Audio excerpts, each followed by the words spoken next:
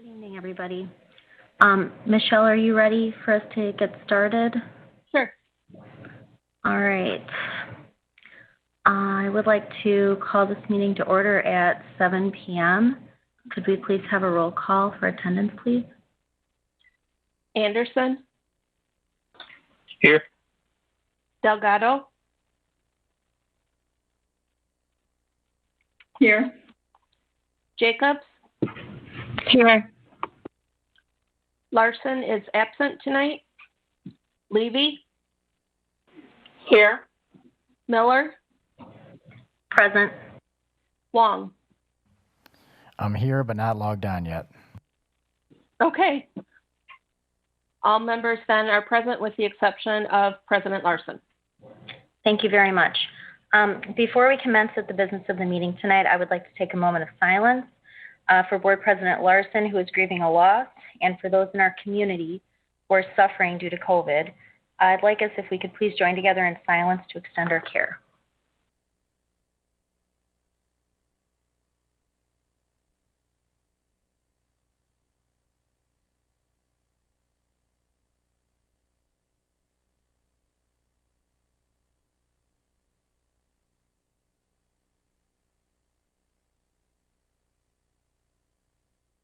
Thank you, and our thoughts are with everybody during this difficult time. At this time, could we please get an approval of the agenda? Moved. Second. All right, it looks like moved by Delgado, second by Levy. Any discussion? I was wondering if it would be okay, for us to forego reports this evening with the exception of our student board member report, just due to time constraints.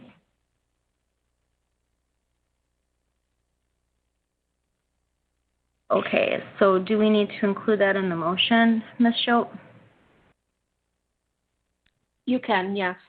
You could approve the agenda with the elimination of all of the board committee reports. Okay, so we have a motion and a second. There's a consensus about eliminating the committee reports with the exception of our student board member. Then can we call for a vote? Yes. All right, all those in favor, please say aye. Aye. Aye. Aye. All right, any opposed? Okay. So if we could please, if we're comfortable, rise for the Pledge of Allegiance. I pledge allegiance to the flag of the United States of America and to the republic for which it stands, one nation, under God, indivisible, with liberty and justice for all. All right, at this time, Ms. Jacobs, would you mind please reading our announcements this evening? Of course. Thank you. All right, we have quite a few, lots of great news. Todos Unidos, the school district's Hispanic Support and Outreach group, hosted a virtual meeting on November 19th entitled Talking About Mental Health with Families and Students During COVID-19. School District of Beloit social workers provided information and resources in both Spanish and English. We are thankful and appreciative of the generosity of the school district staff during this month. Aldridge, McNeil, and Cunningham Intermediates hosted a staff gift card drive for grocery and restaurant gift cards for our homeless students and families. Together, they collected 298 gift cards totaling $3,265.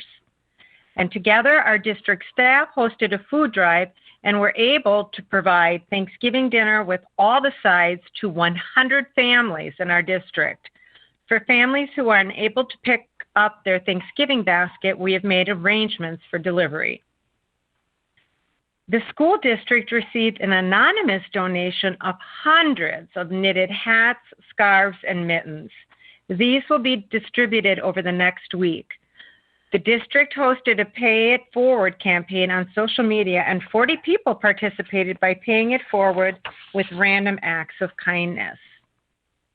We also honored veterans who work in our school district on Veterans Day. We thank the following: Ronald Bartow, Tony Bosco, Ashley Burrows, Sam Carter, Carrie Jampany Johns, Belinda Davy, Jim Driscoll, Monty Eldert, Adam Ferger, Bill Graymont, John Hayes, Carrie Klein, James Krajek, Teresa Lamar, Mary McNulty, Carl Newton Jr., Angela Ray, Doug Schleisman, Barry Upshaw, Kurt Wald, and Glenn Wilfong. Thank you for your service and dedication to our country. Our district received national recognition from Skyward, a software company specializing in K-12 schools, for our positive and engaging social media.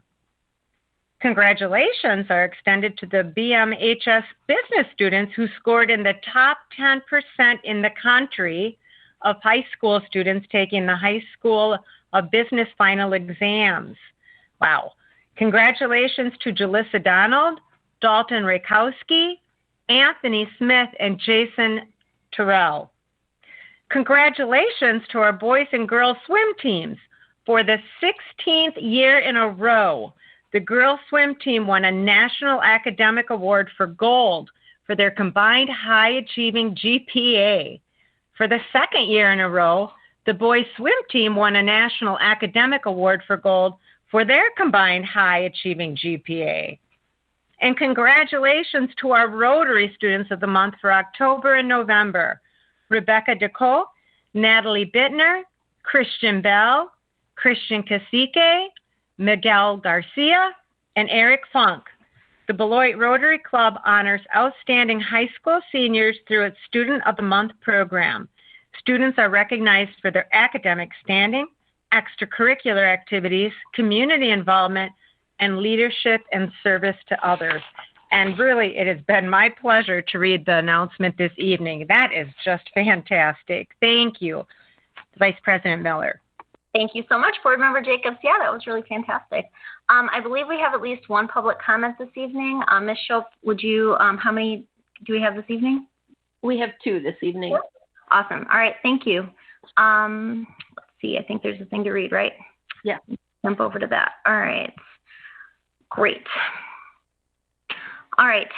Board of Education meetings are conducted for the purpose of carrying on the business of the schools.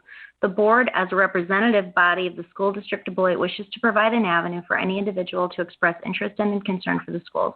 Accordingly, the public is invited to attend any sessions of the board or any meetings of board committees. At every business meeting of the board, time is set aside for the personal presentation of individual or group comments. Each person wishing to speak during this time shall complete, well, this is kind of irrelevant because we're not going to do a public comment card. The comment card, is there, did I miss, I'm reading the wrong thing. I apologize. Thanks for your grace tonight as I'm kind of getting used to this. Okay, citizens are welcome to attend all open meetings of the Board of Education. Robert's Rules of Order will be followed at all times. Persons attending board meetings are expected to conduct themselves in a respectful and courteous manner that models appropriate behavior for our students.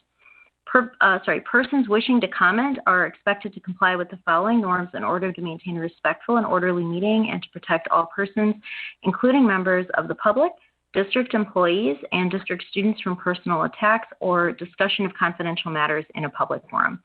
Comments should be directed to members of the Board of Education and not district employees, students, or other members of the public in attendance at the meeting. Comments that attack any individual personally or professionally or are derogatory or demean others will not be tolerated. Personnel matters or concerns regarding specific district personnel are not appropriate topics to be addressed during an open meeting and should please be handled in accordance with district policy and procedures. Concerns or questions regarding students will not be allowed. Comments regarding another individual's membership in a legally protected class, i.e. race, sexual orientation, religion, etc., is strictly prohibited. Response from the board will be limited to clarifying inaccurate information, seeking additional information from the citizen, or acknowledging that the citizen has been understood. The board will not debate with the citizen, and the board may not take action on an item raised during public comment that is not on the meeting notice or agenda. The chair will interrupt and rule a citizen who violates any of these norms out of order. If ruled out of order by the chair, the person's opportunity to address the board will end immediately and the microphone will be turned off. A citizen who violates these norms may be restricted from making public comments at future meetings. Thank you for your participation and courtesy. Okay, Ms. Shope, if you would please read our first public comment. Thank you. The first email I received is from Tasha Bell. Greetings. I write to you as a Black woman, a Black mother raising 2 Black sons, and as a Black educator. Simply put, I am disgusted with another Black school board member is being subjected to tone policing. It is a shame that the board does not recognize its own ills.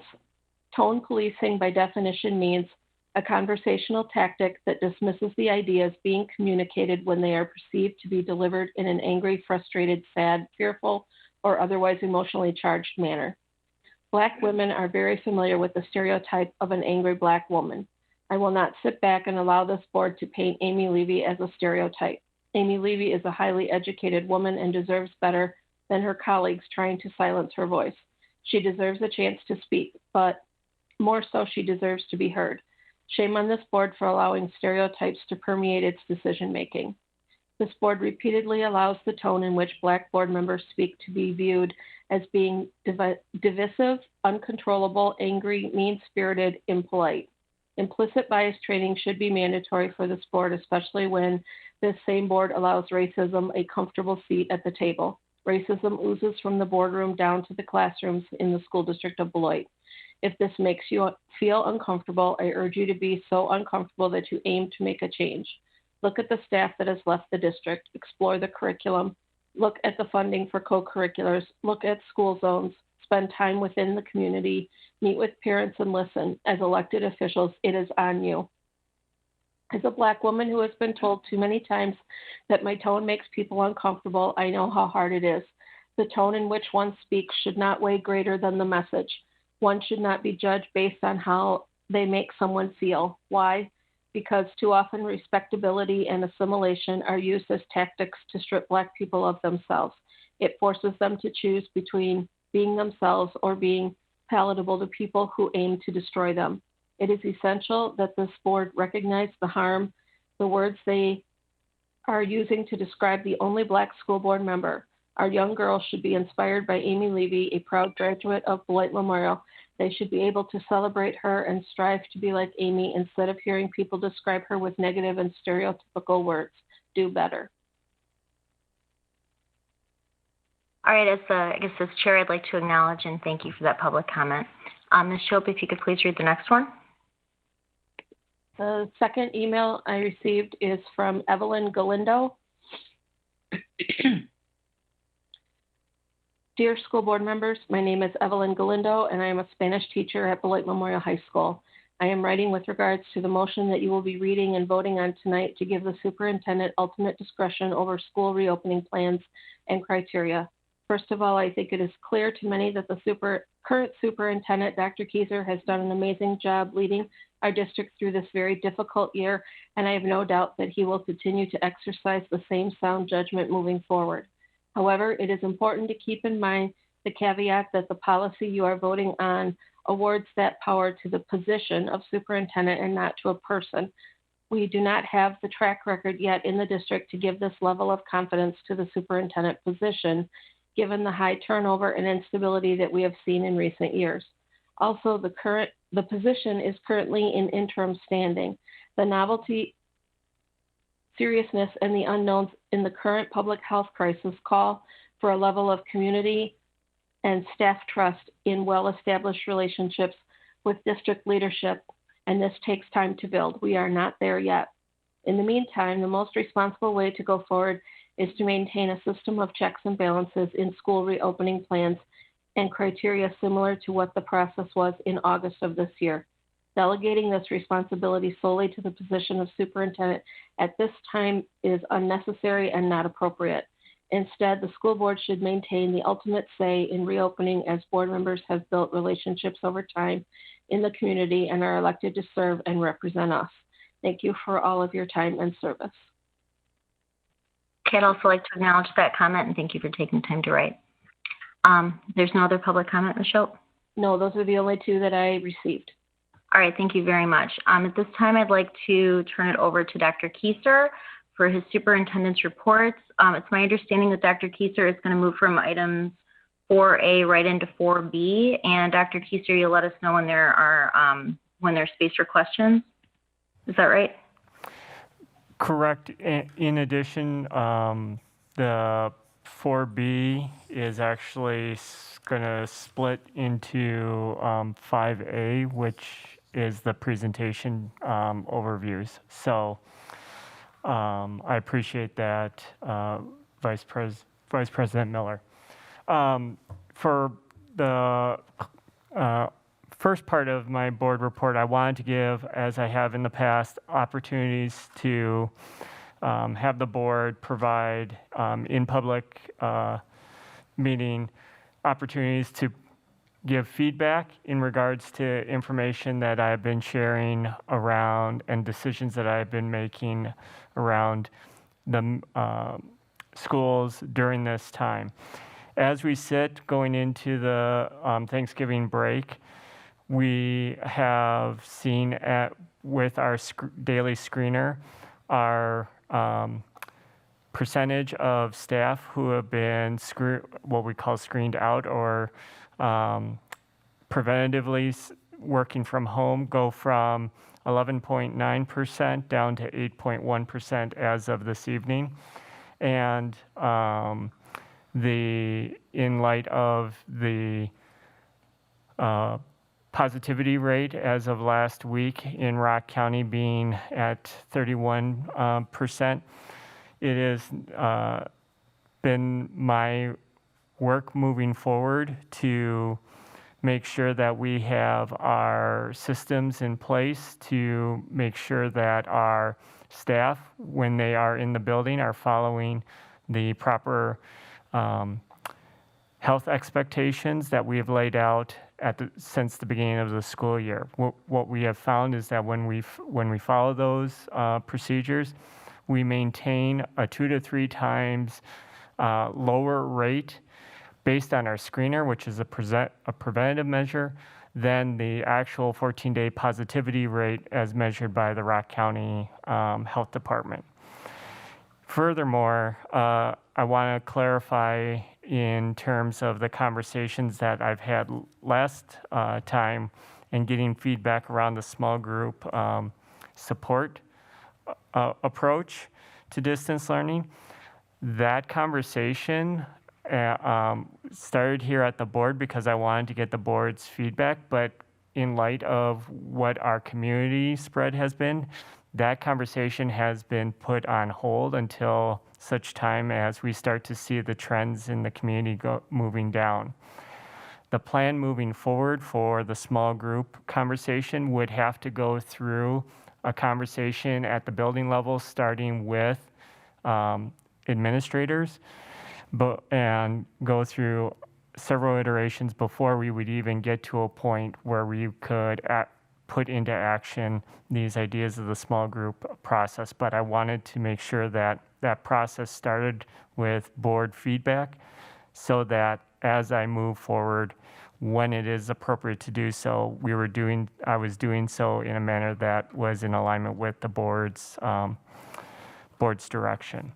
So with that, I wanted to give an opportunity once again for the board to provide me with comments and feedback in terms of considerations that I should have in the forefront of my mind as I continue to lead the district moving forward during this time. So with that, I'll open it up for questions, comments, and feedback. What if the board members do you want to do kind of like a round robin? Like I can kind of go through, or do you want to use the question mark in the chat box? So, John, you reacted. Board Member Wong, we'll start with you. Do you have any thoughts? And I'll go around. Great. I will make sure that I'm just maybe not. I'm standing still the whole time. Actually, one question I had that I think it's worth discussing is the policy I think that we talked about before about staff members being required to come into the schools. And I know that this has been a topic of discussion that I've heard from different individuals. And I think exploring the option of making it more optional versus making it mandatory, considering the spread that we've seen in the community and knowing that we are probably on the cusp of the next 2 months could be pretty wicked until the vaccination is out. So I'm not saying that we go down that road, but I think that exploring it and having that discussion, I think would be warranted. I appreciate the comment, and I definitely want to share that I know that in the news there's been surrounding school districts that are moving after the Thanksgiving break into a mode of distance learning through the winter break, and in every case that has been shared, that staff are going to be, those districts are migrating to our model where staff would be teaching from the classrooms. That being said, I'm focused in on what we're doing here in Beloit, but I want to recognize the good work that we've been doing here as being that being modeled by other districts. If we have continued localized outbreaks as it's been determined by our Rock County Health Department, as an intervening step, I have shared with administrators an idea of cohorting with our staff and leaving as our last resort that option of saying we have to go back to the way things were last spring and having staff work from home. Reason why I say that is because the systems and structures that we've put in place, particularly around the supports for students and families, I feel will be significantly pushed backwards because we are not working from a locus of control within the school building. The structures that are pupil service support and administrative support with teachers, being able to wrap around our students and being able to deploy resources out to the building or out to homes in some cases, doing home visits, will be significantly hampered if stopped completely if everyone's working from home. That being said, it is not lost on me that that's a real conversation that we must have and have contingency plans for. Thank you for that comment. It's like you were almost prepared for that question, so thanks. All right, thank you very much, Board Member Wong. Board Member Levy? Dr. Keister, could you give us an update on our student groups that started the year with a face-to-face model, specifically Head Start and Fresh Start? If there are any that the board that are not aware of that also follow that same model, if you could include those groups as well. Are they currently face-to-face? What changes have we seen? What have we learned from them being face-to-face that we could utilize when we do reopen? Absolutely. With Head Start and Early Head Start, the organizations that run those have made the decision that they were going to not continue with face-to-face, and so had moved to a virtual. I have not heard an update in terms of Fresh Start and Community Action. In my last interaction with Community Action and Fresh Start was that they were doing face-to-face, including starting a build in the community, a house build, which they've been doing for a couple of or several years now. So I can find out about Fresh Start and then provide the board with an update on their status. Have there been any learnings of our student groups that are in outside entities that are face-to-face that we could use when we begin to go face-to-face, whenever that might be? Thank you. Absolutely. The models that seem to be most effective for in Rock County and at least counties surrounding it has been a cohorting type model. So I know, for instance, Fresh Start, what they do is they break up into three cohorts, even though it is slightly different than school districts proper, but they break into 3 cohorts, and those cohorts end up working in 3 different locations. And so those cohorts then do not intermingle with one another to prevent the situation in which if there was a localized outbreak, it only affects a portion and not the entire area. So that is a model that I have shared with our executive director team as well as our administrative team in the buildings to wrap around and begin building skeleton models for face-to-face instruction around this idea of the cohorting. And then when those are ready to be brought forward, can be presented to the board at that time. Thank you. Yes. All right, Board Member Anderson, do you have any questions or thoughts or feedback for Dr. Keiser?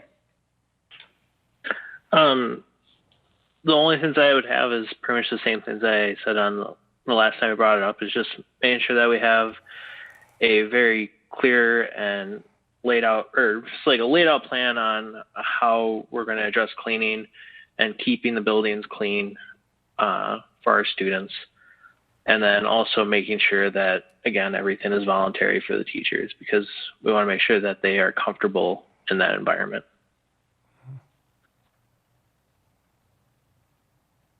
Thank you. Okay, thank you very much, Board Member Anderson. Board Member Delgado, do you have any thoughts, feedback, concerns for Dr. Keiser? I echo Board Member Wang comment regarding, when teachers, if that could be something available voluntarily. I have heard both sides. A lot of people, a lot of the staff members are happy, having that space in the school, setting to provide their teaching. But then I have also heard on the other side of teachers who feel more comfortable doing it their own, remote side. And I can see both sides because I think each person has a level of comfortness with COVID, and it is very scary. It's very scary just the thought of being infected with it. So I see it both sides, and I wish that would be something that could be available, for them to have that option of making that decision if they want to teach from school or if they want to teach from home. But it's really up to administration, and I'm sure that Dr. Keiser and his team have already, reviewed a lot of those options. And I don't know, maybe in the future, the cohort might be something that would work. We're entering really uncertain times right now, in the winter time with the cold season and the flu season. So it's something that has to be in our minds on how we want to handle that, and maybe avoid any type of exposure, for our teachers, because without them, there's no teaching. So we need our kids to be learning on this times, regardless of what we're going through right now. So yeah, and then just wondering if you have had any contact with any of the other schools within Rock County as far as their models, what's working, what's not working. Is there any ideas of how we can maybe perfect our model a little bit, based on the experiences that other districts have had? I have spoken to some colleague board members from other school districts, and they seem to be appreciative of the model that we're currently following. And I, echo the same thing that you said, Dr. Keiser, on how some of them are, going and pretty much, doubling that effort, based on the model that we currently have in the Beloit district. So kudos to you for that, and kudos to your team, for putting something out there that it's, that sets an example. Thank you, Board Member Delgado. To answer your question and expand upon the comment I had made earlier in terms of the models, weekly I meet with well, actually, it's now twice a week. I meet with the Rock County superintendents and the health department to get updates. And the three prevailing models in terms of face-to-face instruction are a cohorting model in which you are still doing distance learning, but you're doing distance learning from within the building. So in that model, students would be coming into a building and assigned a teacher, and they would be in the classroom, but still doing distance learning. It would just be from the classroom. That's one cohorting model that a district in Rock County is utilizing. Another cohorting model is in which the students are broken into two groups, so 50%, and they alternate days. So think of it as an A day and a B day. And so the teacher is teaching a lesson to the group of students on an A day, and then reteaching that exact same lesson to the group of students on the B day, the other 50%. And they would alternate in between those two groups. And so in that one, they also are working on having students who are staying in a virtual model, that the teachers are also prepping for that. And in that model, I've said all along that one of my non-negotiables is that any face-to-face model, a teacher is only instructing or preparing for one mode of instruction. And then the third prevailing model is kind of a hybrid of both of the first two models, in which students are alternating back and forth, but there is some instruction that is happening face-to-face, while also there's some online learning that's happening. Those three prevailing models seem to be the three models that have existed. The model that seems to have started in the fall that no longer seems to be in Rock County or in surrounding counties to Rock County is the hybrid model, in which there is in-person instruction and then asynchronous instruction that is happening away from school. So in that model, there's no like simulcasting. There's no instruction that's happening digitally within that. So that's the one model that we heard a lot about in the fall that seems to have fallen by the wayside. It's really having students alternate in two groups and having face-to-face instruction, and then when they're not in there, it's their kind of application or homework time. Having a cohort and just doing full online distance learning, but from within the school classroom itself, or having a simulcast model where you have some groups coming in, but when you are away from school, when it's not your in class day, you are actually just remoting into the classroom and watching the lecture or the lesson live that way. So those are the three models that we've been digging into as a district.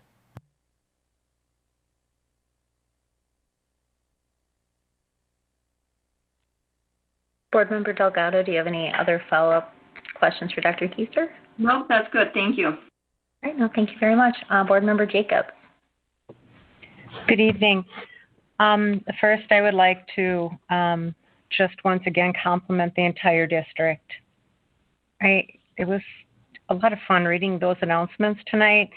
In spite of COVID, all of the exciting things, the wonderful things that are happening, and I think that the district is doing an outstanding job in very, very difficult times. I'm a full supporter of teachers being in the classroom. My understanding is that as long as they're following the guidelines correctly, it's a safe environment. If I'm also understanding correctly, those that have health concerns have been able to work from home, which I think is only fair. I think the best thing for our kids is to see their teachers in their classroom environment, since they're missing out on so many things right now, especially the younger students. And I'm afraid we're heading toward a time when we probably will have to have all the staff work from home. But from having these months working together, even if they are at the school 20 hours a week versus the full 40, they've had time to work with one another to improve their own comfort level with distance learning, which is a brand new thing as of March of this year. And as an educator, I just feel very strongly that as long as it's safe and that proper procedures are followed, I would like to see the staff continue to work from the buildings as long as it's safe. I think that's really benefiting our students a great deal. So thank you, Dr. Kieser, for your continued leadership and guidance. Thank you. Great. I have a comment, but before I give it, did anybody else have any other follow-up thoughts based on what we heard from Dr. Kieser?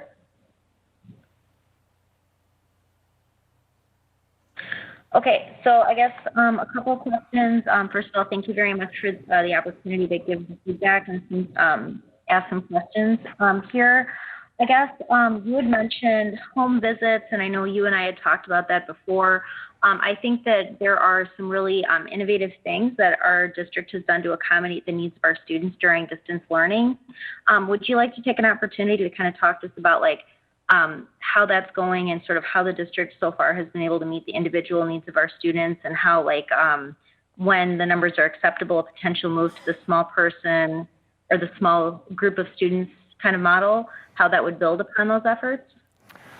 Certainly, thank you, Vice President Miller. So with our rising number percentage in Rock County and the increase in the number of bed utilization, Rock County's biggest concern in terms of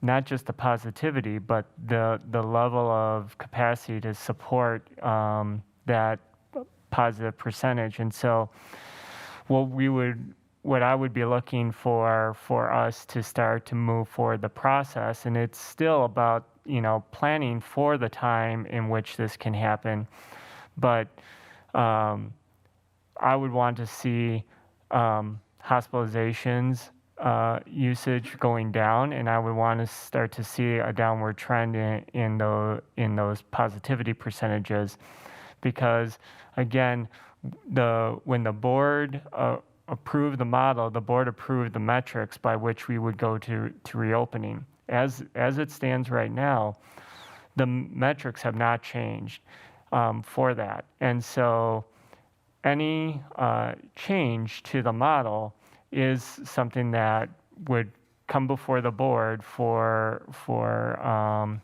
weigh-in, because of what was established when the board vote was taken, and then the subsequent clarification came about. And so I would want to look to those pieces for the small group support to become active, and then with that, starting small and building up. Now, you mentioned about what we are currently doing with our students, student support and student needs. Right now, when a staff member is not able to engage a student, and that could be a student has not been engaged or has not been showing up or turning in work, or they have been and then all of a sudden that has drastically changed. If a staff member is reaching out to a student and a parent or a guardian and trying to re-engage that student, and they are not finding their efforts successful, they can leverage the pupil services support staff, counselors, social workers, school psychologists, and so forth. So then they start to work in tandem. And so there are opportunities for phone calls and for multiple modes of communication to be activated simultaneously, culminating in we want to make sure our staff are safe, but in times we have gone out and we have actually done home visits as a way of getting eyes on and communications with families and students to figure out what is the barrier to the engagement. From that, we've also leveraged other resources such as the innovative ideas that Brandy and Brett started with the public library and providing opportunities there, as well as our community resources such as Community Action, Boys and Girls Club, the Y, and the library in opening up distance learning support centers for students and families to engage that way. All of that is to say that this is a multifaceted approach geared towards helping students to remain engaged while we're in distance learning, which is a mode that no one has been very familiar with. It's been such a departure to our normal mode of instruction that while it was new and novel, people were engaged in it, but the longer we're in it, that engagement starts to wane. And so we have to remain active and vigilant in terms of how we approach individual students and families to keep them engaged as long as we can. And we hope that the community and that our scientific and medical community are able to do their work and provide us with a means to mitigate COVID in the community so that we can start to move more towards normalcy and start to plan for things like small group learning support, face-to-face instruction, and then get back to school as we used to know it prior to last March. Thank you very much for that. And just a quick sort of tangent question based on something that you said. It sounds like you have a really good grip on what we're able to safely accomplish. Has there been any attempt, or do you plan on making an attempt to reach out, whether it's through a survey, a focus group, or however, to parents to see what the district can be doing more for their distance learners in the meantime, just as we become sort of flexible and more responsive to, like you'd mentioned, sort of like the waning interest or any other barriers to student engagement? I guess the reason I'm asking is because several of us have acknowledged that we're in for kind of probably an uncertain and long winter, and I'm just kind of curious what the exchange of information looks like there. Absolutely. We are in the process of developing another survey, not only to our families, but thinking of our students, our families, and our staff, because we are wanting to get another one pulse check like we did in first term, but also being cognizant that we have surveyed our different groups several times, and just like COVID fatigue is a real thing, survey fatigue is a real thing, and we want to make sure that in this next one that we get a very good comprehensive snapshot so that we can use that for planning. And things that we've been discussing here just now in terms of additional supports as well as additional things that we should be considering as we plan for it are all questions that we want to ask all three of those groups. Thank you so much. Final question on that subject, because I think it's really critical as we move forward and consider different models of various degrees of reopening, that we make sure that we hear from all members of our community. Has there been any thought given to leveraging community partnerships, perhaps like the faith community, or you've mentioned like Community Action and some other groups that are already partnered with, maybe to reach out to their clientele and to utilize their relationships? Because I'm not sure, I'd be curious about if everybody is really taking or finding those surveys. Like, I know we already still have some students where, you know, if we have students who are struggling to engage, it's likely that we have parents and families that are struggling to engage. I'm just kind of curious to what extent we've relied on or could perhaps rely on those community partnerships. That I had not considered, so I definitely will consider that as we look to roll out our next round of surveys. Thank you so much.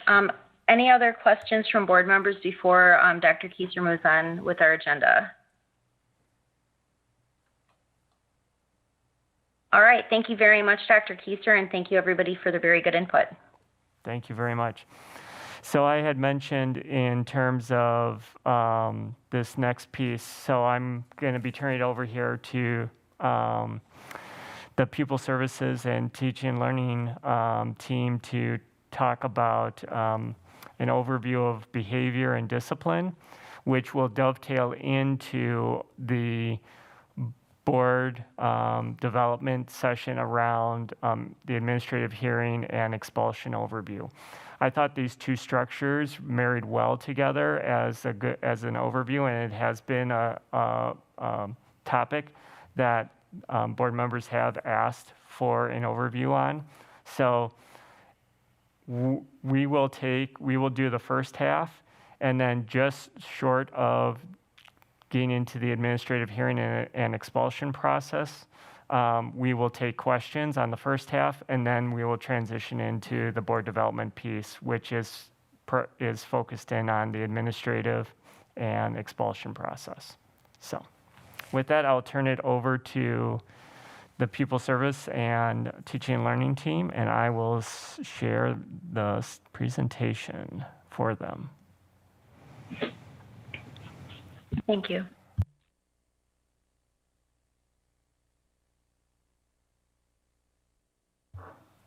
And in talking with them and taking the cue from Board Member Levy in oversight, the team would prefer if they go through the slides, and then when they get to the question slide, at that point, for board members to ask their questions. So just wanted to put that out there.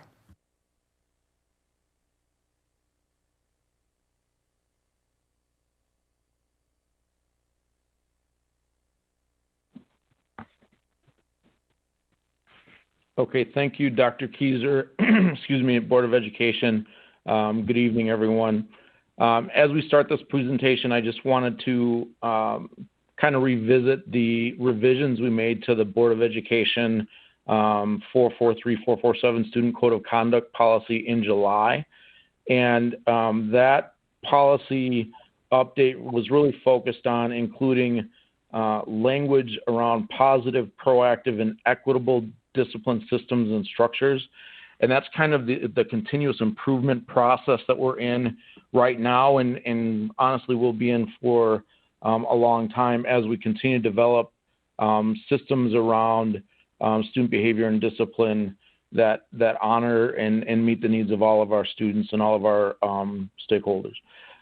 So with that, we're going to talk about prosocial, proactive school and district systems.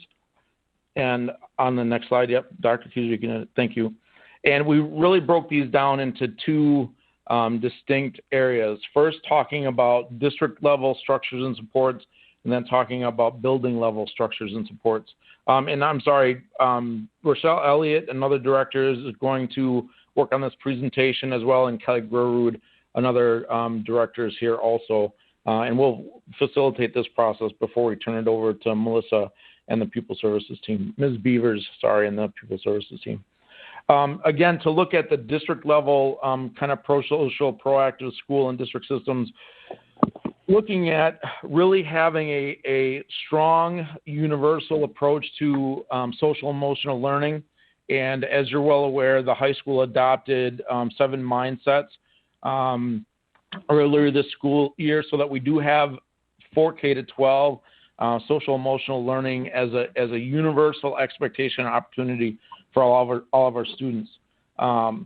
We've also implemented district-wide a 4-step discipline process that's really focused on the idea that we have consistent practices and expectations across classrooms within the district, really focused on the differentiation between what is classroom managed behavior and what is office managed behavior. And we indicate, and PBIS, positive behavior intervention supports, indicates that those two things are classroom managed minor behaviors and then office managed major behaviors.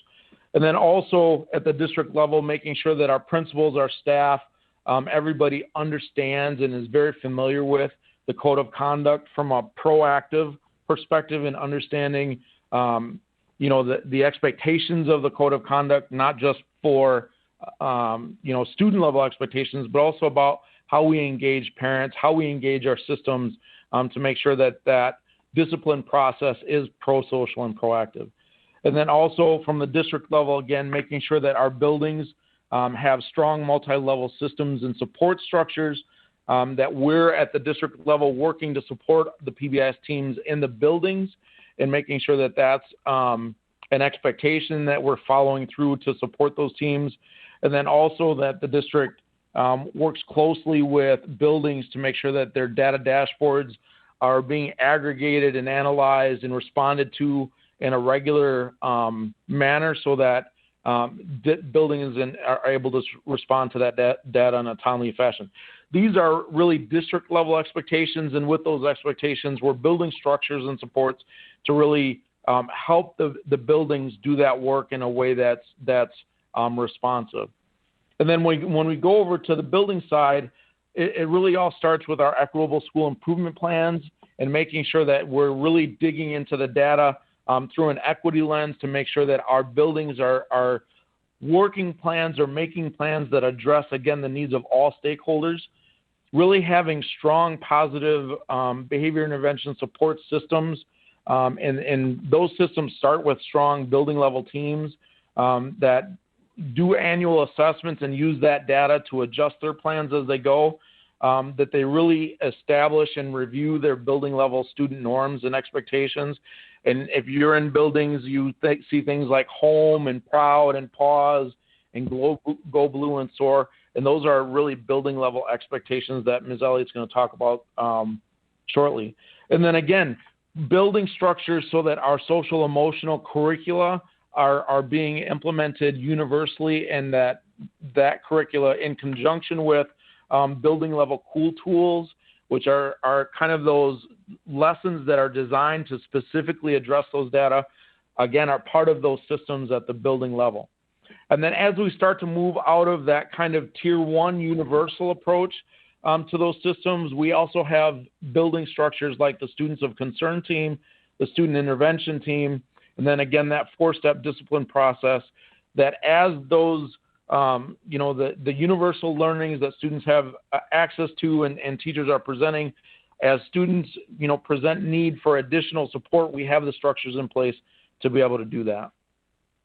Now, Rochelle, on the next slide, is going to talk about some of those building level norms and classroom level norms. Good evening. Hi, I'm Rochelle Elliott. I'm the Director of Early Literacy and Professional Development. And I have been a part of the building level teams as a classroom teacher and a reading specialist, literacy coach, and a sub-admin. And the process really starts with developing building and classroom norms and expectations. And really each school identifies their leadership team along with their mission, vision, and goals. What does it mean to be a Lancer, a Warrior, a Purple Knight, a Cougar, a Timberwolf? What encompasses that identity? It may involve an acronym for students to easy to understand, like Home for the Lancers or Proud, or a catchphrase like responsible, respectful, and safe. It may talk about body basics or line basics.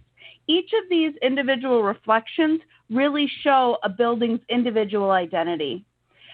Through this process of working on the matrix, buildings develop cool tools, which details the expectations for students, teachers, school staff, and substitutes. So these are the posters that you will see around the building, really to help make a cohesive nature during the school day. Next slide, please. Those then also build into classroom matrices. So we talked about what is an expectation in the building. What are the different expectations in classroom? Because things may be different from classroom to classroom. When I had one of these, when I would take small groups, we would talk about when you come and read with Miss Elliott, what does that look like? Here are the expectations that we have. These classroom matrices use developmentally appropriate language or pictures depending on the grade level. So a first grade matrix would look a little bit different than a third grade matrix would look. Our buildings also have distance learning matrices for students as well. Next slide. So students of concern is really a proactive structure. So staff are looking at some of the majors, minors, office notes, buddy rooms. They're looking for patterns.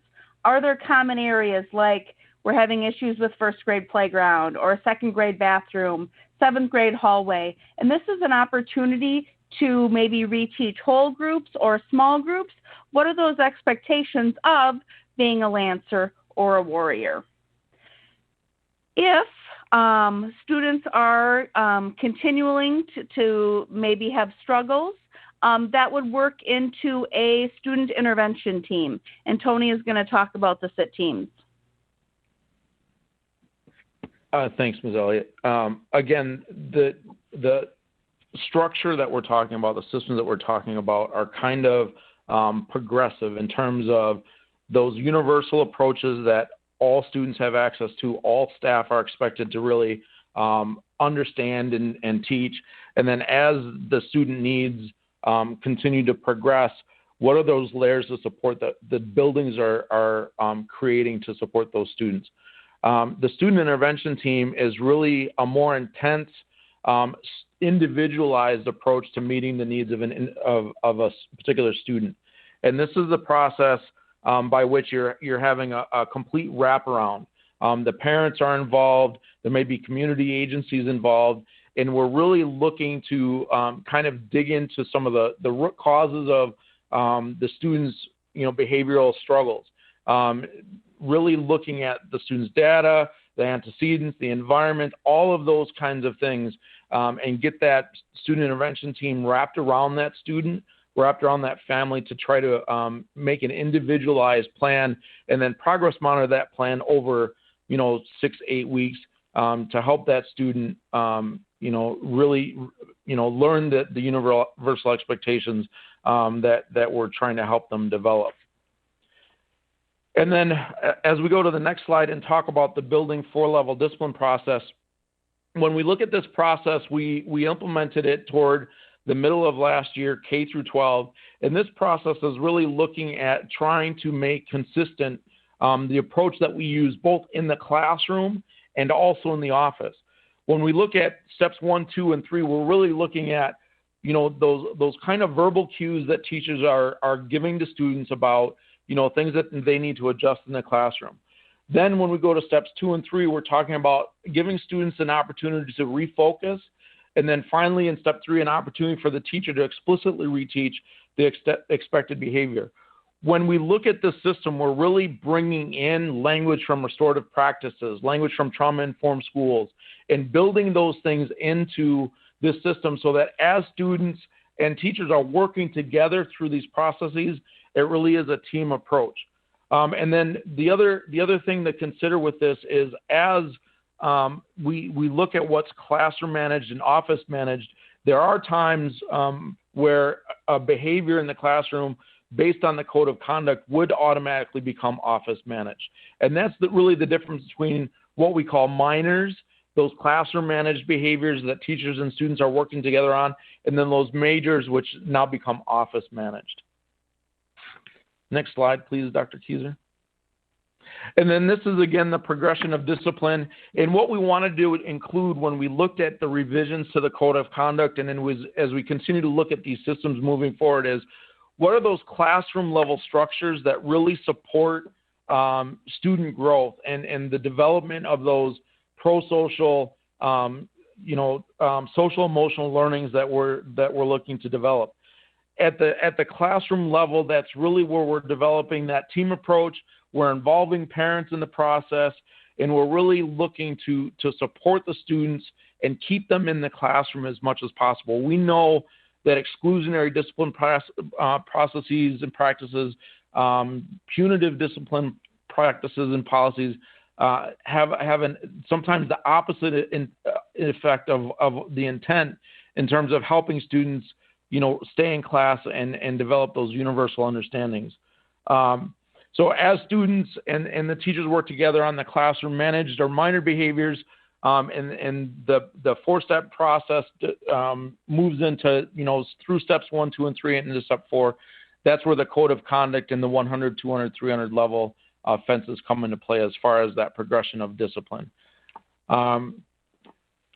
This is the point, I think, that we would take some questions on this from ourselves as we begin to transition now to pupil services and our hearing officers.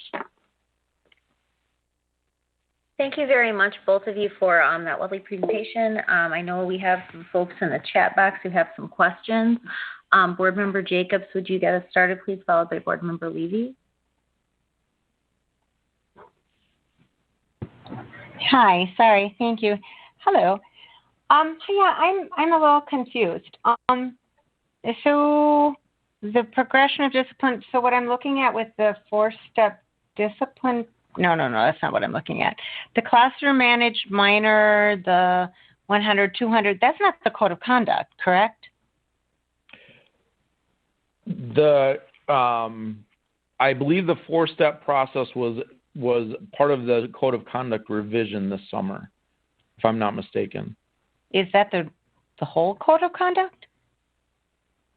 Policy 443447 is the code of conduct.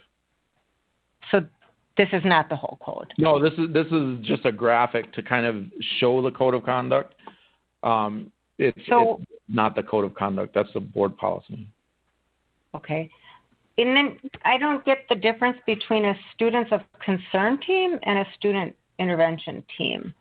So the students of concern team is really the administration with pupil services looking at that building level data and determining at the building level are the things that we could do at the tier 2 level, maybe even the upper tier 1 level, between teachers and check in, check out, or mentoring, or some of those other kind of low-level strategies that we could use to keep students out of the more intense student intervention team process. So that's really a building-level administrative pupil services kind of problem-solving team to try to minimize the students that end up in the SIT referral process. Okay, are the teachers involved? Because it just says administration of pupil services. Teachers are involved because as the administration and pupil services start looking at some of the data and some of those, possible strategies, that's where a social worker or an assistant principal could reach out with a specific suggestion to a teacher about the strategies that they could use. Again, trying to minimize the number of students that end up in that more intense student intervention team process. Okay, thank you. Yep. Thank you, Board Member Jacobs. Board Member Levy, followed by Board Member Wong. Thank you. So a couple questions. I think we're pretty familiar with student consequences when behavioral expectations are not met. Is there something that outlines what happens when teachers are not equitably instituting the prosocial model that you've kind of rolled out? And more specifically, are other educators being encouraged and empowered, not like a peer referral, like a student might receive, but to do peer check-ins? So if you see a teacher that is not equitably treating students, et cetera, is there that empowerment as a colleague to step in and model great behavior, give tips? So is that structure in place? And then I know you mentioned an annual plan for building level expectations to kind of review your matrix, but is there some informal way of checking in, whatever the cadence is for your building? Like, these are our PAWs, or this is our proud, or whatever it is for your building. Like, how are we meeting the mark overall? And some type of formal, like, oh, we got a problem here, we need to look at this, or we need to look at that. And then the second one, I'm just going to admit up front, is a moot point in our current status. But it's one thing that always bothered me when I was in buildings. There would always be that one teacher that was dealing with a difficult student, and they would threaten to take away recess as a punishment. Again, it's a moot point right now. I know we don't have specific policy around that, and I get the urge, but sometimes that's exactly what a student who is not following expectations needs, is that movement, that body kinesthetics, et cetera, to kind of get them realigned. What is kind of what is the position on that we are consistently saying as a district? Okay, thank you, Board Member Levy. I wrote down some notes, just try to keep track of the questions there. The first one, as far as, you know, how are we as a staff empowered to support one another when we see inequitable practices? And really, we see that coming from three different perspectives. One is our building leadership teams and our building and administrative teams really have to be in tune to what their building data is telling them. Because as we're looking at this data on a biweekly or a monthly basis, our administrators and our support staff in the buildings need to understand who those teachers are that are per data, you know, needing some additional support. And so you can do that through administrative coaching. You can do that through instructional coaching. You can do that through, you know, having a people services member work with a particular teacher to better support the needs of particular students. You can also do that through the professional learning community process, where, you know, as we get into student data and we're looking at, you know, really understanding the instructional components and the importance of well-designed lessons, being able to talk within that structure and that context about how to meet the needs of all learners is important. It is about academics, but it's also about, you know, really being able to meet the human needs, the social emotional needs, the interaction needs, building relationships with students. And those discussions are very rich within the safety of that PLC, because often that's where that trust and that vulnerability can come into play. But I really believe that it starts with principals understanding those data points in terms of by grade level, by teacher, where are those, who are those staff that need additional support, and then providing them opportunities to enroll in things like SEED or explore other learnings around equitable practices or culturally responsive practices, so that we can address the need rather than admiring the need. And that's still something that's, you know, being developed. I think we would like to continue to explore that as an administrative team, because as we continue to build our equitable practices and our culturally responsive practices, we know this is an area that we need to grow in. So I hope I answered that. It is under development.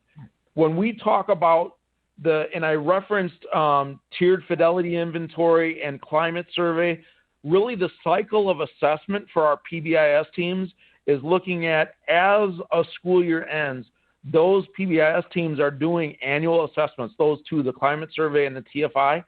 And that really gives you a body of information about how tight is your matrix, how targeted is, how well is that matrix working to meet the needs of your school community around social emotional learning, around norms and expectations. And then the PBIS teams really spend a lot of time in the summer reviewing and revising and really kind of deconstructing and reconstructing to try to address what that data is telling them that they maybe didn't experience success in the previous year.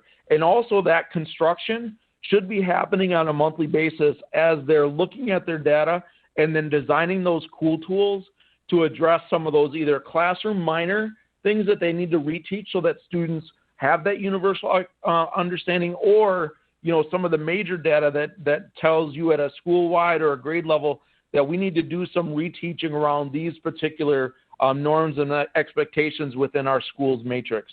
So the cycle really of PBIS team work and learning is continuous. It really is a continuous process. And Board Member Levy, I think those were two that I wrote down. I don't know if there was a third one that you were asking about. I'm sorry. The one that's the moot point right now. Oh, right. Okay. All right. So I got the two I needed to get. Or do you want me to still respond to that? I think recess is important. I think the physical activity is important. And I defer to Dr. Keyser on that, but I think every one of us that understands, you know, the developmental nature of our students understands how important, you know, those physical movement opportunities are. So I think that's critical. Thank you for directing it to me, Mr. Bosco. I believe recess is important. I have yet to see a rational argument for taking away recess as a way to change student behavior when they are having a meltdown. Thank you. All right, Board Member Wong, and then followed by Board Member Delgado. Okay, thank you. Thank you, Mr. Bosco, for the presentation. And thanks for bringing this subject up, administration and everybody involved in this, because this is something that has been a hot button. And I think it's no secret it's been a major issue with our district for a number of years here. And as staff surveys and community surveys have, and even the competition over the last few years, it's clearly indicated over and over that we've had problems in this area and we need to address it. Fortunately, I think the good news is this year that we have somewhat of a hiatus from this and we're able to regroup. And I guess if there's one positive of COVID regarding the situation we're in, it's given us an opportunity to really dig into this and hopefully come up with a good solid plan going forward. My main question for you though is, and this could be for the entire staff here, what areas in your opinion need the greatest area of improvement? And what are you doing to address those?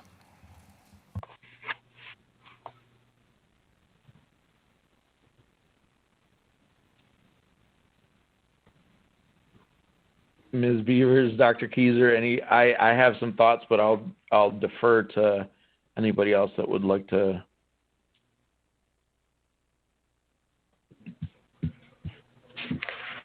I think we can say we have a lot of work to do on supporting staff moving forward. That's an area that I think we've identified needing some attention and some growth this year. We do have the intention of looking at that and putting some systems and processes in place to support them. In addition to that, you know, as we look at universal instruction in the core academic areas and other areas, you know, we really view our data around student engagement and discipline in a similar fashion. When we see disproportionality, when we see other issues that cause concern in the areas of equity and our ability to be culture responsive, that causes us to pause and analyze our universal approaches.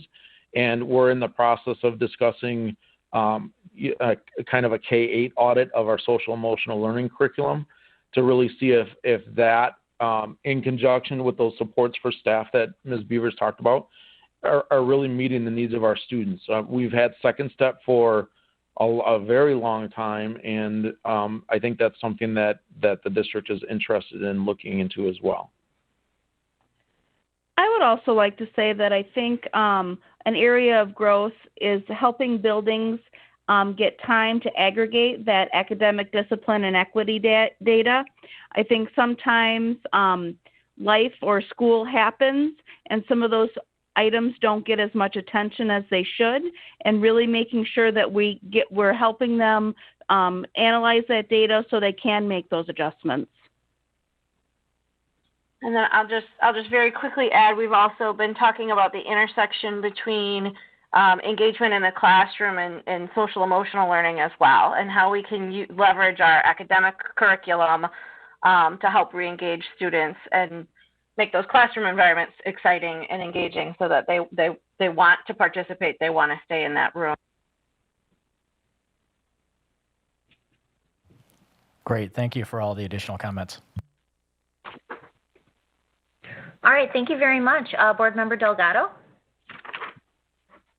Good evening, and thank you for the presentation that you provided for us today. I think it was a topic that we needed to hear about. And Ms. Beavers actually touched a little bit on what I was going to ask, which was, there's always two sides to, make sure that we're successful and discipline. I think we have the side of the staff, which plays a big role into how that's going to impact our students. We know what we have for support for the students and what's needed for them, but also just wanted to make sure that we are not forgetting about the support that staff need as well. And one of my questions was, what kind of support systems do we have to debrief or, vent on, difficult situations, behavior situations that teachers go through with students, that might impair their own emotional health. How often do we offer training to deal with like difficult situations and behavior for teachers? What kind of support do we have for that?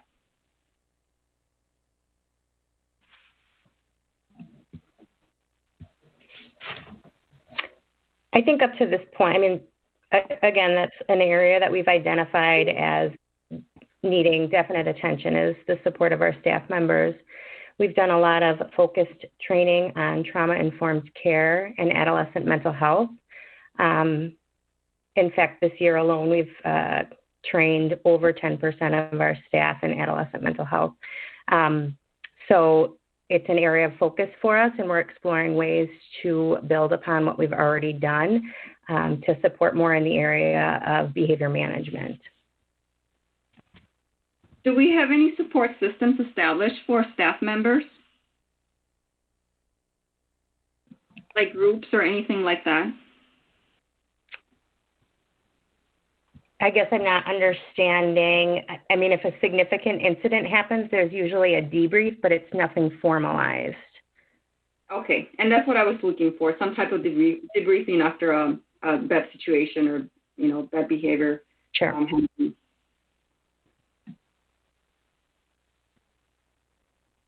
Thank you. Those are all the questions I have. Thank you very much, Board Member Delgado. Board Member Jacobs or Board Member Anderson, do you have any questions?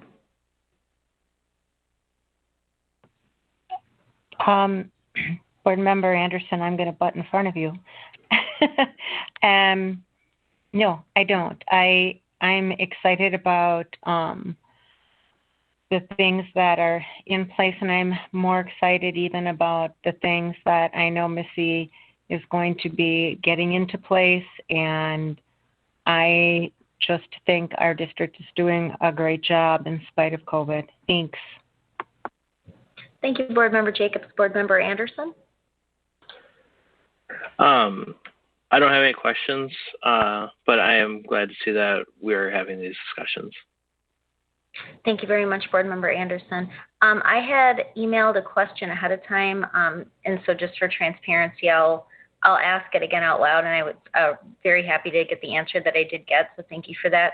If you want to summarize back what you were able to write, I would appreciate it. And so for the benefit of everyone watching, I asked, is there a process in place to review the effectiveness of the practices that examines the type of commonly reported issues that become office managed versus classroom managed? So I'll just start with that. You talked about coding in Skyward. Yeah, and again, going back to the process of, that continuous cycle, how buildings are looking at that data on a regular basis and really, because the data is telling the administrative team, pupil services, the staff a story about, what adjustments they need to make. And I think that's something at the building level that schools have been pretty responsive toward. And I'm losing the question again a little bit. No, that's okay, Mr. Vasco. I appreciate it. The spirit of the question was to see if there was a way for us to sort of hold ourselves accountable as a district and as an institution in terms of how well are we managing discipline issues in the classroom versus the office, and like what does that data tell us?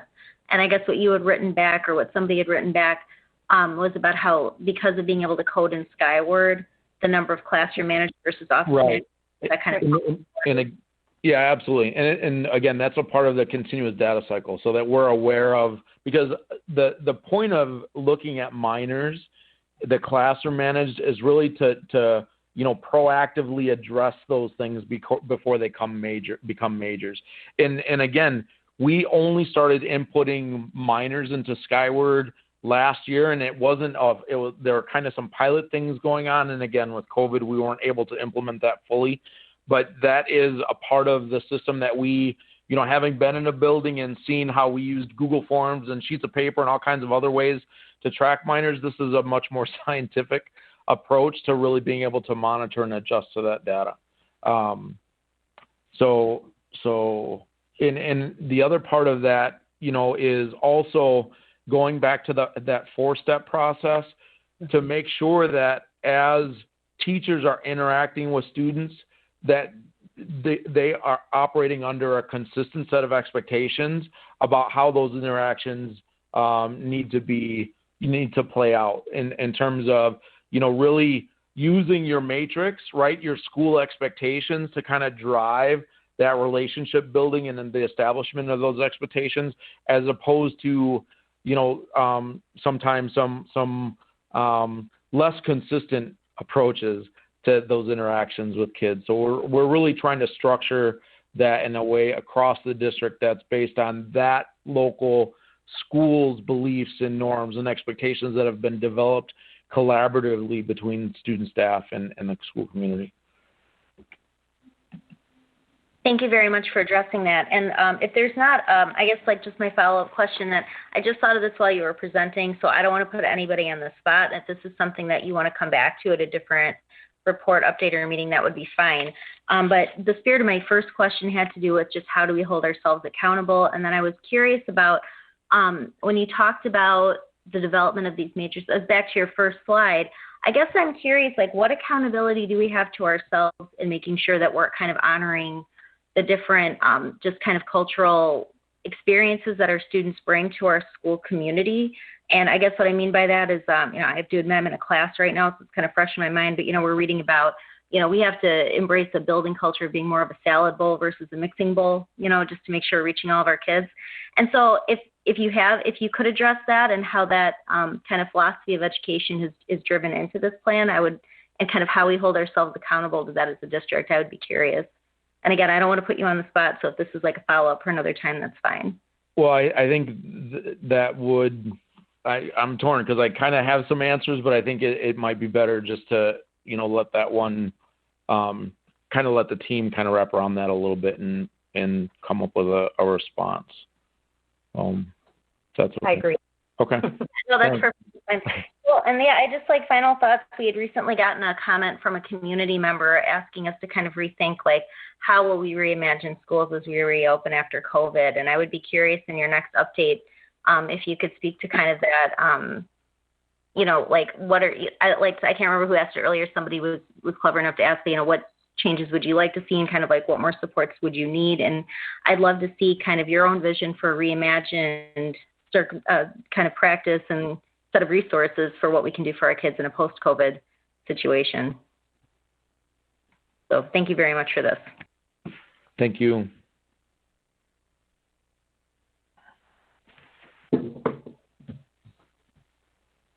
Okay, if there aren't any, go ahead, Ms. Beavers. Did you? Okay, are we ready to move on? I think so, yeah.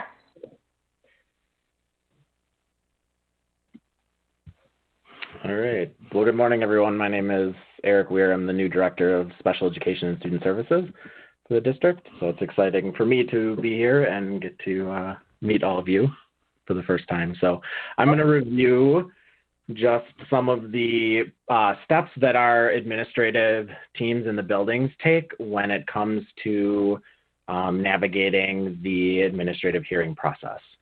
So the first slide here is just a little bit of a graphic that we task our building administrators to think about as they navigate this.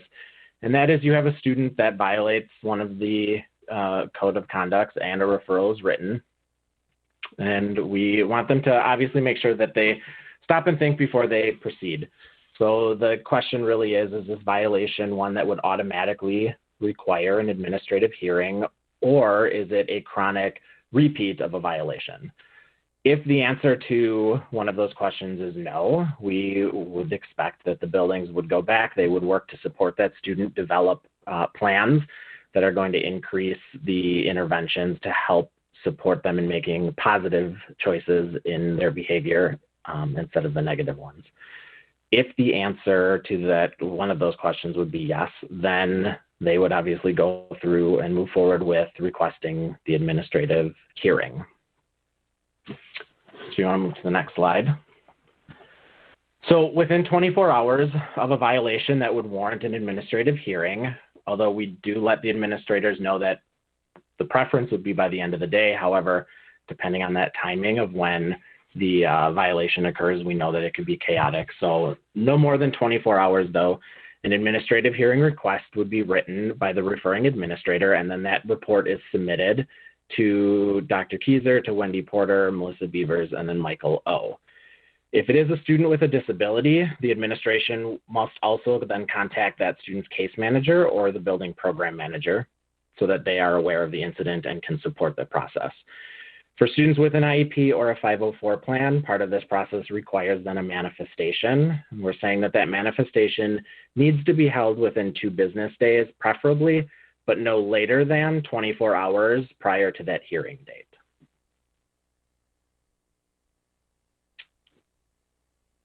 So once that request is made, then the administrators would start working on the administrative hearing packet. And so some of these checkpoints here are just to help guide the administrators through that process. So the referring administrator would start working on that administrative hearing packet. The referring administrator would compile a detailed incident report, which could include SRO or security officer summaries if that's applicable, staff and witness statements, and obviously photos and videos if that's applicable as well. The referring administrator or their designee would work to compile student discipline and attendance records, as well as grade reports, transcripts, and the student's current class schedule. Teachers would be asked to write and submit reports to the referring administrator, and the expectation is that 1 report from every teacher that is on that student's current schedule would be submitted. The student services staff would work to complete and submit their intervention report. The referring administrator or their designee is going to compile the student's most recent standardized test results. And then the student services and or program managers are going to work to complete and submit disability needs file review. This part here is really about looking at the student to see were they ever a student with an IEP or 504 plan and had been dismissed. Were they a student that was ever brought up for a referral but was not found in need at that time? So just to get a good historical perspective of the student. Then that referring administrator would submit the packet to the building principal. And then that building principal would be the person to sign the completed packet. And that completed packet would then be submitted at least 24 hours prior to that hearing date. And it gets submitted again to the same group of individuals that the initial request for hearing is. So Dr. Keyser, Wendy Porter, and our Pupil Services Department, Melissa Beavers, and Michael O.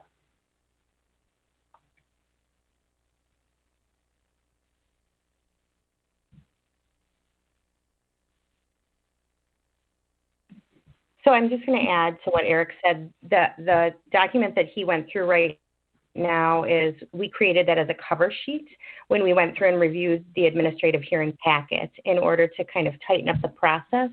There were not timelines attached to the process, nor were there assigned individuals. So it was kind of a, each individual building was doing something different. We were running into situations in which there wasn't accountability along the way or even before the hearing itself.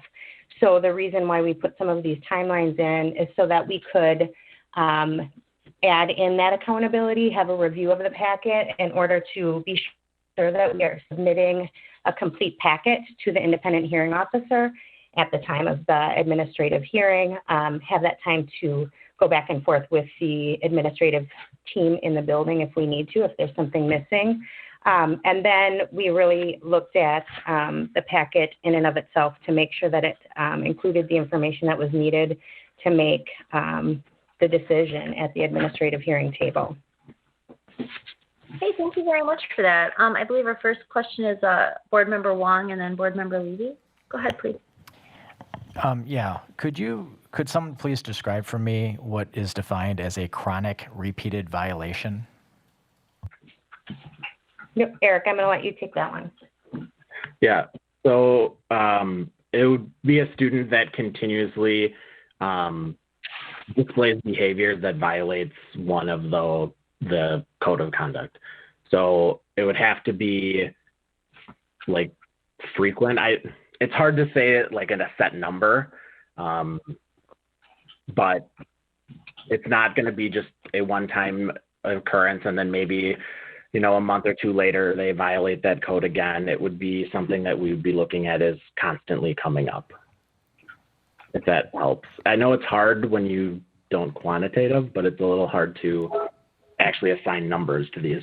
Well, and I understand that and respect that entirely, that it's not going to be a specific number. But I mean, is there steps that are, I mean, I'm assuming there's steps being taken along the way to whereby it's just not a breach of a code of conduct, you know, on a couple, you know, 2 or 3, 4 or 5, 6 times.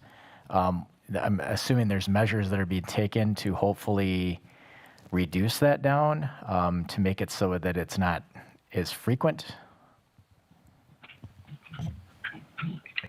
Yeah. Absolutely. Yeah, absolutely. That would happen at the SIT team level, and involve a functional behavioral assessment and perhaps a behavior intervention plan if a team is seeing repeated violations. Eric, did you have something to add to that? No, that's what I was going to say. And coupled with a lot of those supports and systems that were talked about when Tony was going through his report.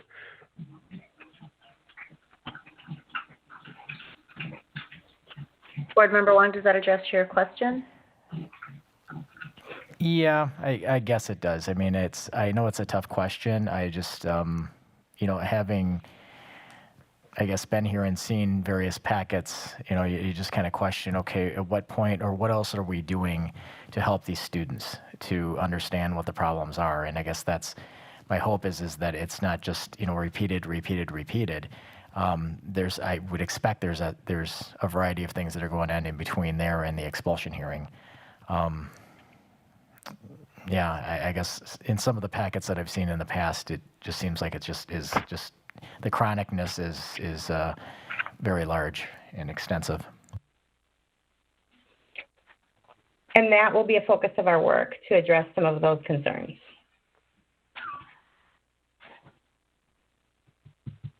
All right, thank you very much, Board Member Wong. Board Member Levy?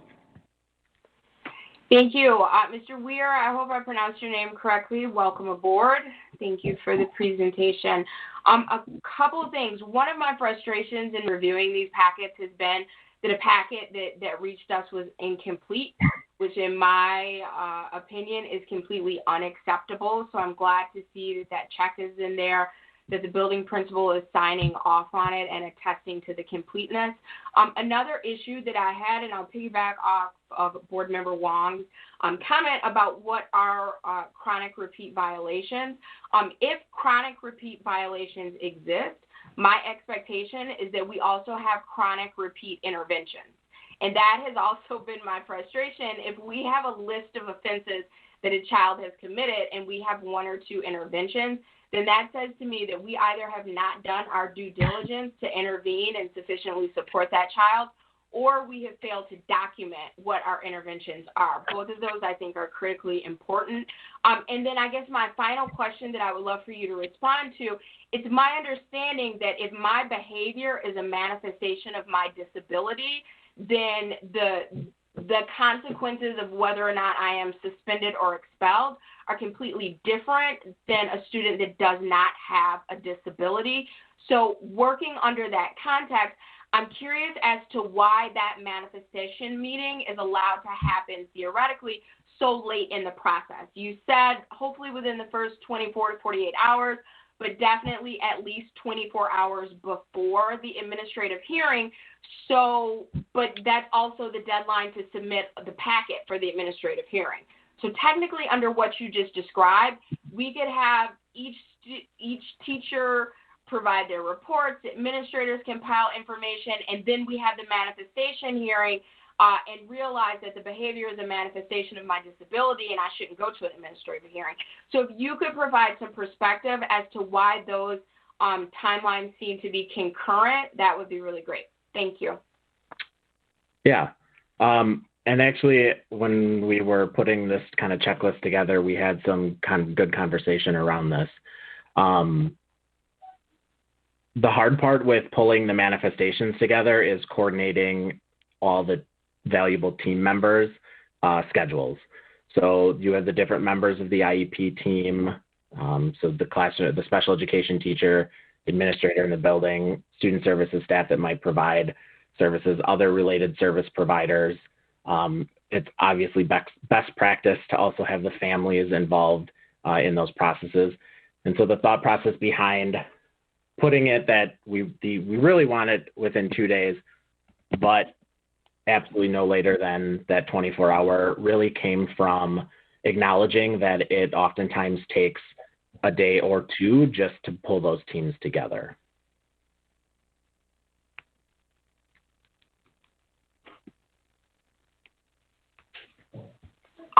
So has any thought been given to change the timeline? If I have a student with a disability, then maybe they're on a different timeline for a student without a disability? Because again, if you all are committing to having thorough and complete packets, which I completely support, all of that work has gone in to put that packet together, and then there's a possibility that the manifestation hearing comes at the end.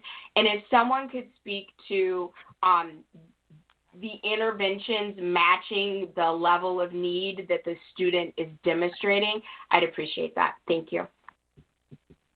So the timelines are not something that we have control over. We have 5 days in order to hold the manifestation and hold the administrative hearing. So that we're bound to those 5 days. That's not something we have control over. And I know Michael will talk about timelines when he speaks about the administrative hearing process next. And the packet being compiled at the same time the manifestation determination is being put together, a lot of the information is needed for both pieces. So it's not work that's being done and not needed for one or the other process, if that makes sense.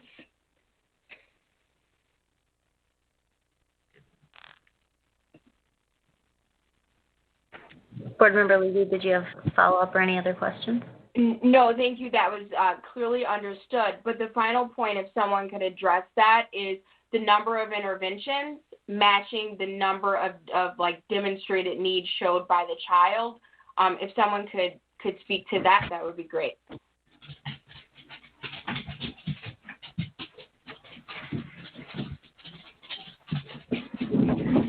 I guess I'm not quite sure what we're looking for here. I mean, the interventions that are assigned to a student are individualized and decided by on an individual, based on individual student need by a team. And so I know that there are concerns about the interventions that you've seen on packets in the past. However, like I said, that's something that we're working to address moving forward.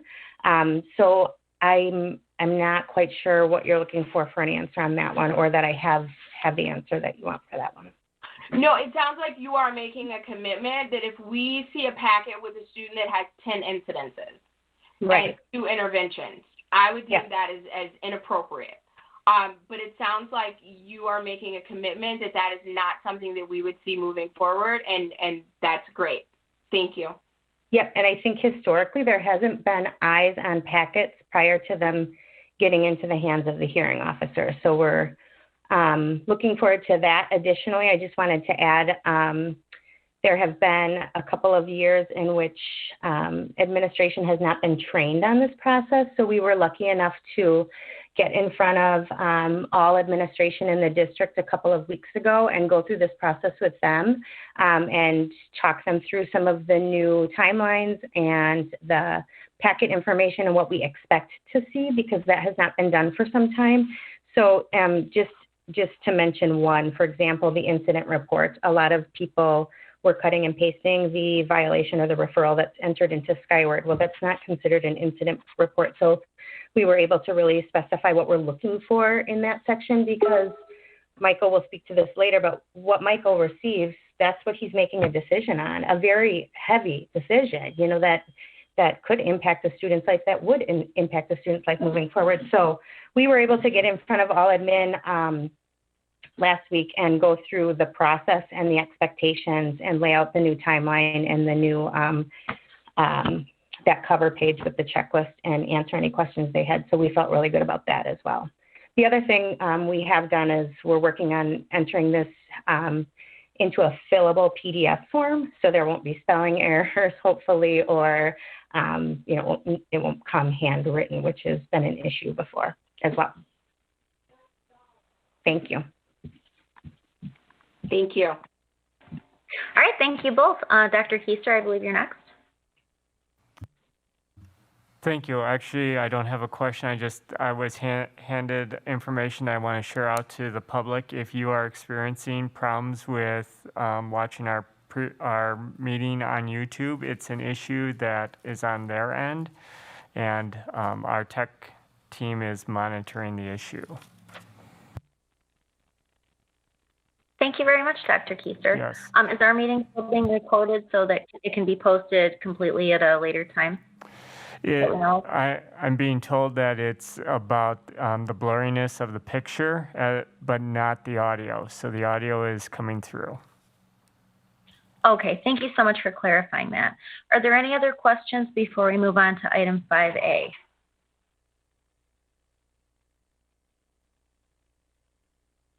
Okay, at this time, I'd like if we could maybe move on to item 5A, and I want to thank our administration very much for the thorough presentation and for taking time to address all of our questions.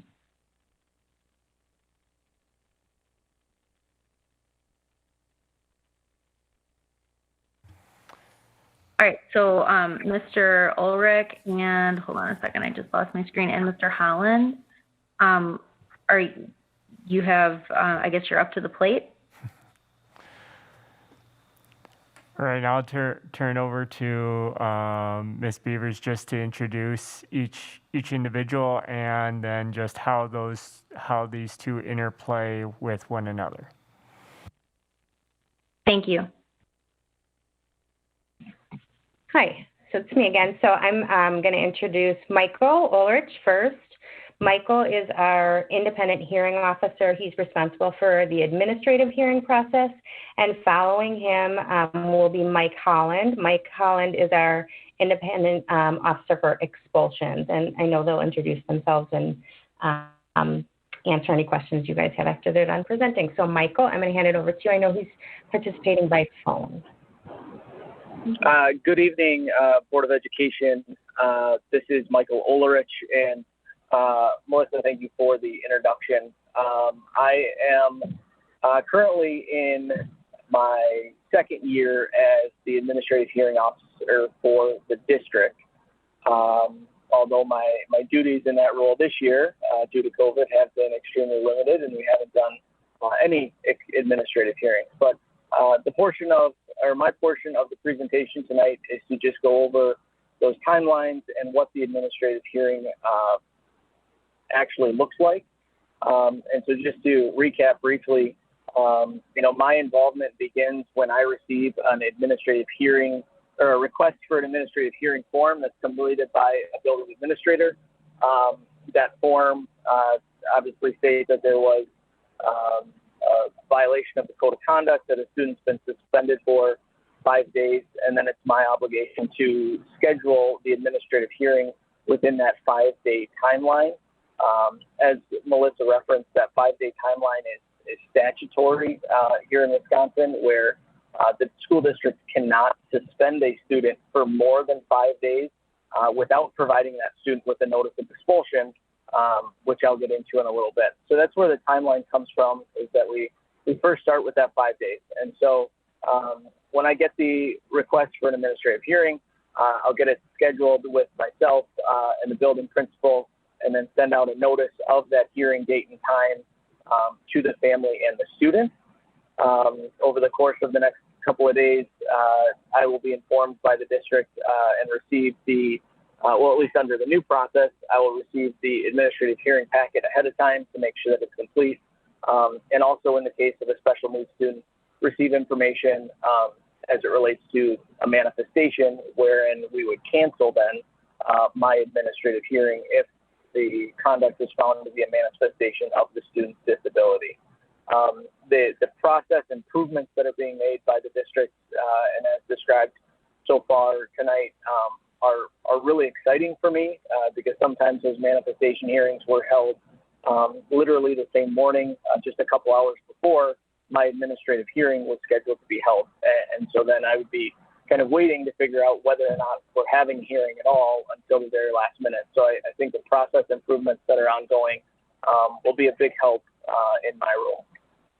And so then getting to the actual hearing itself, we go through, we being myself, a building administrator and the family, we'll go through the administrative hearing packet front to back, reading everything, and going through a complete detail of the student's history that's presented to me in this packet.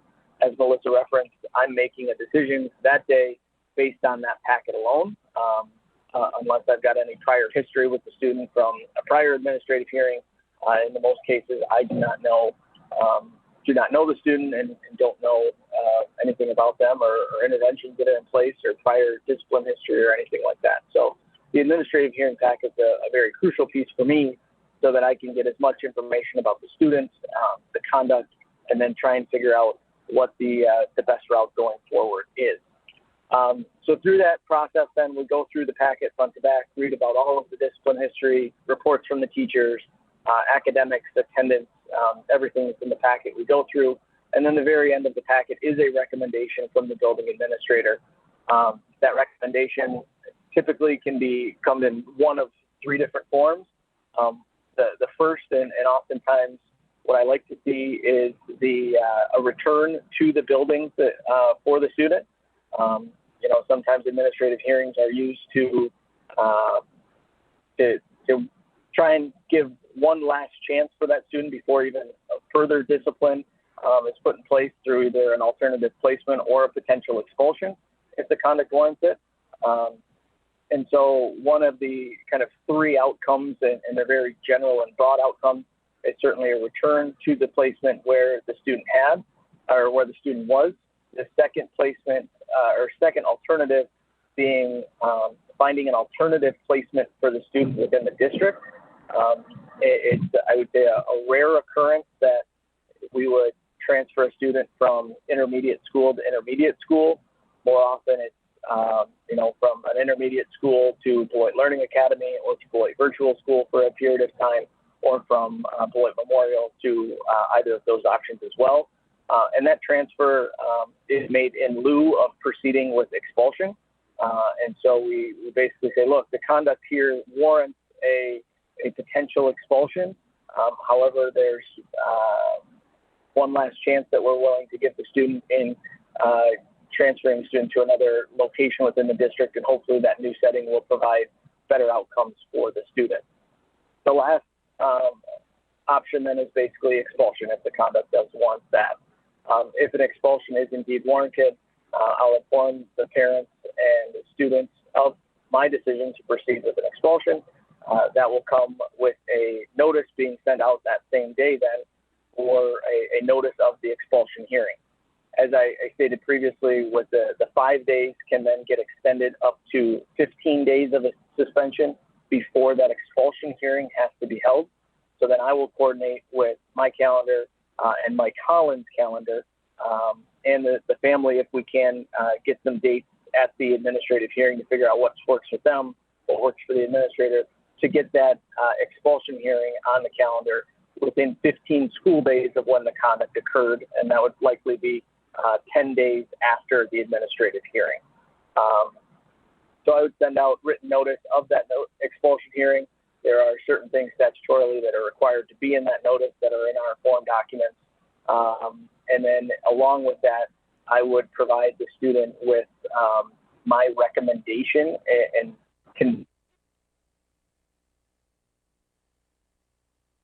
requirements for counseling and things like that. So then at the actual expulsion hearing itself, I go from the role of making the decision to basically being there on behalf of the district with the administrator, and then I would call the district administrator as our witness, ask them questions, and go through a similar process in the expulsion hearing of going through that administrative hearing packet. So that's kind of the 10,000-foot view of my administrative hearing process, and I'd be happy to answer any questions that I can.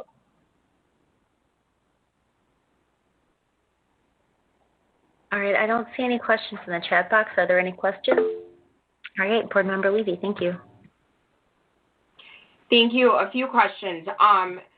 The first is, do families have the opportunity to bring in a support person or an advocate? And I think the answer to the next part is no, but I just want to make sure. Is that something, so if the family requests a person like this, is that a support that the district will offer, just to make sure that the family completely understands what is going on throughout this process, what their options are, how they can best advocate for themselves and their child?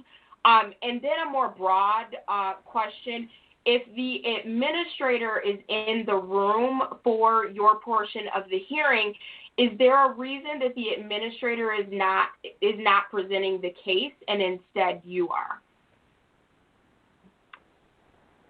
Well, so to answer the first question, I haven't had the occasion where I've certainly turned anyone away from participating in the administrative hearing process. I know in some circumstances there has been an attorney present in cases where a student has been charged. I have had their public defender appear up at my administrative hearing as well, and so I certainly haven't prohibited that, and I don't believe that we should. And there's also been cases where they have a social worker through some program with the county who would attend that hearing as well as just an additional support. Many hearings, we have to have people share packets, unfortunately, because it ends up being a couple of parents, a couple of grandparents, an aunt, an uncle, and a social worker who are all there and who are all interested on behalf of the student. And I certainly, I welcome all of the comments from those individuals and allow them an opportunity to tell me what they want to tell me as well about the student, because, you know, these hearings last 30 minutes to an hour at most. And I'm tasked with making a large decision about what's next for the student. And so any and all information that I can get in that process, I'm happy to hear. And so the short answer to your question is no, I haven't had occasion to exclude anyone from those hearings. And I guess I haven't been directed otherwise by the district that I need to. The answer to the second question, and it's slipping my mind right now. I'm sorry, Commissioner Levy. No, I don't remember that question. The second part of the first question is if the family requested, like, I'm not really quite sure that I understand everything, or could the district provide someone to kind of be an advocate or at least someone who explains the process to me personally? Is that a service, for lack of a better term, that we provide? And then the second question is, if the administrator is in the room and you can call on that person for additional information, if you can kind of give me the background as to why the administrator is not presenting the case or et cetera, that why are you hearing the case? Sure. So the answer to the first question is I do a general overview of the process at the beginning of the hearing. And I believe most times before they actually get to the hearing, they've had a conversation with their building administrator or someone within the district, informing them of what the process is, what potential outcomes are, and the like. And so at the beginning of the hearing, I'll give a general statement. And when we were in the middle of last year, I probably could have recited this in my sleep because I was saying it every day in these hearings, and I now haven't had to do it for the better part of 8 or 9 months. But in general, I'll say that, look, we're here because there's an issue that has occurred in school and misconduct. In front of me, before we leave today, I will make a decision as far as the next steps, and I'll lay out those 3 steps that I went forward with before. Here's the process. Here's what we're going to do. Ask them if they've got any questions at that time. So they are informed of that process and the decision, what's going on at the beginning of the hearing. It's my understanding and at least my experience with some administrators that they'll explain all of that to the families ahead of time as well. As far as an advocate for the student, I don't believe that's something the district does provide or has provided. It's nothing I'm familiar with, at least. As it relates to why I'm not presenting the case at the administrative hearing. I'll sit on one end of the table and the administrator will be on one side, the family will be on the other, and it'll be the administrator presenting their case to me. And basically that case is all contained within the administrative hearing packet. And so their case, or the administration's case, is the packet. The principal may have some other stories or things to say about the student that aren't explicitly written in the packet, but they are telling me everything they want me to know based on the facts that I should rely on to accept or go with their recommendation. I then give the family and the student specifically a chance to respond to any of that and a chance to, tell me anything that you want me to think about and what I should base my decision on, and what do you want me to do? What do you think seems fair under the circumstances? And so it is a quasi-judicial, very informal process. So I am removed and I'm not presenting a case on behalf of the district at that administrative hearing. When I become involved, then my second step is after the administrative hearing, I'm the one making the recommendation if it is for an expulsion. And so then I attend that expulsion hearing with the administrator and I help present that case because it was my initial decision at the administrative hearing that we should move forward with expulsion. And so then I participate on behalf of the district and the administration at that expulsion hearing. I hope that clears it up a little bit. Yes, I asked my question too soon. I should ask the other Michael while you are presenting the case instead of the administrator. So I'll hold off on that. Thank you so much. Okay. Ms. Beavers, I saw you raised your hand. Did you want to jump in? Yes, I just wanted to add to the advocate piece that we have in the past coached up the student to be an active participant in the process prior to walking into that room, and from a district point of view, outside of Michael, even if it's, and speaking with the parent, even if it's writing something down so that they can speak while at that hearing. If a request is made that they have a trusted adult in the building that they want there, like Michael said, that's certainly not denied, and we try to work with that family in order to provide them somebody that they trust in that room with them at the time. I just wanted to add that. Thank you very much, Ms. Beavers. I don't think I see any other questions in the chat box. Unless anybody has anything else, I'd actually like, if we could please call, I think we need our motion. Would somebody like to make a motion to extend our time?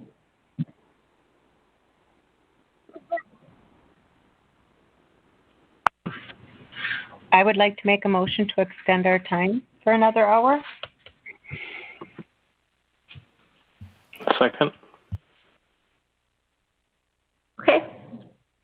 All in favor of extending our meeting for an, go ahead. I have a question. Can we do an hour or does it have to be 30 minutes? I was told it was 30 minutes, but maybe I was unclear on it. Oh, no, probably 30. You can actually do it twice for a max of an hour at one time. Okay. Ms. Shope, do you want to record that motion as like a double dip? I can record if you would like me to that she moved to extend the meeting for 2 30-minute time frames. Yes, please. 11 hours. As long as we're all amenable to that. Yeah. All right. All in favor, please say aye. Aye. Aye. Aye. All right. Thank you very much. And with that, I believe we're ready to move on to the next part of our presentation.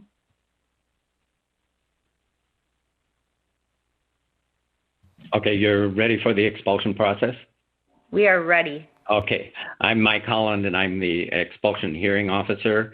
I'm a Beloit attorney. I've been a municipal judge for 24 years and the expulsion hearing officer for about 13. What I'll do is just give you an overview of what I do at the hearing. And just for clarity purposes, when we get to the expulsion hearing part of it, if I can make a comparison to the legal system, I would be the judge and Michael then would become the prosecutor and he would present the case for the school district. So when I have the parent and student there, and hopefully the parent and student are there because we do have times when neither of them show up. My first question is if they received the written notice of the hearing at least 5 days prior to the hearing. What I'm doing is I'm trying to set the grounds for jurisdiction for the hearing, and this is a requirement of the Wisconsin statute section 120.13.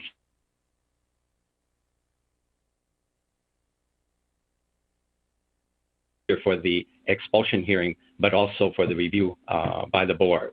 It sets out certain steps.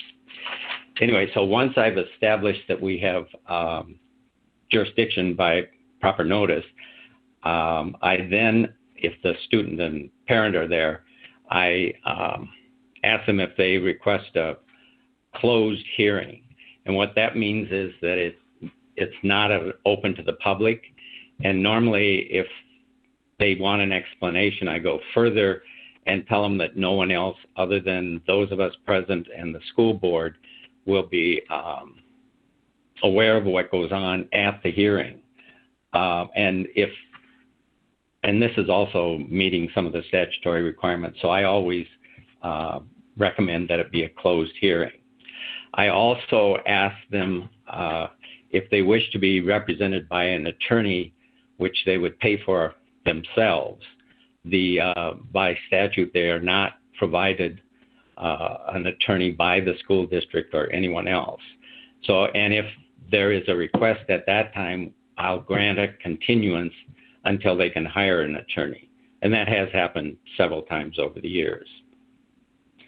I also inform them that the hearing is being recorded and that they're entitled to request a copy of that hearing. So they can request the disc before they leave that day if they wish it.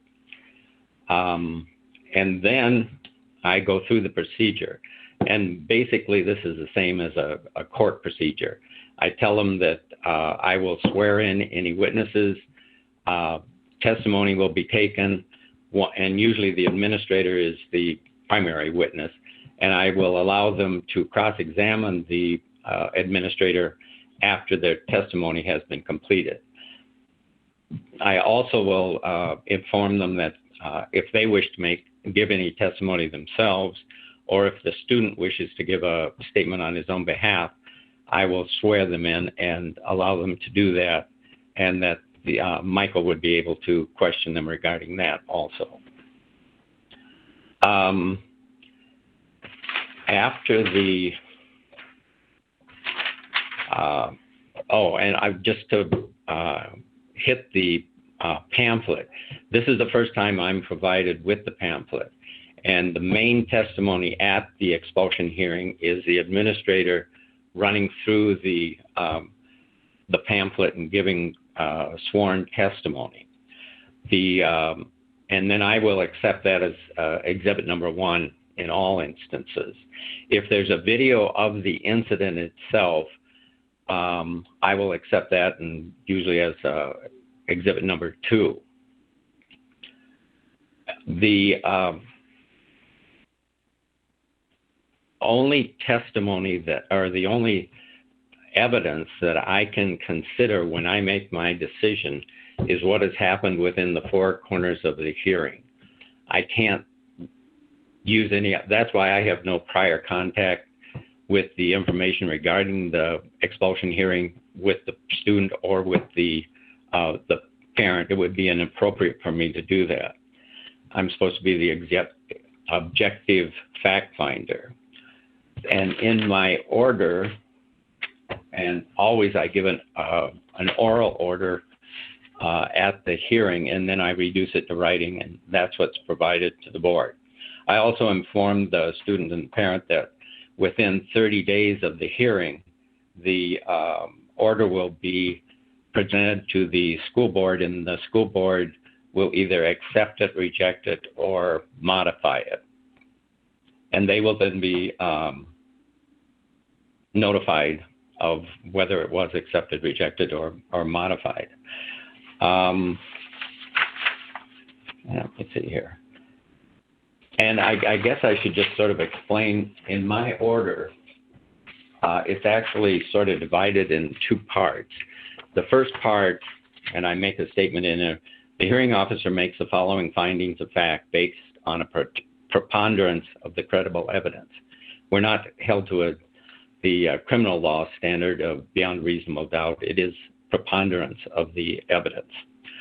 And then I set out the facts that I took into consideration to make my finding that the student did violate the code of conduct. And when you review my order, this is what you should base it on. If those facts warrant a finding that the student has violated the code of conduct, then you should uphold the order. The second part of my order is actually incorporating the expulsion period and the possibility of an early reinstatement if certain conditions are met. And then in the pamphlet, there's a recommendation from the administrator and Michael setting out what they feel is an appropriate expulsion period and whether the student has the ability to be reinstated early. And they have, you know, the administrator obviously is familiar with the student. Michael becomes familiar with the student, usually having two contacts, the administrative hearing and the expulsion hearing. And so I do rely on the recommendation offered by the administrator and Michael in the pamphlet. I think at certain points over the years there have been some changes or modifications, but usually they know what's going on in the classroom. When the order is presented to the board, it is an order, it's not a recommendation. So there's a final order presented. The board, under that statutory section I gave, 120.13 sub 1, allows the board to accept it, reject it, or modify it. You should have the same objective viewpoint and base it on the facts. And it would be that first part of the order where I go into the preponderance of the credible evidence supporting the finding that the student violated the code of conduct. A lot of the information contained in the pamphlet goes for you should consider as to whether you agree that the expulsion period is appropriate and if the conditions are appropriate. And then, like I say, the student and parent are provided with your determination at that point. Any questions?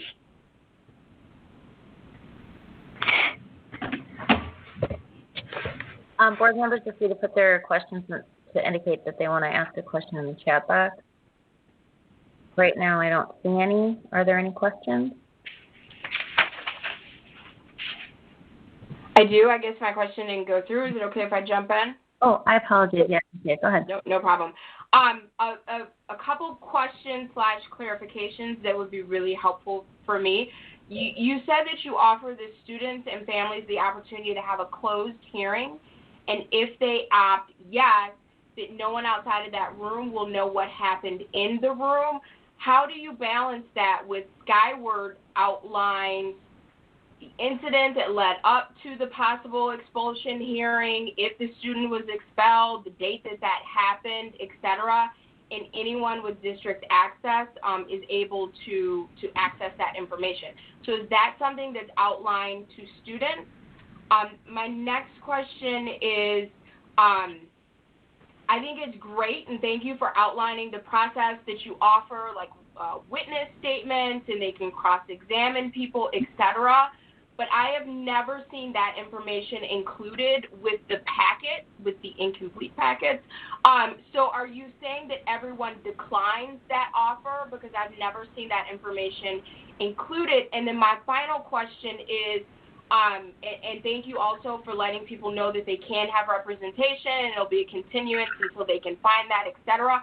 But what happens to that student academically? So for lack of a better phrase, they haven't been found guilty, but they are outside of the academic setting, and how do we balance that? What parameters do we have on that? I get the 5-day window for the initial setup, and then it can be 10 days if it goes to expulsion, but that is time that that student is outside of the classroom. What academic services are we offering in that interim period? Okay, usually at the end of the expulsion hearing, if the student, if my order says yes, you're expelled, and accept the recommendations of the administrator and Michael, then even that day, the parent and student are given numbers, and if BLA is involved, they can call them that afternoon, and the student can be on site the next, well, during normal conditions, could be on site the next day. So there should not be a gap. So in the instance where you have offered, like you could have representation, but they need to go out and procure representation, would that student immediately have access to BLA in the interim? What we'd be doing is continuing the hearing to allow the parent to contact an attorney. The administrator would know more what happens during that period of time with the student. I would not. Sorry about that. I didn't mean to cut you off. I was saying, Mike, that yes, and to Amy's question, yes. The administrator then contacts BLA, and the student is eligible for the after-school expelled program and getting services. I believe is what you're referring to. So they but can be. But if the student hasn't been expelled, if there's a continuation and the student, for lack of a better term, hasn't been found guilty or expelled, then they have to go to an expelled program. That's currently what's happening. Is they're enrolled in BLA in the after-school program. Yes. I appreciate your transparency. And then, if Mike, if you could speak to that great offer that you make to do the witness statements and cross-examine and all of that good stuff, does everyone decline? Because I've never seen that information included with the packet. That information would not be in the packet. That would be in the disc that you're presented with, the audio or the video of the hearing itself. And, I don't know if board members review those before they make a decision or not. I guess a side point would be if I've got an exhibit number 2, which would be a video of the incident, I would at least recommend that board members, they can fast forward through the other stuff, which is mainly a presentation of the information in the pamphlet. Watch the video. It depends on how good a quality the camera is and its position, but sometimes it removes all questions if it's a fight or a disturbance or something like that. That's something. Yeah, but no, I go through it with the student and parent in the hearing. Perfect. And then the final point, and I'll turn the floor over to other board members. Do you explain to students if they opt for a closed session that information still will be documented in Skyward and that several people do have access to Skyward? Yeah, I'm sure it's only used appropriately, but. Yeah, basically what I'm doing is saying that none of us present at the hearing are going to reveal it, and I'm assuming the board members are not going to. I don't have control of Skyward, and also some of that information would be on there prior to the hearing.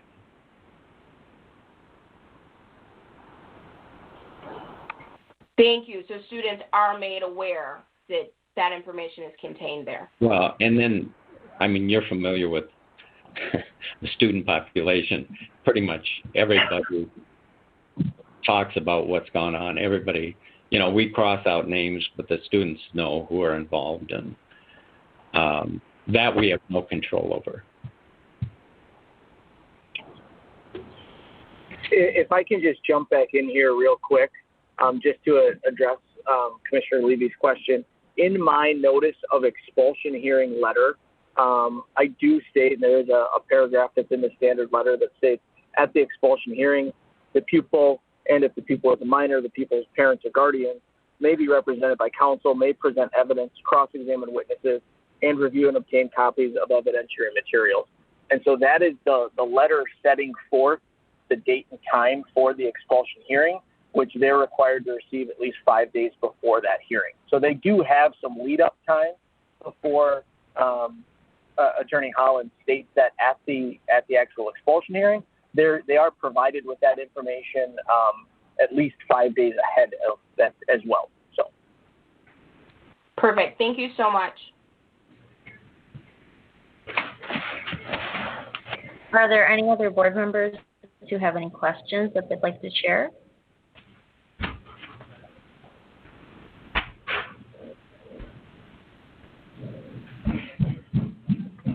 All right, so hearing none, I guess I just want to thank everybody for your presentation and for taking the time to develop us professionally with that information and to entertain our questions, and we look forward to future discussions.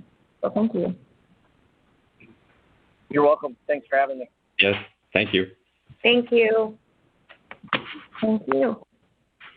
Okay, so at this time, we are going to forego all reports except for our student board member report. And I just want to give a special thanks to everybody else who is on the call who's waited so patiently for their turn for their agenda item. So if our student board member would like to offer his report tonight, we'd love to hear it. All right. Do I sound okay? Okay. Good evening. I hope that you are all doing well. Over this past month, I again surveyed the high school and the 4 middle schools and have a few main topics to report on. The Google Forms that I've been sending out over the past 3 months, I think are working really well. This month's high school poll fetched 550 responses, roughly, which is a couple less than last month. But last month I didn't put a cap to 1 response per student, which is just a slight oversight on my part. So I'd imagine it's probably roughly about the same number of actual students responding that I had last time. The middle school survey numbers have improved, which I was really happy with. We got a little under 300, and I hope that they'll keep improving in the future. I'm really thankful for everyone who decided to respond or help push out the survey to the student body.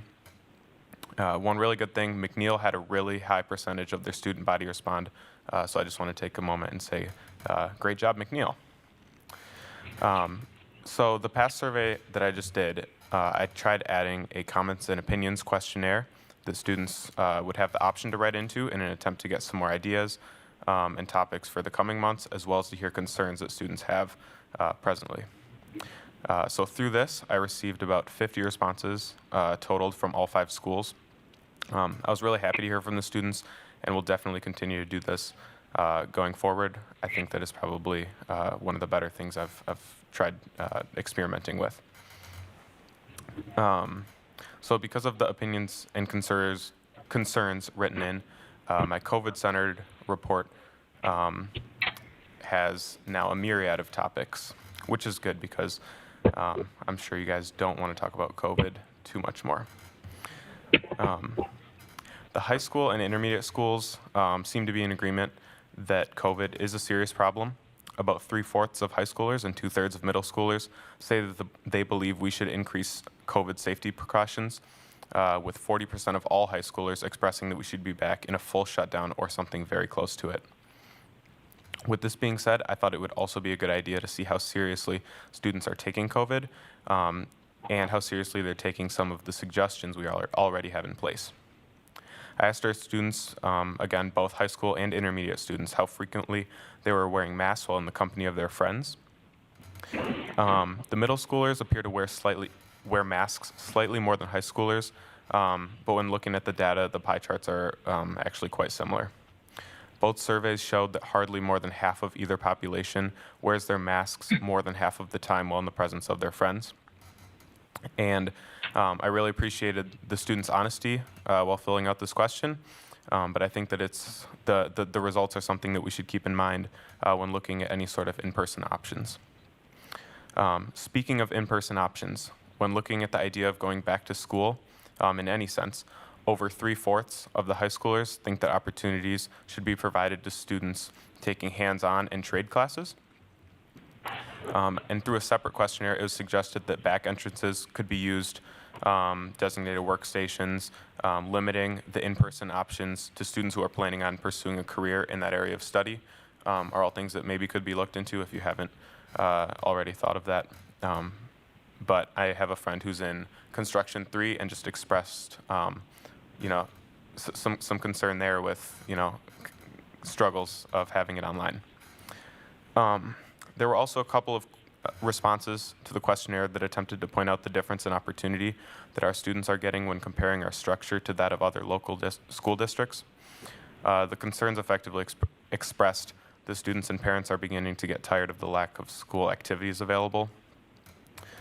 And then separate to school activities and COVID-related talk, in both my greeting, where I asked kids how they were doing, and my questionnaire, both raised concerns about mental health from both our middle and high school students. I don't know whether or not we have things in place to help kids out with that right now, but if we don't, I think it's something that definitely needs to be looked into, and if we do, it's something that we need to push out and offer in a new way. Lastly, most of our middle schoolers surveyed seem to be doing relatively well in their classes and are reading more books than I would have thought. I put a survey question in that. I put a question in the survey about that just because I was curious, and yeah, we've got some readers. I was pleased with all of the middle schoolers, or nearly all of the middle schoolers who filled out the extra form, the questionnaire. They had a lot of good ideas and concerns, and were all very, very respectful in their responses. I'll continue to poll our students and attempt to give them places to submit suggestions and concerns. And in terms of student participation and interest, the polls have been growing each month and hopefully will continue to do so. Thank you. Thank you so much for your inquiry and advocacy for our students. And I think we all took notice some really great points that you shared, and we really appreciate you doing that work.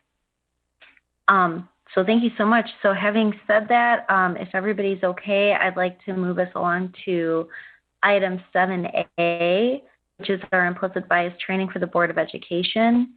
And let me just click on that and make sure, okay. And so I'm gonna invite Mark Perry, the Executive Director of Community Action, to come and chat through with us about what the kind of options would be for us so that we can move forward with our plan for implicit bias training. Mr. Perry, are you ready to go? Thank you. Good evening, everyone. Good evening. So one of the things that I know the major concern was the ability to have open, honest dialogue. And so one of the things I would propose is that part of our instruction or part of our session take place in large group, and then part of it take place in small group breakout so that individuals can have some open, honest conversation with each other, also keep each other in check, and that we have a few of those small breakout sessions built into the workshop so that individuals can rotate their discussion partners. It's my understanding is that if you break into smaller groups and you do not have quorum in those circumstances, there's no need to be filmed. But there would still be some guidance in terms of that dialogue and expectations in terms of that conversation, and also some reporting back with some outcomes. It is probably the best option I can offer without kind of violating the integrity of the training, which I'm honestly not willing to do. But still keeping the purpose and the focus of the training, but also giving individuals an opportunity to have some frank and honest dialogue with each other. Thank you so much for that, Mr. Perry. And I'll just speak only for myself and not for the board when I say that I'm in agreement with you that we certainly don't want to compromise the integrity of your work. I will just open us up for questions and we can kind of discuss from here. First in the box here is Board Member Levy. Quick question. So, for example, in our committee meetings, our committee structures have 3 people. But if we have 1 committee member absent, that would put us down to 2 board members, and those meetings are still recorded. So unless you're doing one-on-ones with us, how do we get around not making these sessions available to the public? That was also a question of mine, and it looks like Dr. Keiser would like to weigh in. Go ahead, please, Dr. Keiser. So in that, looking at the structure, because this is a committee of the whole, so this is the full board, as long as you don't have more than, as long as you don't have the 2 members of the same committee in a small group, you would not violate the walking quorum of the committee. But that's how you could do it. And there's actually, I looked through, and there's really one permutation of all 7 individuals that works to get it down to that small number. Thank you, Dr. Keiser. I appreciate that. Go ahead, Ms. Levy. Oh, just really quick, a logistics question is, I'm assuming this is going to be done virtually. So, Mr. Britt, are you suggesting that we do like breakout rooms and you would give us instruction and rotate between? Or I'm just curious how logistically this would work. So, yeah, so it would be done virtually, absolutely. But yeah, it would be done in breakout sessions, and each group will be given specific instructions, and I would pop between breakout rooms to make sure to check it on dialogue and give input.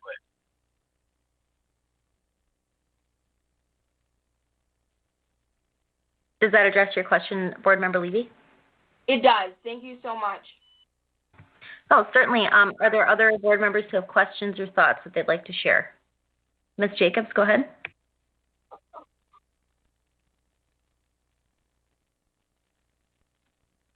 Board Member Jacobs, did you have a question? Oh, yes, I'm just chatting away to Mark on mute. I was wondering why he wasn't. Thank you, Vice President Miller, because, yeah, Mark, I was wondering why you weren't engaging. If you can't hear me. Okay, so I feel, Mark, I really want to do this training. But I want it to be honest, and I want us all to feel, as I said, safe. And since you're the trainer and I'm the trainee, I need to go with what you, I feel like I need to go with what you're saying. Is this going to be okay that it's on YouTube? I mean, is it going to be anything that, you know, if we're being perfectly honest and open, somebody might take a soundbite and, you know, misinterpret it or something like that? Because I've had different types of this training, and I don't know how deep we're going to delve. Yeah. Well, and you know, the last thing I would do is promise you that somebody couldn't take a soundbite or somebody couldn't take a clip and spend that in a certain way, because that's reality. as I said before, the thing I will promise you is the way that I facilitate in any room is not going to change whether the camera's on or not. I think what this still allows us to do, though, is give you all an opportunity to have frank and honest dialogue with each other, which I think is the most important piece of that, and really have a clear understanding of where each other stands on certain views and perspectives, and then give you each an opportunity to challenge each other in a safer setting. I can set the table for that. Somebody may take something that I say or that we see in the larger group out of, that is the danger of being filmed. So I would want to promise you that that's not a possibility. Yeah, maybe and I thank you for that. And I guess maybe I wasn't asking it the way I wanted to. Are we going to delve pretty deep, or can you not, or is that just a question you just don't know until we're there? Well, it's kind of a diversity 101 kind of training. This piece is, but it doesn't mean that something may or may not be triggered in your discussion that you decide to take deeper as an individual or as a smaller group, or we decide to take deeper as a larger group. There's always that possibility, because you never know what word, what phrase, what section of a workshop is going to trigger someone and trigger some deep feeling or emotion. So again, the training is designed for a certain level of engagement. But again, as you know, you participated in workshops I've done before, several of you have. Sometimes people get incredibly connected with something that we're doing, and they go deeper. So then the rest of the group feel comfortable doing so. So we follow suit. But there's also a level of control as a facilitator that I will make sure that I maintain.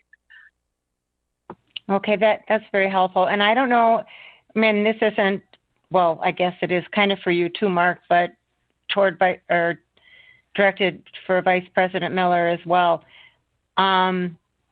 Is it off the table to do a full group, or are we for sure doing the small groups and then the full group? Mr. Perry was asked to be here so we could intelligently make that decision, and he could inform us of what our options are in terms of the logistics that he's comfortable with as a facilitator.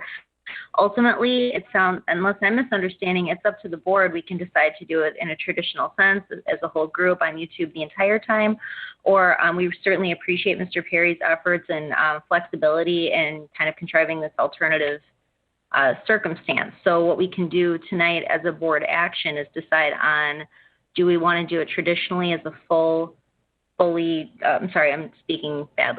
group, or do we want to opt for this kind of alternative that Mr. Perry's just presented us with? Does that make sense? Yes, it does. Thank you to both of you. Okay. All right. So thank you very much for those questions. Next up, if I'm reading this correctly, is Ms. Delgado and then Ms. Levy again. Ms. Delgado, did you want to ask your question? Hi, Mark. How are you? Good. How are you? Good. Thank you. Just kind of wanted us, if you could give us just a brief summary of what the actual structure of our training is going to be, just so we can have like a visual, a picture of what that would look like for us. Sure. So in kind of a large group, small group. So we'll start off in large group. I'll do a brief overview of kind of the session. I'll do a definition of terms in a large group, and then we'll actually do another activity in large group that's kind of a icebreaker, introduction to talking about different cultures and communities. After that activity, you'll split in a small group with a series of questions related to ethnic and cultural knowledge. You'll come back. We'll do a broader discussion around stereotypes. We'll do an activity about stereotypes that you'll do in small groups. We'll break up after I give the instructions. We'll talk about stereotypes in general. Then you break out, do an activity in small groups around stereotypes. We'll come back, and then we'll cover briefly. We'll talk about microaggressions in that first, just a brief overview, and then you'll break out and do an activity, a small group activity about identifying and understanding microaggressions, and then we'll come back with a large group kind of summary wrap-up discussion, and then end. Awesome. Thank you. That is very, very helpful. Yep. Thank you very much, Board Member Delgado. Board Member Levy? Mark, thank you for that detailed explanation. You kind of hit on part of my question, but I just want to confirm. So when we are together as a large group, that portion will be filmed. So it will be like open session, closed session is the way we will treat the filming, non-filming? That's my understanding, is that we can properly and appropriately do so. Yeah, that the large group session would be filmed, and part of that large group discussion would be filmed as well. Or that entire, and the large group, the discussion would be filmed as well. And then, Mark, I don't know if this is included. I am in no way trying to alter your structure, but I know that my initial request was that part of this as a large group could be considered closed session, because I would like to debrief with the other members of the board on the way we conducted our interim superintendent search and what role implicit bias may have played in that. So one, I don't know if that fits into the context of your training. And two, I would love to get feedback if the rest of the board is amenable to that as an addition. Mr. Perry, do you want to Sure. So for me, as part of that large group closure, if we want to have a more specific discussion about how implicit bias plays into our decision making, more than happy to facilitate. I mean, it fits in with the overall training anyway, but more than happy to facilitate a more specific conversation in closing about that. So if that, I mean, if that's up to everybody else if they're comfortable. Okay, thank you very much for that. I know Dr. Keiser Dr. Keiser, did you want to ask your question before I ask board members how they feel about a closed session? I just wanted to jump in on the closed session because that was a question that was asked of our district legal counsel, and there is not a legal statute by which you could debrief in closed session around this. Mm-hmm. So the only way to go to not be in the videotaping would be to do small groups so that you would be below the quorum requirement. May I ask a clarifying question to that, Dr. Keiser? Sure. But if we're discussing employment and candidates, then it's my understanding that that is a cause to go into closed session. Just like when we do personnel recs and we have questions, we go into closed session. Is there some reason that this incident would not fall under that category? It would not fall under that category if the purpose of the closed session is to debrief the training, the statute, and I would defer to Vice President Miller to get an additional clarification from District Council that the statute for discussing employment would be specific to the employee's background that would be detrimental to if discussed in public. And so if that statute could not be used in this particular situation if you're debriefing in preparation for a hire. But I would do. That's my understanding from the questions that were asked of District Council, but certainly Vice President Miller could ask those clarifying questions. So I think I understand what both of you are saying. Board Member Levy, I think that what you're proposing has some value as a reflection piece to talk about like what our previous experience was, and then integrating the training that Mr. Perry is going to offer us so that we can move forward having reflected on our past practice. I'm wondering, because there still seems to be some ambiguity with the legal piece there, if we could, I still want to ask our board members if we'd like to move forward with that. It's something that personally I would be in favor of, and maybe what we could do is schedule it as like a different time, and do it like after our meeting with Mr. Perry, schedule maybe like a week or 2 weeks out, do like a debrief.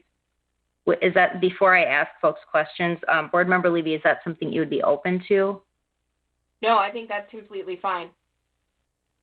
Okay, so having said that, and then also given that it would give us a little more time for us to kind of think it through, Are any board members feeling objectionable to having a debrief, if it's legally permissible, I guess, on our past practice after having our training with Mr. Perry? Yes, Board Member Jacobs. Besides legal ramifications aside, because this was a personnel matter, I am not in favor of it.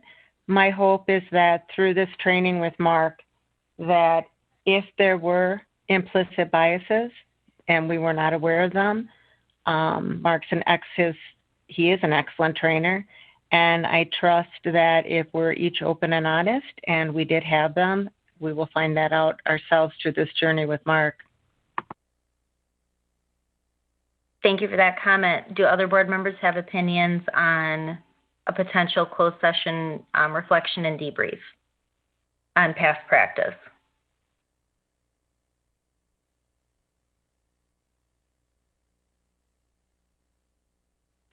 If everybody's okay with it, what I'm going to do is I'll follow up with our district council and kind of parse through what's possible.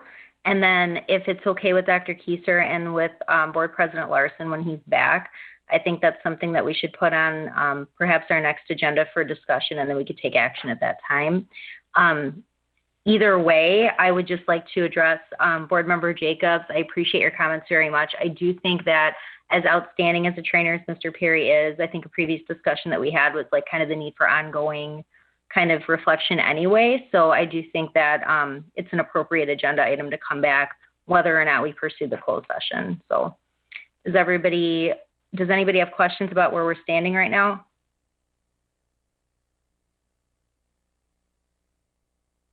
Okay, at this time, are we prepared to take action? I guess I don't know if we want to do kind of a quick poll or if somebody would like to offer a motion on whether we'd like to move forward with a traditional everything, full whole group meeting, full whole group training with Mr. Perry, or would somebody like to make a motion to adopt kind of this alternative model that's been proposed with the one permutation of our breakout sessions?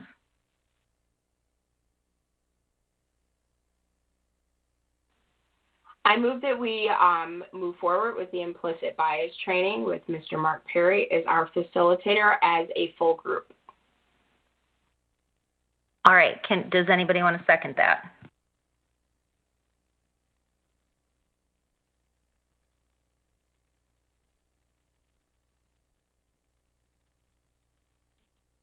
I'll second. All right, we have a motion and a second. Is there any discussion on the motion?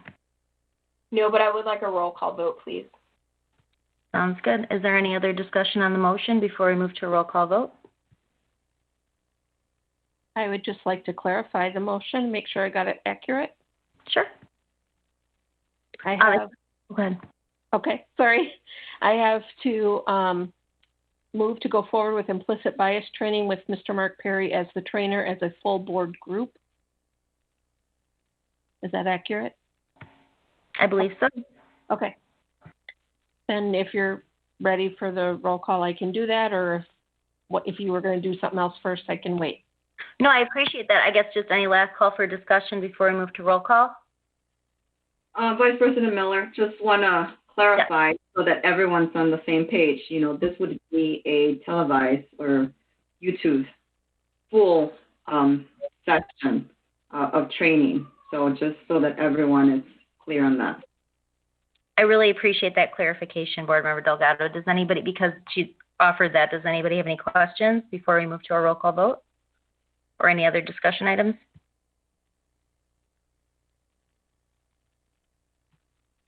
Okay, hearing none. Ms. Shope, could we have a roll call vote, please? Anderson? Aye. Delgado? Aye. Jacobs? Aye. Levy? Aye. Miller? Aye. Wong? Aye. Motion carried. All right, thank you. And I want to thank Mr. Perry so much for your time and for joining us so late this evening. We appreciate all you're doing for us, and we look forward to working with you. Thank you. Have a good evening. Thanks, you too. Dr. Kieser, go ahead. For the next two agenda items, do you want me to excuse myself? If you're comfortable, that's fine. Do you want me to text you when we're done? Certainly can. Okay. Yeah, no, that sounds fine. Everybody's okay with that? Okay, sounds good. Thanks, and we'll see you soon.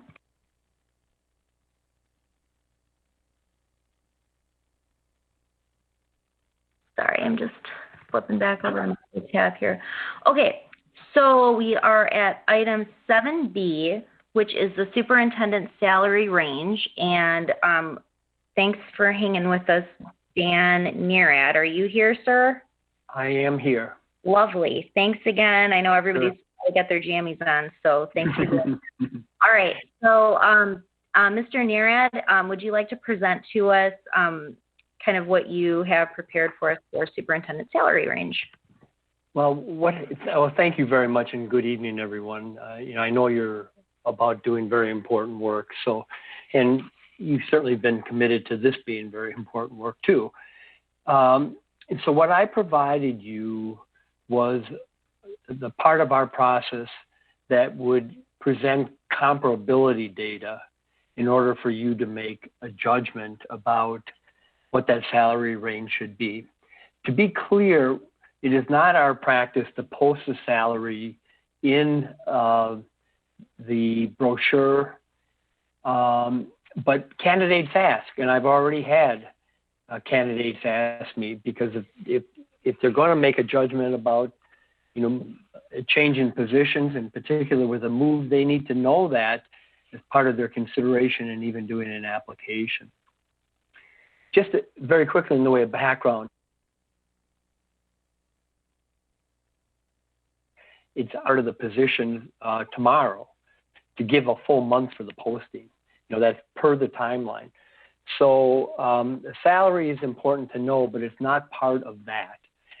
With that said, the comparability data shows you similar districts within your athletic conference, and then it shows you similar districts by student count. And the range that was used here was 3,000 to 9,000 students. And so you have that data as a guide. You also have background in knowing what you paid the prior superintendent, and I'm not aware of what that is, and I'm not meaning the interim, by the way. And so my ask of you is to consider this data and to reflect on what is going to allow you to be competitive in pursuing applicants that may be near or may be far, keeping in mind that you also made a decision, and a good one, to advertise nationally. And so you have to keep that perspective in mind as well, that these will not necessarily be, nor was that the case for the interim position, all Wisconsin candidates. So, you want to make sure that you're establishing a dollar amount that will allow that to happen, to ensure the most robust pool in the end.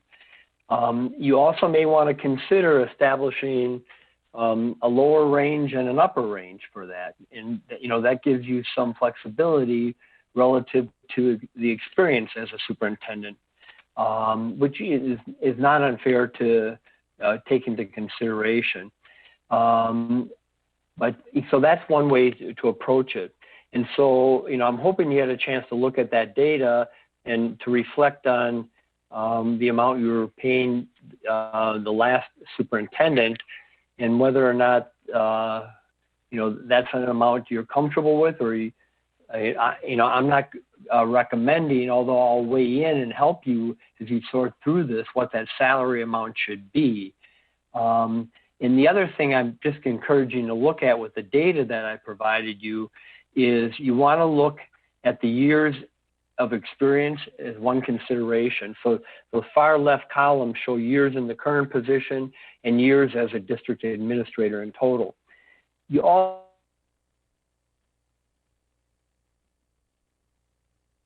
want to look at that because in some districts they exist and in others they don't. But at the end of the day, that's tax deferred money, but it's total compensation in a given year. So you really need to think about, you know, there's a different taxation for those two columns, but that really is total salary, you know, adding one column to another.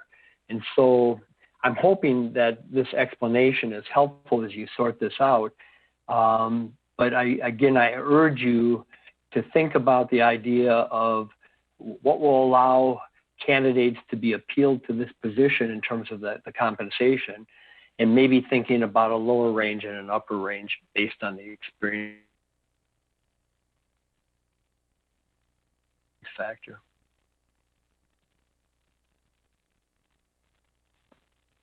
Okay, sorry, your connection is kind of a little odd, and so sometimes there's like a pause and like it has to catch up. So if you're seeing weird faces, that's probably why I'm like, wait, what? Okay. So sorry. Anyway, I think we're ready to take questions. Are you ready to? I think you're ready to take questions. Is that right, Mr. Neeraj? I am. Okay, sorry. I just wanted to clarify. All right. Board Member Levy is first in line here. Go ahead, please. Thank you. Just a couple of clarification questions. On those charts, when it says total years as a district administrator, is that like maybe executive director, or is that specifically superintendent or maybe interim superintendent? No, that would be specifically superintendent time. So it's not meant to, it doesn't include the other administrative positions. Perfect. And then just kind of a note, and maybe you can provide some context or some feedback. I was very surprised to see that some of the surrounding locations have minimum age to qualify. Is that seems like that wouldn't be legal, or like, could you help provide some context around that, just as additional information? Yeah, what that refers to is the column next to it is if there is a retirement benefit that's specific to the district, not the state retirement system. But sometimes there's an additional benefit that might be available at the district level. So there you're looking at, you know, how many years you have in the district, and then the minimum age to be able to qualify. Those are not uncommon frameworks to be using to think about those retirement benefits. Thank you for that clarification, because I was reading it as minimum age to qualify for the position, not for any retirement benefits. No, I'm sorry. I'm sorry if that was unclear. No, it's minimal. No, it's minimal for the retirement benefit. Thank you for clarifying that. Do any other board members have any questions?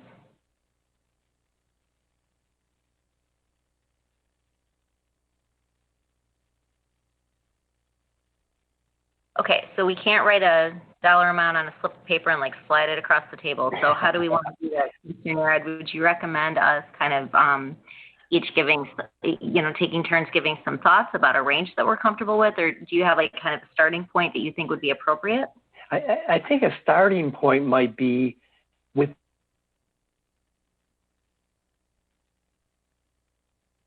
in the state, because there are very different types of districts that are within that enrollment range. And so, you know,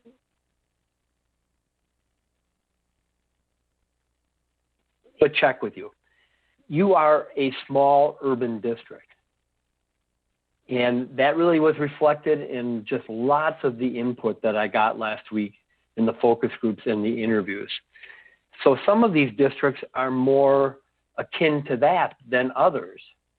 And also, I think one of the things that, you know, was quite plentiful in the number of responses was the desire to have some longevity with the person that you decide on. So you want to think of yourself, unless you disagree, as that type of district.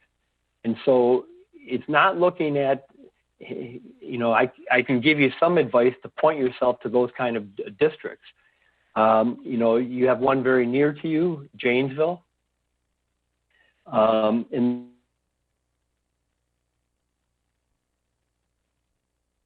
then you have, as one example, De Pere as another example. They're not, they may be a little bit smaller in some cases than you. And then there are others. You see Fond du Lac there, and there's a pretty wide range of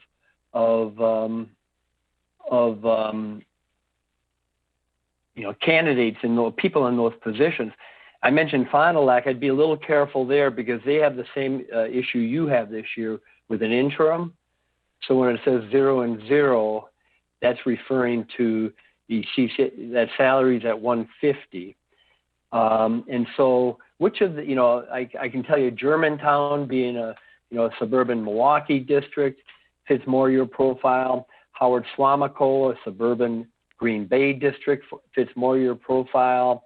Hudson being closer to the Twin Cities, more urban areas, fits more your profile. La Crosse is similar. Menasha, Neenah. On that, you can walk through those pages as well, but those strike me as to being within this data pool more similar than, similar to you. Some of the others are not of that same makeup in terms of small urban. That's extremely helpful. Thank you so much for walking us through that. Looks like we have 2 people in the chat box. Ms. Jacobs, would you like to go ahead and unmute for us? Yeah. Perhaps I missed something, but are we looking at just a set range, or can't we post this as a salary ranges? Because we don't know who we're looking at yet. So how are you differentiating those 2 things? Which 2 things? A set salary range, and then you said salary. I see, Dan. Well, for example, if we would want another brand new person versus someone with a master's versus someone with a doctorate with years of experience, I think all that should be taken into consideration for compensation. And so if we just say, okay, we're going to do 145, we might miss out on someone. I don't know. I just think we should kind of have just a range that we can play with, because we don't know who's going to apply and we don't know what their qualifications are. Okay, point well taken. Ms. Go ahead. I'm sorry, I didn't know you were talking. That you would have a range that would reflect lower range dollar-wise that would reflect less experience, and an upper range that perhaps would indicate more experience. Yes. That's in fact what I was suggesting. Cool. One of the things that strikes me is, to be honest with you, if you want, always to be honest, of course, but if you want a proposal, I can certainly make one, but I think you should defer that to your next meeting. But I think it should be settled at that meeting on the salary piece. Now, if you want to work through it tonight, that's your prerogative. If you can see if you agree with me to set a lower range and an upper range, which would be based on experience and perhaps a doctorate if the person had one. If you see that number right now and you want to noodle around with it, that's fine, but it may be to your advantage to continue to look at this. And then if you wanted me to make a more specific proposal, I certainly would be happy to do that. I was not asked to do that. I'm not opposed to doing that, but I don't want to sit here and do that live because it may not benefit you in the end. I apologize, Dan, if I took us down the rabbit hole. No, you didn't. You didn't. You were suggesting the same thing I was. Okay. Okay, thank you both very much. The next two comments are, or questions are Board Member Levy and Board Member Wong. Board Member Levy, if you'd go ahead, please. I'll be brief. Dan, what type of consideration is given, if any, for a district that just approved a deficit budget? And how does that reflect on our range? And because it's 958, I'm just going to throw it out there to break the ice. I would be in favor of a range from like 145 to 165.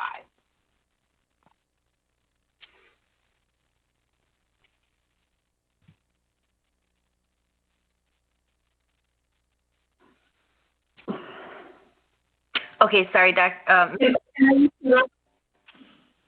couldn't hear. It is almost. I think we need a motion to extend the time. We do. Would you like to make one? Sure. I would like to make a motion to extend our time to 30 more minutes. I second it. Okay, any discussion? All in favor, please say aye. Aye. Aye. Okay, thank you very much. Motion passes. And Mr. Neerad, I have to apologize because your picture froze and it was silent, and I wasn't sure if you were answering or if you were frozen or not. Did you want to go ahead? Okay, so did you want to address Board Member Levy's thoughts at all? Or okay, go ahead. You know, it certainly is the board's prerogative to consider your financial situation. You know, that certainly can be factored into this. But depending on what that dollar amount is, it may be attractive to the type of candidates you need and or that you desire. And I would advise you to pay attention to the qualifications proposal that I put together, because that is calling for, I think, some pretty significant leadership skills and leadership experience. Not necessarily, I mean, maybe less on the experience side, but yours, given what you have experienced as a school district, my advice is that if there's general agreement with what I've stated off of, and those qualifications come from the, you know, what I've learned from the community survey and what I gained from the focus groups. And so you know, in the end, this is entirely the board's decision. I just want you to be in a position of being cognizant of your financial situation and being cognizant of what is going to attract an active pool for you. Thank you, Board Member Levy. Does that address your question? Okie dokie. Board Member Wong, I believe, is next. Yeah, Dan, is it possible if we were to have a range, and is it possible to, I mean, I'm thinking what we were talking about before the discussion about, you know, doctorate, master's, years of experience. Is it possible as well to request information regarding years of experience in the current role, in the current location? Is that normal to see if there's longevity in this person's position or if they've hopped around, job hopped? Well, I think you may have that data right now on the, I don't know if you have the sheet in front of you, because next to the pupil count, there's years in current position. And then next to that, there's total years in superintendent positions. And I guess to piggyback off that, I mean, that's a way that we could put a range in there to say, okay, if the person's been in there, you know, if the board decided upon it, the range bumps up if they've been in the same position, same location for, let's say, the previous 10 years. I mean, is that a legitimate possibility? Stability is a legitimate possibility, but you need to be thinking about the average tenure of a superintendent. Right. And it's not common to see 10 years. And so you might be creating a figure that doesn't reflect what happens in, you know, real life in terms of superintendent tenure. I'm just throwing that out as an example. I'm not saying that specifically. I guess my concern is, I mean, it might not be somebody that's in a superintendent position. It might be somebody that's in an executive role at this point, but they've been in that role for a large number of years. So if they have been that, I mean, is it possible to say, yes, we potentially could put them in a different range than we would somebody that has been hopping around? That is possible. Okay, thank you. Thank you. That's a great question. Board Member Delgado. To piggyback on what John was saying, just thinking about, I like the range idea, to have like a range.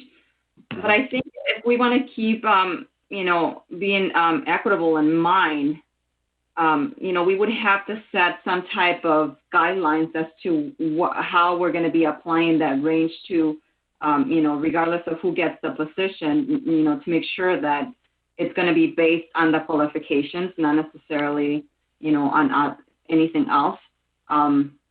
As far as like the experience, years that the person has been in, in service or, that kind of thing. If they have a master's versus, whatever. I mean, just we need to have like specific guidelines, like specific things that we're going to be measuring, the amount that we're going to be offering. And I think it's going to be important too to have like a little leverage as far as, negotiation, to allow that, when we're offering a position. So I really don't want to have a range that is too narrow that would not allow, that type of negotiation, because we may potentially lose candidates if we don't have that. So just something to think about. Thank you very much, Board Member Delgado.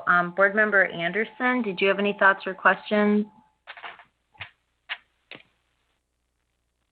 My one thought would be, I want to make sure that we have a broad enough range to kind of attract the people that we want.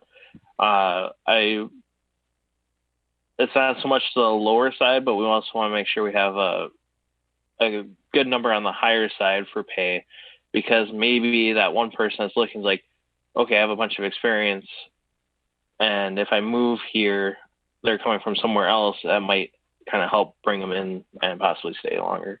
Mm-hmm. These are all really good thoughts. Mr. Neer, I'd like us to get kind of, I guess I just want to clarify Board Member Wong's point. Would it be possible for us to create a range and then put some language in that we would give consideration or some negotiation consideration in for longevity? Is that something that we could do in the posting? Again, the salary, I am not proposing the salary goes in the posting. The salary is established now or relatively soon, or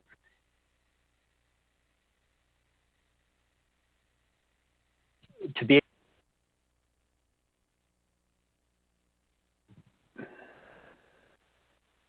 It sounds like there are a lot of really good points that have been raised, and since the recommended action is is to be determined, and this isn't, if I'm understanding you correctly, we don't have to decide like tonight.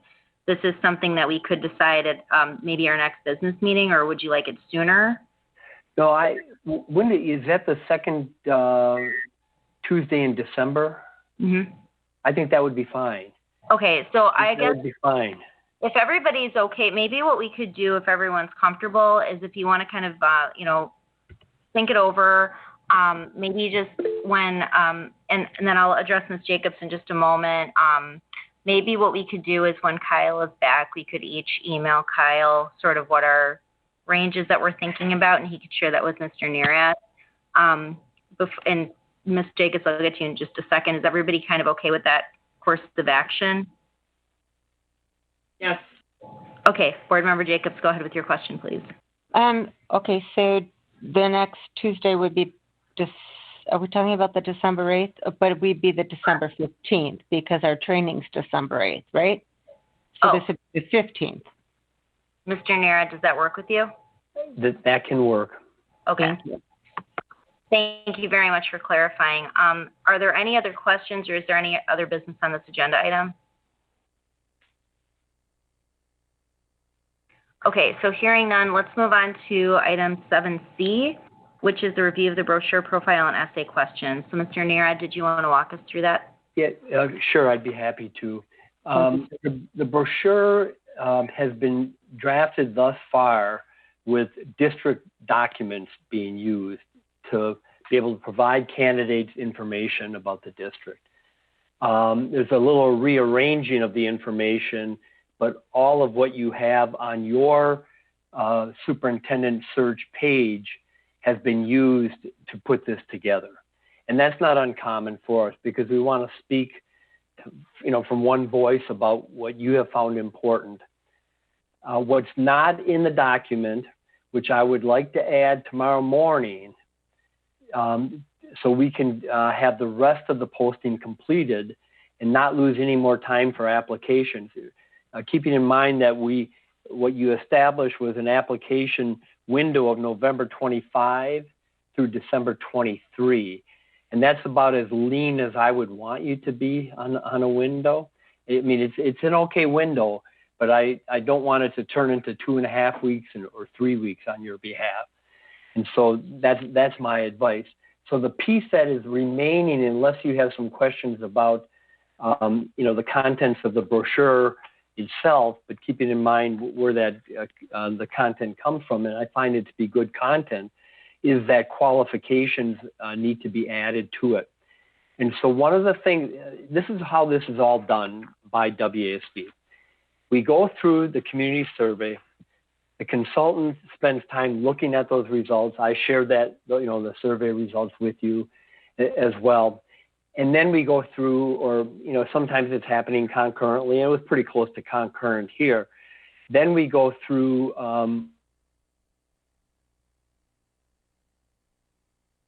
the views, just, by the nature of sometimes they were relatively small in number.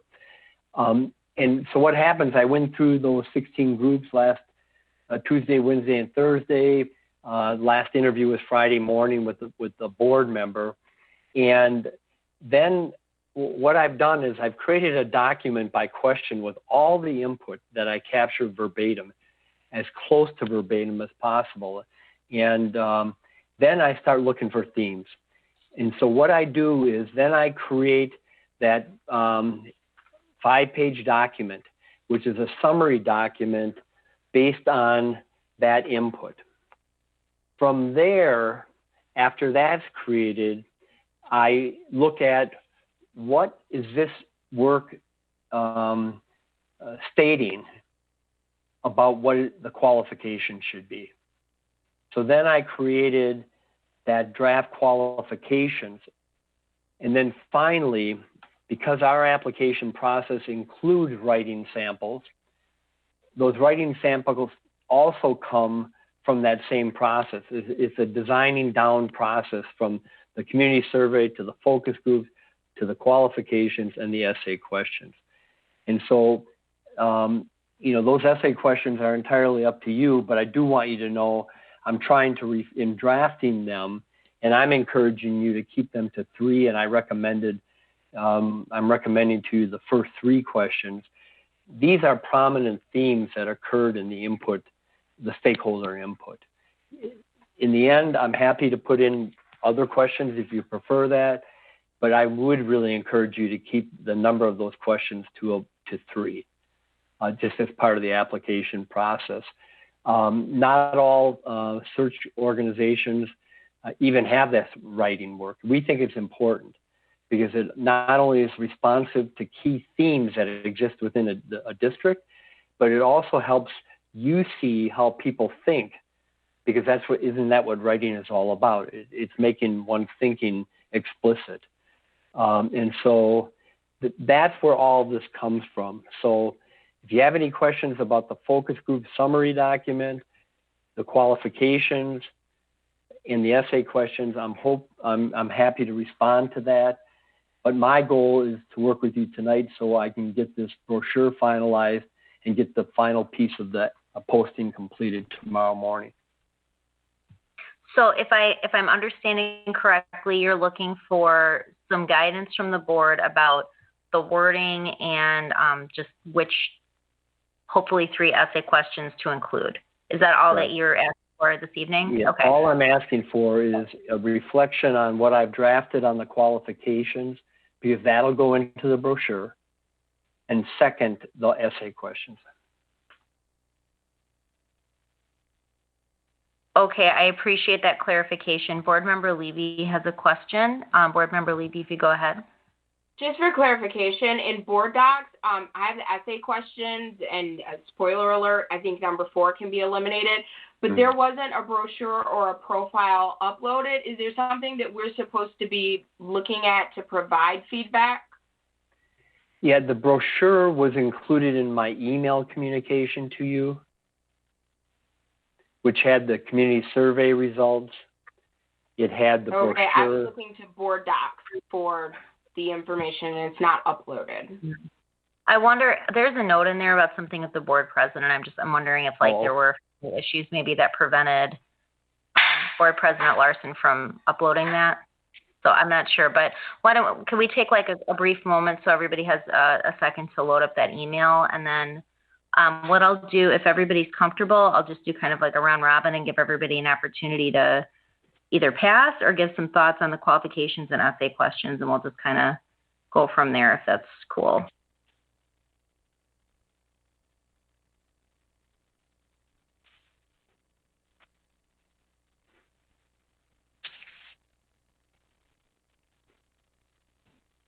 I'm just looking for my copy right now because I just made some notes, but I didn't have it up in front of me.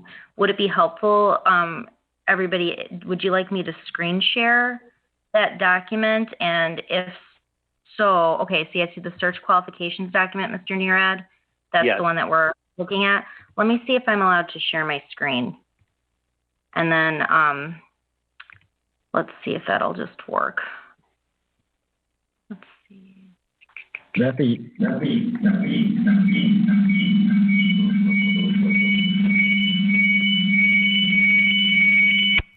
My bad on that. Is that the email from the 21st?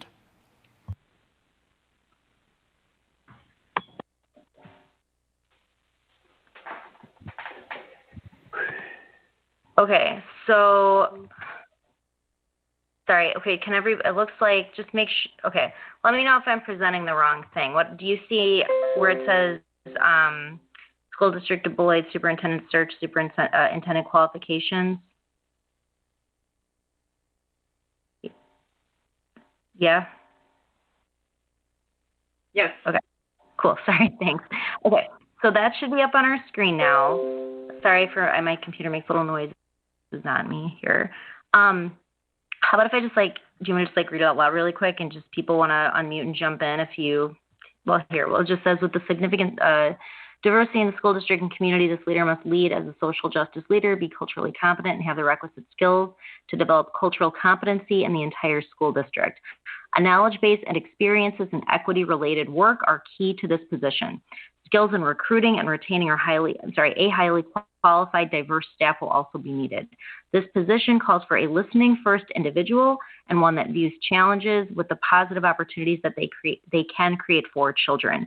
As an unwavering advocate for children, the public schools, and the school district, this individual will need to have collaborative, partnership-oriented skills as opportunities to improve learning for children are created.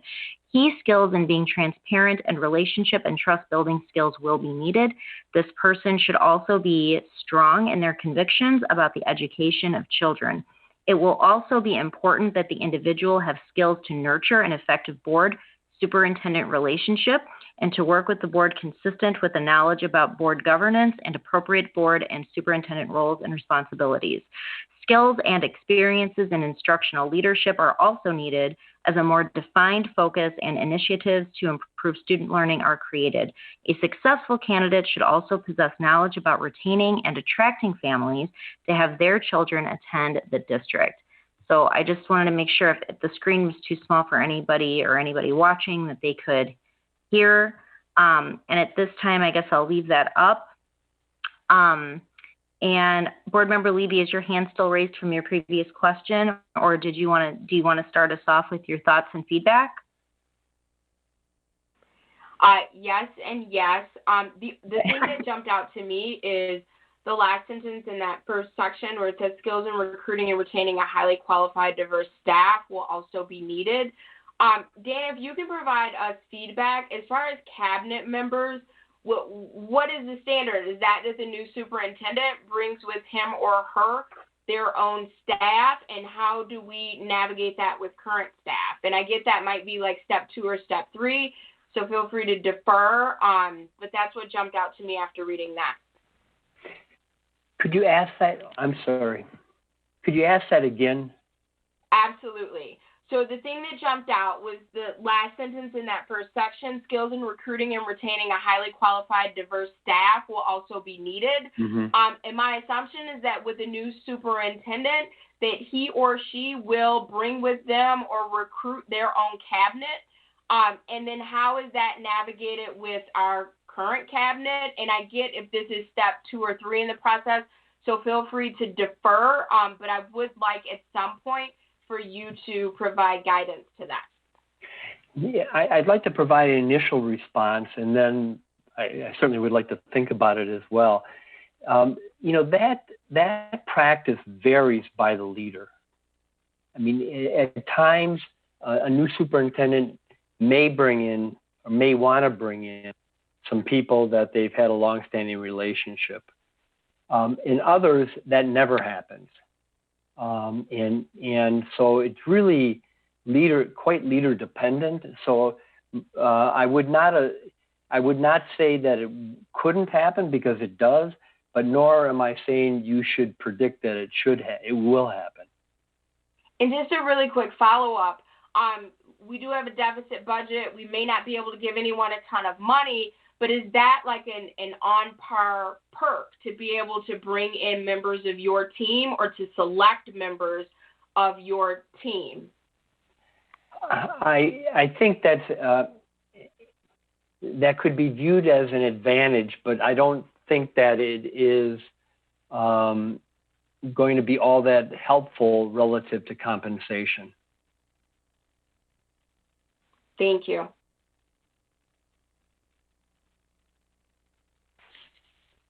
All right, thank you so much for that, Board Member Levy. Did you have any other thoughts on the essay questions that you wanted to share at this time? Oh, just to reiterate, if we need to drop one, my vote is to drop the last one. Okay, noted. Thank you so much, Mr. Nera. Do you have that down? I do have that down, yep. Thank you. And it looks like next up to bat here is Ms. Jacobs. Go ahead, please, and unmute. Okay, wait. So we're going a little too fast for me. It's getting late. So we're just dropping an essay question? At this time, Board Member Jacobs, you can give feedback on the qualifications piece that I just stumbled through reading for us, and also give feedback, if you'd like, on the essay questions. You don't have to choose one to eliminate if you don't want to. Just whatever you'd like to contribute. Okay. Yeah, it's getting a little late. And back to what Board Member Levy was saying and what Dan had said, my own personal belief as a former administrator is when you are coming into a new district or a new school, it's not always the best thing to rock the boat and start big major shifts. And I think that's something we need to keep in mind. And I do agree with Dan. I don't think that that's a common practice. So that's just my 2 cents. I don't think when we're looking for a superintendent that should be high on our list of things to look at. And I feel pretty strongly about that. Thank you. Thanks for that feedback. Board Member Jacobs, did you have anything that you wanted to comment on for the qualifications or for the essay questions? I know it's getting a little too late for me. I want to ponder them some more. Thank you. All right, that's fine. Thank you so much. Next, we have Board Member Wong. Go ahead, please. I would agree with Board Member Levy. Dropping number 4 question would be appropriate. I think that the first 3 do a sufficient job there. Board Member Wong, are you speaking? Because we can't hear you. I think I'm speaking. I'm trying to speak.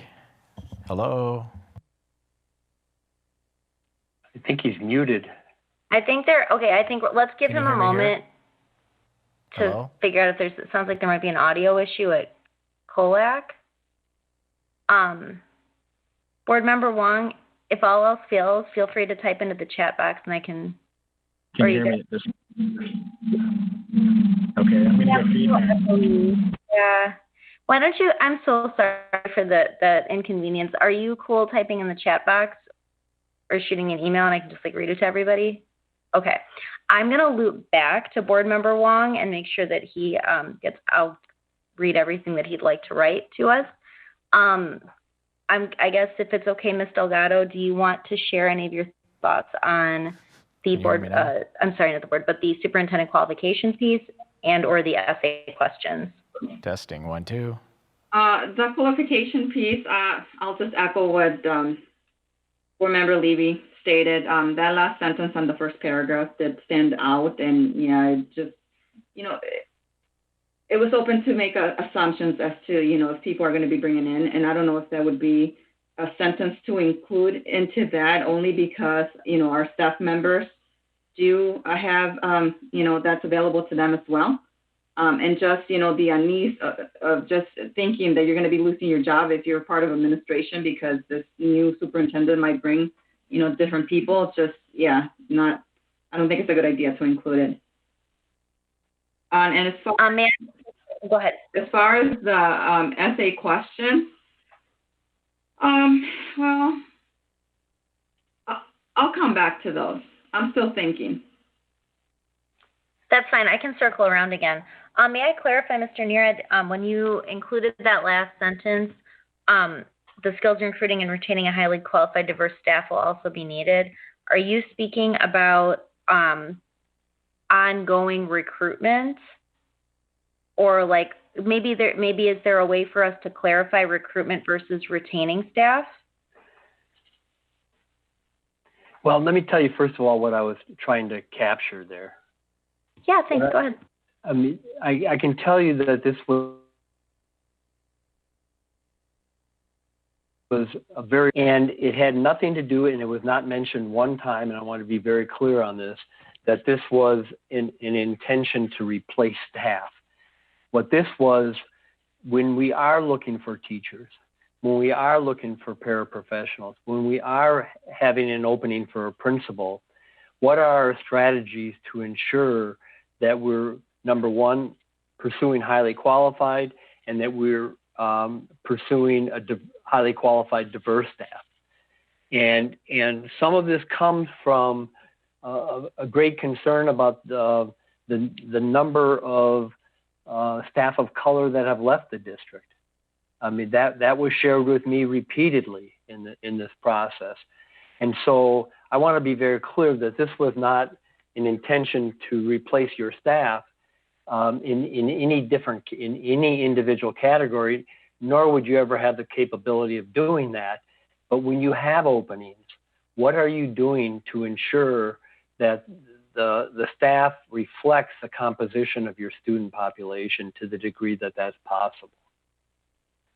And I also am using that language in that paragraph just to give you a little bit more of cultural competency, because regardless of who the person is in terms of their race, ethnic background, the goal has to be, based on the input that I received, is to ensure that they know how to address differences in a good and just, productive way. And so that was also a very prominent theme. But again, I just want to be clear, if there's some better wording, I'm not opposed to doing that, to making that change in that last sentence. But it really reflects the kind of input that I received. It does reflect the input that I received about to ensure diversity as you're hiring staff.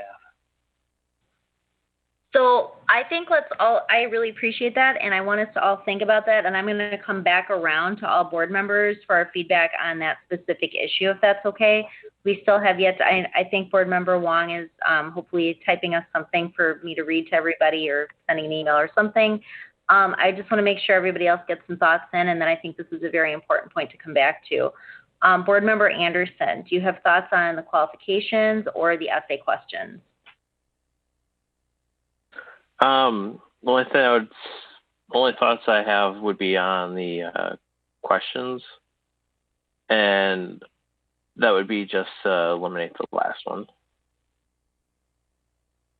All right, sounds good. I'm going to circle back around then, or actually I'm not. Board Member Wong, can you give me a thumbs up if you're planning on sending me some thoughts? Oh, you got it. Look at that for timing. Amazing. Okay. Can I interrupt again? We're close to that 30 minutes. Absolutely, and then I'll go ahead and, yep, you're right, we need our motion. Board Member Delgado, go ahead, please. I would like to make a motion to extend our time for 30 more minutes.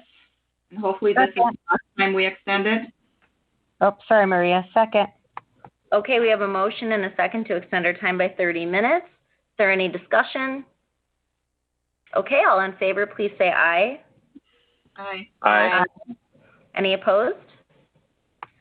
All right. John has been silenced by technology. So on behalf of John, I will read his comment. He says, I would eliminate question number 4. So it sounds like more or less we've reached consensus on that. Before I read the rest of his comment, can I just do a quick check-in? Are we all okay with eliminating question number 4? Could you please read it? Yeah. I would be delighted to. Question number 4 is, how do you define your skill set as a superintendent, and how do you approach things when you do not have a knowledge base? And I won't speak for anybody else, but my own thoughts on, I mean, I feel like that's sort of covered in the other 3 questions, and it's also very likely to be represented in our interview questions. Can anyone hear me? Everybody cool? Testing, 1, 2. Then I will go back to voicing. Testing. I didn't really let you answer, but I'm going to finish reading John's comment here. He says, as far as someone requesting to bring in their own cabinet, this would be a huge red flag. We have experienced a vast amount of changes over the last few years, and in my opinion, it hasn't been positive. So, point taken. And I think, Board Member Wong, if you want to gear up to type again, I'm just going to go back around and see if anybody else has thoughts on how we might eliminate, alter, change in some way that last sentence of the paragraph that we've been discussing. And we will start with Board Member Jacobs. Go ahead, please. Testing, 1, 2. Can you hear me? Can anyone hear me? Anyone? Board Member Jacobs, you can unmute if you'd like and Testing, 1, 2. ask your question. Oh, for goodness sake. Thank you for your patience. I thought I did. Check, 1, 2. Wait. So the last paragraph, I wanted to make another comment on what Mr. Wong just said. Can you hear me? Oh, please, go ahead. Absolutely, go ahead. Yes, I absolutely concur. Not only as a prior administrator is it, in my opinion, poor practice when you're brand new to a district to bring in your own people when you have not had a chance to get a flavor and a feel for the people that you have. I also think that one of our biggest problems is building up the trust in our morale back in our district, and even bringing that up, I think is check. You hear me? I want to say a slap in the face, and I feel like that language is too strong, but I think it's very threatening to the people who are working hard right now and tireless. I just think we have to be sensitive to that, and that's all I'll say on that. Thank you. Thank you very much, Board Member Jacobs, for your thoughts and comments. And Ms. Delgado, go ahead and unmute, and we'd love to hear your thoughts. Okay, so we can probably restructure the question, that last sentence to just say, recruiting and retaining is, a highly qualified, diverse staff is a priority for the school district of Beloit. Something like that. If you don't like priority, you can change it to something else, but instead of, will also be needed, I think that's the part that just doesn't fit. Okay, I'm not sure if Mr. Neerad got that down, but I definitely did not get all of that down as proposed language. Would you mind saying it one more time and I'll make a note? Sorry. Recruiting and retaining a high qualified, diverse staff. It's a priority for the school district of Beloit. Perfect. Okay, sorry, I did get that actually. Thank you so much. Sorry to make you repeat yourself. All right, Ms. Levy, would you like to unmute and go ahead? Yes, I would just like to clarify my position. I don't have a problem with that last sentence. However, it is interpreted if it's recruiting for open positions, if it's replacing current positions. If you're the best person for the job, you shouldn't have a problem with reapplying to make sure that we have the strongest team possible. So I don't have any sacred cows. I want to do what's best for kids. And if a new superintendent wants to bring in his or her picks for cabinets to apply for positions, I support that. All right, thank you so much for clarifying that. I guess I'll open it up around, but real quick, I want to get some feedback. How do we feel about the language that Board Member Delgado suggested? Can I get I know not all of our cameras are on, so I can't ask for a thumbs up. Does anybody have any objections to the language that she recommended? One more I'm fine with it as is. One more time, could we hear, please? Yeah, absolutely. I already closed my screen, but I believe she kept the first part of the sentence the same about recruiting and retaining high-quality, diverse staff is a priority of the school district Beloit, and just left it right there. So it kind of took the verb, it took kind of the action out of it and made it more of a passive statement. So it didn't seem, I'm assuming that so it doesn't feel like we're hiring somebody to actively go and replace people's positions.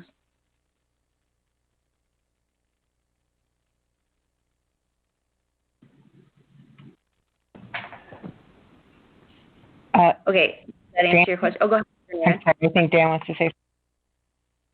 If that's okay.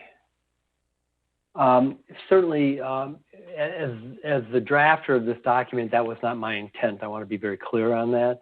And I have no problem with this wording substitution at all, because I think the original intent and the voices that were in the focus groups, I think that revised sentence reflects that. Any other thoughts on tweaking the language to reflect Board Member Delgado's suggestion? I'm sorry. Can you hear me now? Yes. Okay. Can you repeat that for me? This technical stuff is not working for me tonight. It's fine. It's the first part of the sentence is the same, to retain and recruit, recruit and retain, and it just says, is a priority of the school district of Beloit. So I suppose if we're making that a sentence that reflects qualifications, it would have to be somebody, we'd have to state it in such a way that somebody who is applying for the position would agree with that statement. Or as Board Member Levy suggested, we could just leave it as is because Mr. Neerad has clarified the intention, but I think Ms. Delgado felt like it was sitting, she was sitting uncomfortably with how it. Fine if you want to leave it as it is, just so that we can, so there's no assumptions made when you read the last sentence. But it's the way it is, goes, or you can tweak it. I think you were asking for recommendations on, how we could best tweak it. And, for me, that would be easier for me to read, but that's me. No, that sounds good. Board Member Wong, did you want to continue your thoughts or reply? I don't know. When I do read it, it comes across to me part of your job is going to be to come in and start to recruit new people to come into this district. Skills in recruiting, it almost, I don't know. I'm a little uneasy about it. I understand the motive of it, that longer term and throughout the process and over the years, that you have to have good skills in recruiting and retaining highly qualified staff, diverse staff. But I would really hate to be a kind of a signal oh yeah, you're going to come in and right away you're going to start you're going to turn everything around and completely staff turnover immediately. And I'd hate to have that impression to be, and like I said, I wouldn't want it to be a focal point for any new candidate coming in. Okay, point taken, and I don't think anybody's opposed to Board Member Delgado's language suggestion. Mr. Neerad, do you feel comfortable with tweaking it to reflect kind of the sentiments of the board?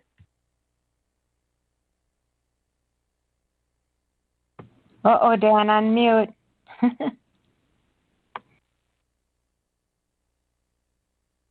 I'm terribly sorry. No, you're fine.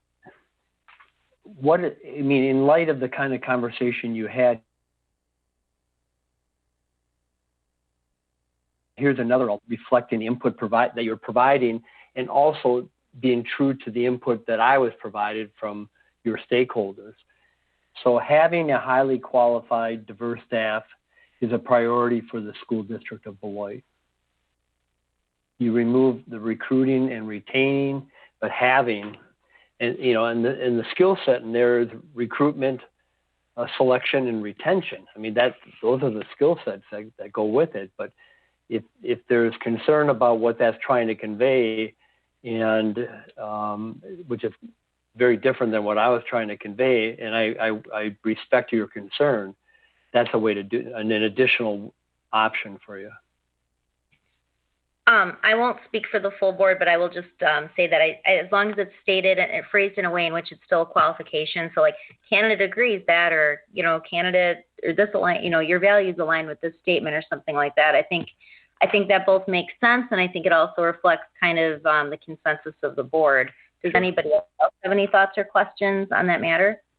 I would just like to say briefly the way Dan just stated it. Again, I don't have a problem with it. But for me, that means you better start recruiting now because we're not diverse. So for me, that's an invitation to recruit diverse candidates to bring them into the school district of Beloit, which I support.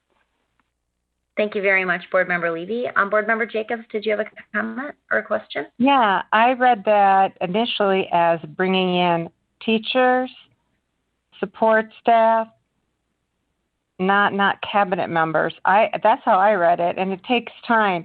And again, I will say that I think a great administrator will come in and take his or her time and get a feel for the district, not come in making sweeping changes, whether that's staff, whether that's policies, whether that's well, they can't with the board, but making big, sweeping administrative changes, it is not wise. It is not wise, and it does not work.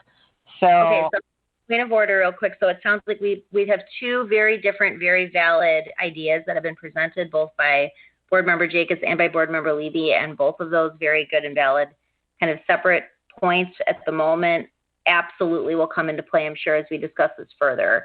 Are we all okay with moving forward with the proposed qualifications and the 3 essay questions?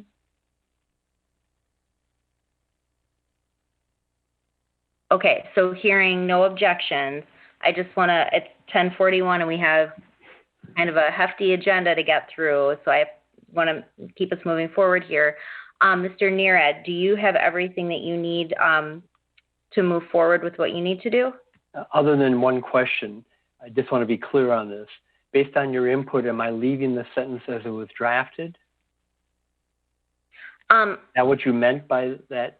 Or am I going to Board Member Delgado's option? So if we could, I'm not sure how else is, if we just want to go around, and I know Board Member Levy has already stated that she's fine with the original language. If anybody would like to change the language, could you please put a question mark in the box, and I'll kind of call on you for your thoughts.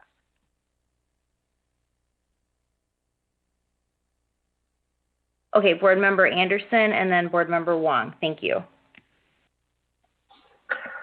I do agree with Maria about, just like trying to change it, because the last thing you want to do is having people kind of worrying about their jobs, and I'm not a fan of making those quick, abrupt changes in the district right now, because right now we're slowly starting to get that trust and building out. And if we hire a different superintendent, they need to first get a feeling of how the district is currently, and then slowly start making those changes to direct it to the way that we want it to be. Thank you very much, Board Member Anderson. Board Member Wong.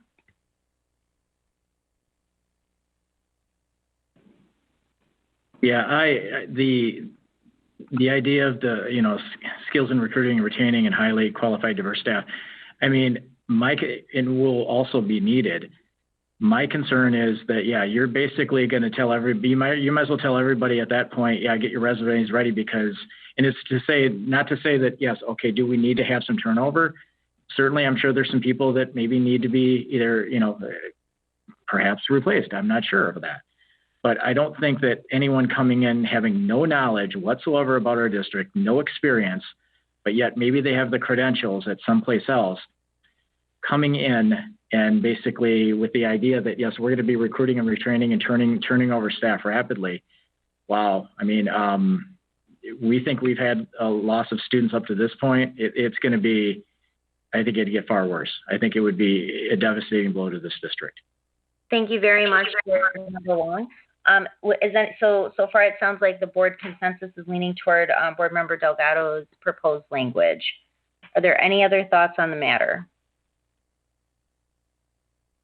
And just to clarify, the language and the qualifications language for the superintendent is not going to define any kind of district direction at the present moment. But I think this has been a really worthwhile discussion, and I'm glad we were able to. I think we got some very important ideas that came out of this. So if nobody objects, I think it sounds to me like the consensus is to direct Mr. Neerad to use Board Member Delgado's language. Are we all okay with that? Okay, so let's move forward like that then, Mr. Neerad. And we have our 3 essay questions. We've dropped the 4th one. We're clear on tweaking on the last sentence in the first paragraph for qualification. And does anybody else have any other thoughts that pertain to those 2 items? Yeah, thank you. Go ahead, Board Member Jacobs. Dan, are 3 essay questions a lot? We typically have 2 or 3 in our process. Okay. I don't want to have you do 4, but 3 is a common number. Okay, thank you. Hey, great question. Any other questions on the matter?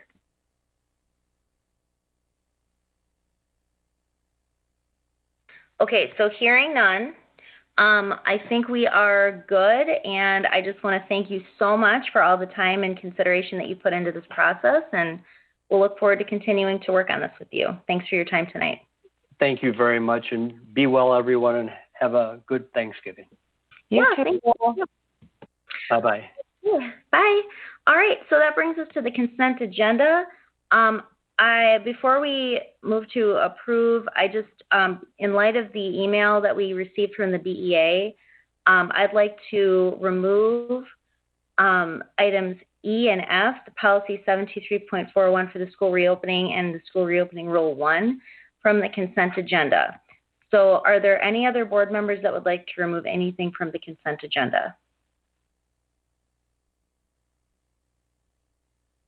Oh, go ahead, Board Member Levy, sorry. No problem, thank you. I would also like to remove B, C, and H. Let me make sure I have my rhyming letters straight. B as in boy. Oh, yeah, if you want to, John, I forgot that you're physically there with him. If you want to go grab him, that would be amazing. Cool. Yeah, I gotcha. Okay, sorry, B as in boy. Miss Levy, okay. So B, C, and H. Is that correct? Correct. Okay, Thank so you. we are absolutely. So what I'm looking for is a motion to approve the consent agenda, removing items B, C, E, F, and H. Board Member Jacobs, go ahead, please. I'd also like A taken off. Well, okay, let's do this. All right, so we have, does anybody else have anything that they would like to remove from the consent agenda? Okay, so it sounds like we're looking for a motion to approve the consent agenda, removing items A, B, C, E, F, and H. Would anybody like to put a motion forward? So moved. Second. All right, we have a motion and a second. Is there any discussion? Okay, seeing none, all in favor of approving the consent agenda, excluding items A, B, C, E, F, and H, please say aye. Aye. Aye. Aye. All right, opposed? Okay, so that brings us to item A, which is equity consulting and training. And I believe Board Member Jacob you were the one, you wanted item A? Yeah, and we don't need, honestly, I just would like just a very brief, it's a lot of money, and I guess I'd just like to hear a little bit more about it before I go with it, with the Cambio group. And is that Joanne? No, That sounds good. It looks like it says Dr. Keister. Dr. Keister, if you'd like to bring in any. Sorry. Yes, Dr. Keister. No, you're fine. That's fine. Go ahead, Dr. Keister. If you would like to help speak to item A, that would be amazing for the consent agenda. Certainly. So the Campbell group was the group that was selected. Can you hear me? Yep, they can. We can hear you just fine. Okay. No, that's okay. Oh, now we can't. Now you can't hear me? Darn it. If you're speaking, Dr. Keister, unfortunately, we can't hear you. I can hear him, and the oddest thing is when I hit my mute button, it's been kicking me off tonight, just FYI. Okay.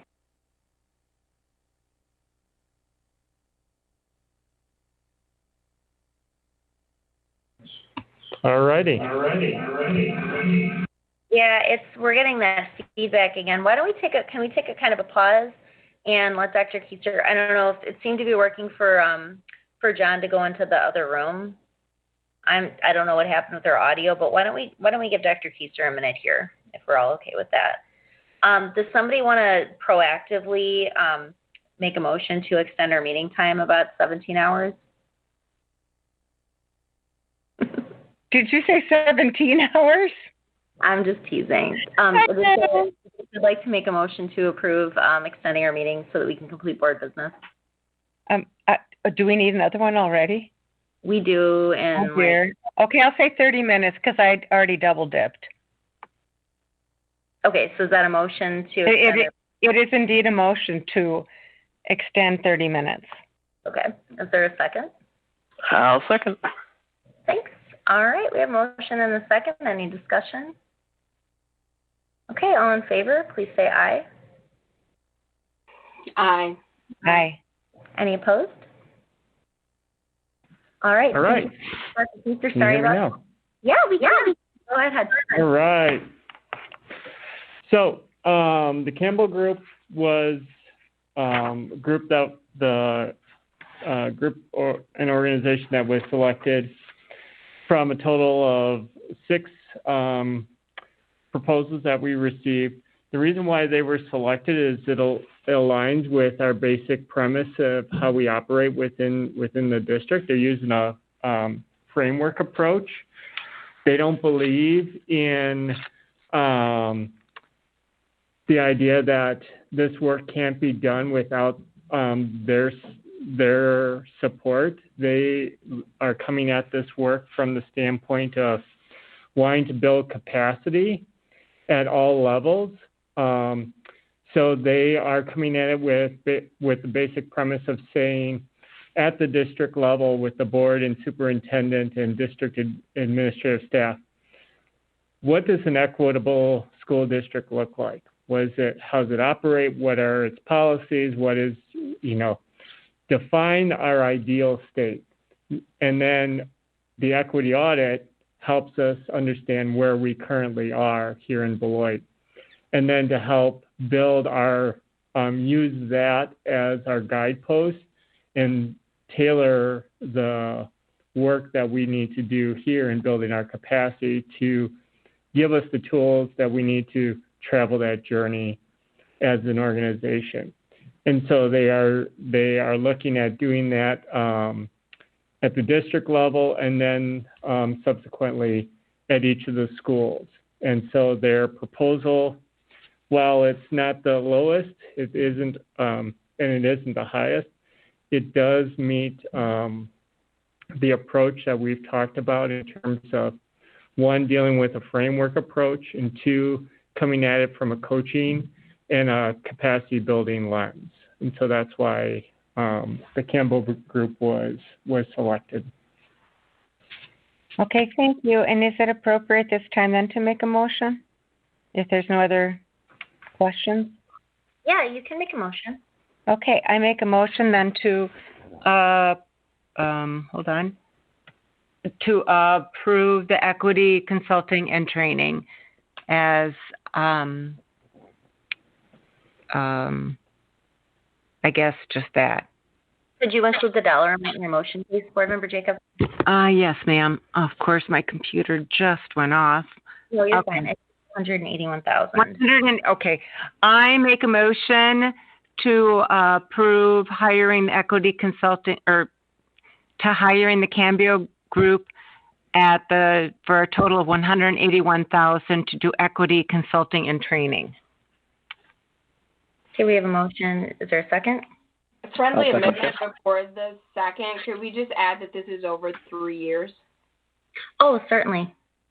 So, stated language from Board Member Jacobs, and will include over the course of 3 years. So should I say it again? I think you're okay. Michelle, do you have that okay? Sorry, yes, I do. Thank you so much. And I believe Board Member Anderson, were you seconding? Yep, I'll second. Okay, wonderful. We have a motion and a second. Any discussion? Okay, all in favor, please say aye. Aye. Aye. Aye. Any opposed? All right, motion carries. Thank you very much. And let's move on to item B. Item 8B, which is the 2020-21 science pilot. Board Member Levy, go ahead, please. Thank you. I love that the presentation talks about access and equity and representing students and integrating technology is fantastic. There's a price listed in that slide deck presentation of $9,510. And I'm just wondering, is that the cost to try out the pilot? Because it says that a decision will be made in April of 2021.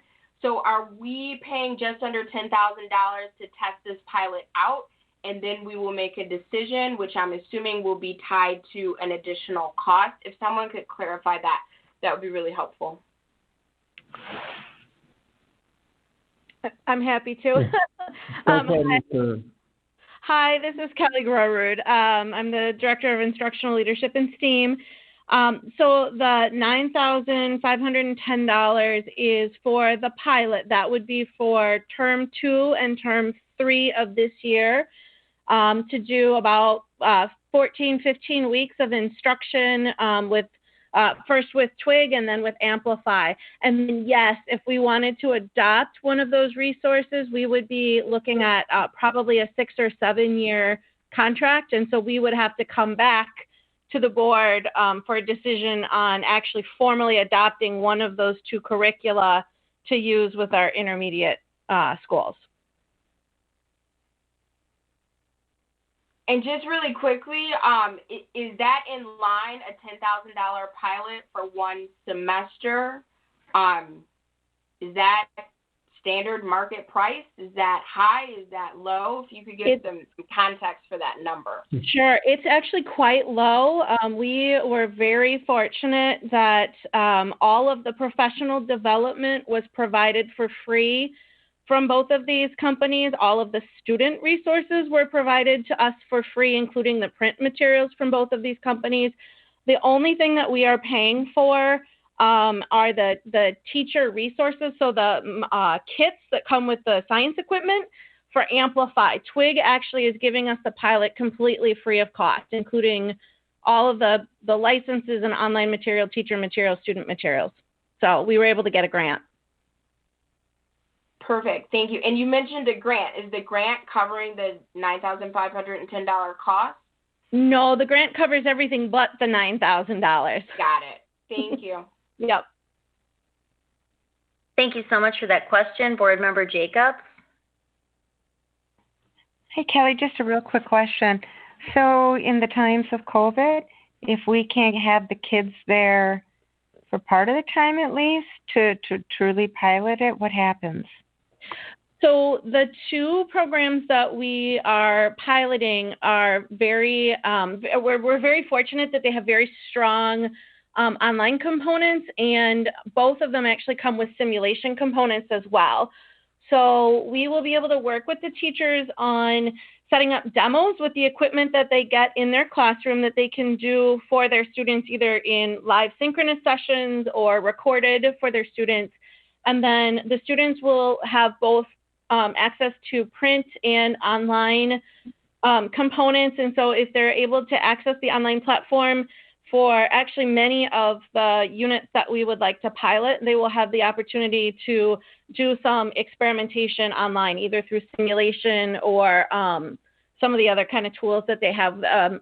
Twig in particular is a great media company as well. So they actually started as a science media company, and so they've got some extremely good materials for us to use with students online.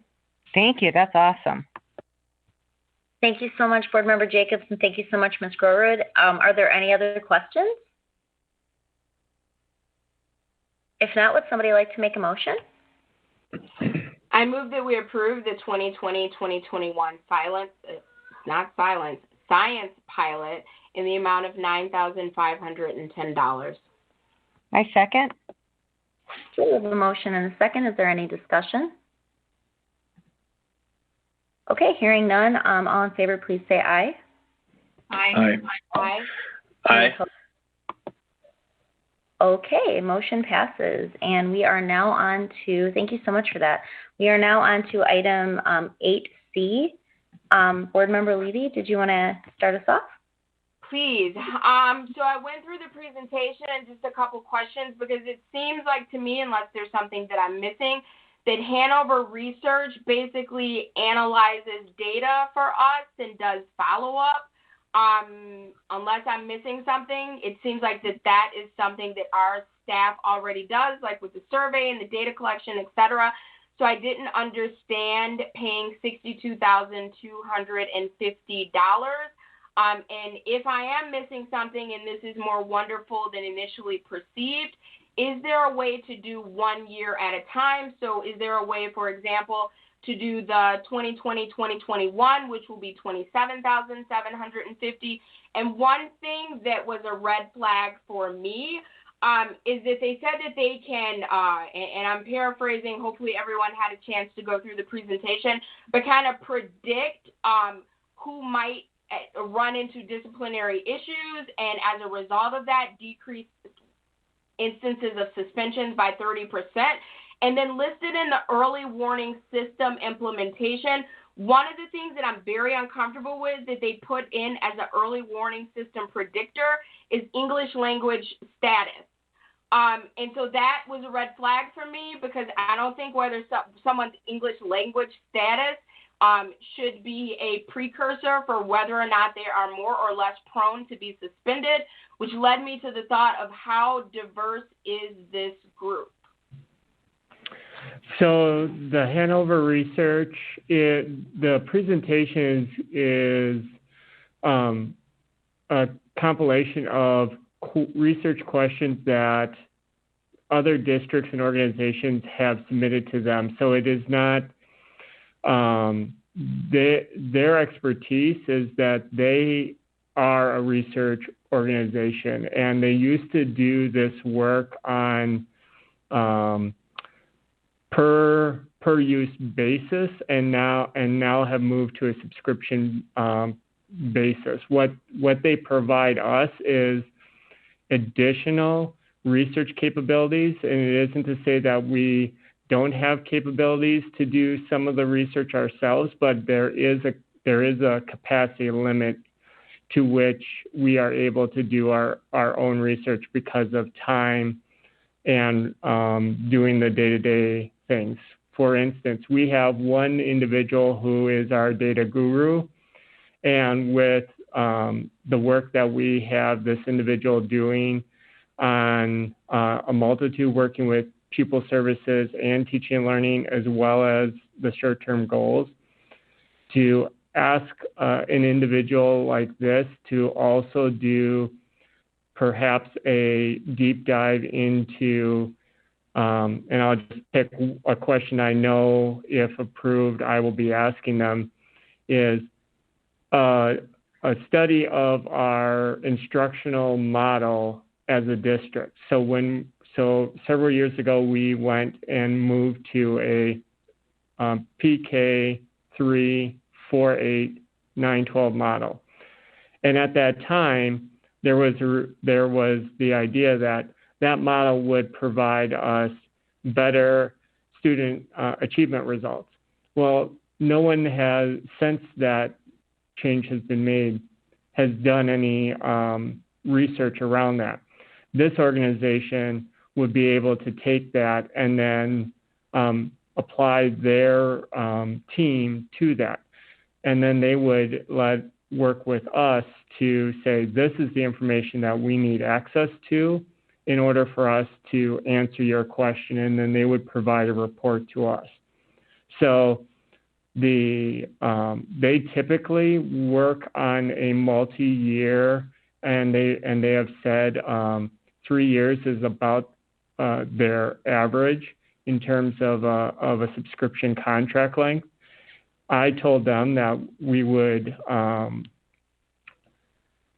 like to start on a shorter basis to test them out, and we settled on the remainder of this year, so this December 1st through the remainder of this school year, and then all of next school year as a term for looking at this. The money would be coming out of the teaching and learning department, but their focus would be whatever research questions we give them, they would answer. So they don't come at the work by giving us what they want to do.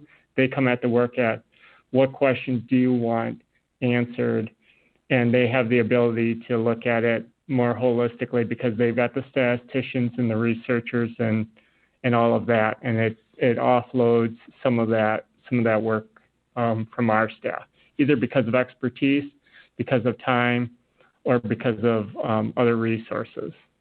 Are you at all concerned that outlined in the agreement that they clearly say that they will not work on more than one project at a time?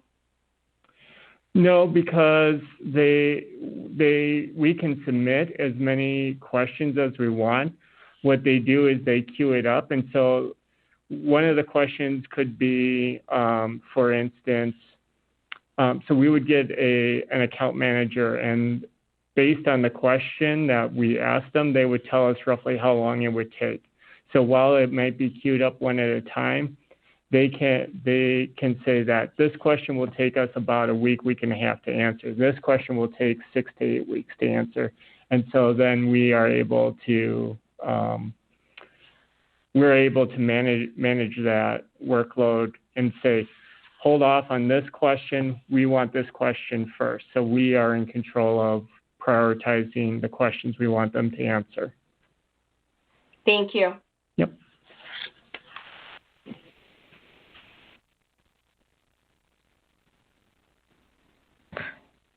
I don't think I see any other questions in the chat box. Does anybody else have any questions for Dr. Keister about this item? Go ahead, Board Member Wong.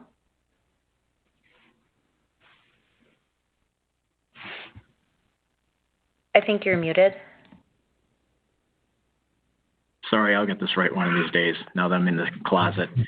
I think that, Dr. Keiser is looking for data. I think over the years, we have not, I think a lot of it, in my opinion, comes down to, and it's to take nothing against the people in our district and what their area is. But I look at this, and this is a group that's a professional group that does this on a full-time basis.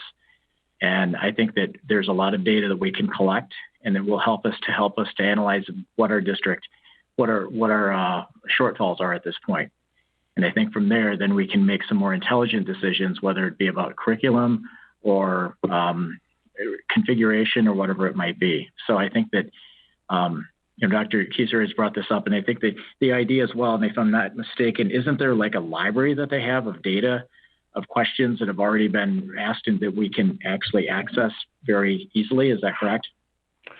Correct. So, for instance, the questions that Board Member Levy had referenced from the presentation, when they create a report and all of that, they have the library, and so we have access to that library for background research on our own. So if there's something that we are interested in and there are similar questions that have been asked, we can we can go in and pull that and even do some of the prep research for ourselves if needed, which would then also add to the number of questions we can queue up with them. But isn't the library based on other people's information? It's not specific to us. So would you find that very useful? It depends on the actual question. So one of the questions that we often ask ourselves is, so Beloit's unique, right? And when we try to ask what are our comparables, oftentimes we say, well, size-wise, we're comparable to, say, perhaps the Janesville, but Janesville is no Beloit. But you could also look at it from our diversity standpoint and say, Janesville is like Milwaukee, but Beloit is like Milwaukee, but Beloit isn't Milwaukee. They're two different size scales. So one of the questions we can ask is, what are our comparables based on size, based on demographics, based on both? And from that, we could say, all right, looking at the U.S., what are Beloit's comparables? And if there are similar questions that we have and other districts that are comparables are in that library, we could look at that and say, what are the questions they asked around the same topic that we're asking questions on, and what was their approach? That doesn't necessarily mean that it's the right approach for us, but it gives us background knowledge to make better decisions.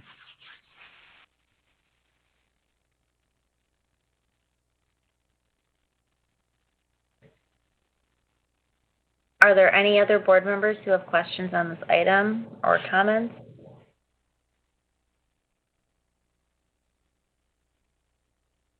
Dr. Keith, do you expect this company to work with the data that we have, for example, like an EduClimber already? They will work with our EduClimber and Skyward systems, and if we ask questions in terms of budget and analysis, they will intersect with our budgeting systems as well. And I apologize if this is important, I missed it. What is the turnaround time in each of their projects approximately? Pardon? Do you happen to know what the turnaround time is on queued projects? Board member, just do one at a time. I'm just kind of curious what the turnaround rate is. It depends on the question that's being asked. With the account manager that we would have, we would submit our questions, and then they would give us an estimate as to roughly the size and scope. They would say some can be as short as a week to 2 weeks, and some could be as long as 6 to 8 weeks, depending on the size and scope. And their tiered approach, they put us at a lower tier. And so there's also flexibility in terms of if we ask a question, for instance, if we could ask them to do a lot of the strategic planning process that we want to do as a district. That would elevate us up into a much higher tier depending on the depth of work. And so there's flexibility within that. But most of the questions in their presentations that we have thrown at them, they say, this is the right tier for us based on the types of questions we're currently looking at. Would this be something that would be wise to adopt maybe in tandem with an RFP for a consulting company for the strategic plan? So that whatever we decide to do, that's kind of right around the corner into the spring, as I understand it. Would it make sense to, I guess I'm just kind of curious about what the urgency is on this, just because hearing you say that makes a ton of sense. And I think that we need to be data-driven in all of our decisions, and this sounds really promising. I'm just kind of curious if it makes sense to find the consultant or company that will be assisting us with our strategic plan, and then adapting both kind of together just to make sure that they sort of play nice in the sandbox? I use the strategic plan as an example. They've done that work with other districts in the past, but I would separate them out as two separate things. I would approach this strategic plan as a completely separate entity. They certainly can apply as part of an RFP process. And if they were selected as one to do that, then we certainly can they are open to a negotiation at that point. So at that point, we could talk about how what we're proposing may intersect with something that they could be a part of in the future. I appreciate the clarification on that. Are there any other questions or comments? Go ahead, Board Member Wong. No, I was just going to make a motion. Oh, yes. Move approval of the 1.5-year agreement with Hanover Research Council, LLC for the research service in the amount of $27,750 for 2020-2021 year and $47,500 for the 2021-2022 school year for a total of $65,250. Is there a second?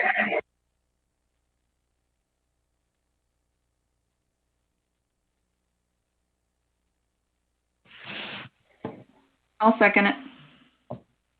Okay, we have a motion and a second. Any other discussion? Okay, all in favor, please say aye.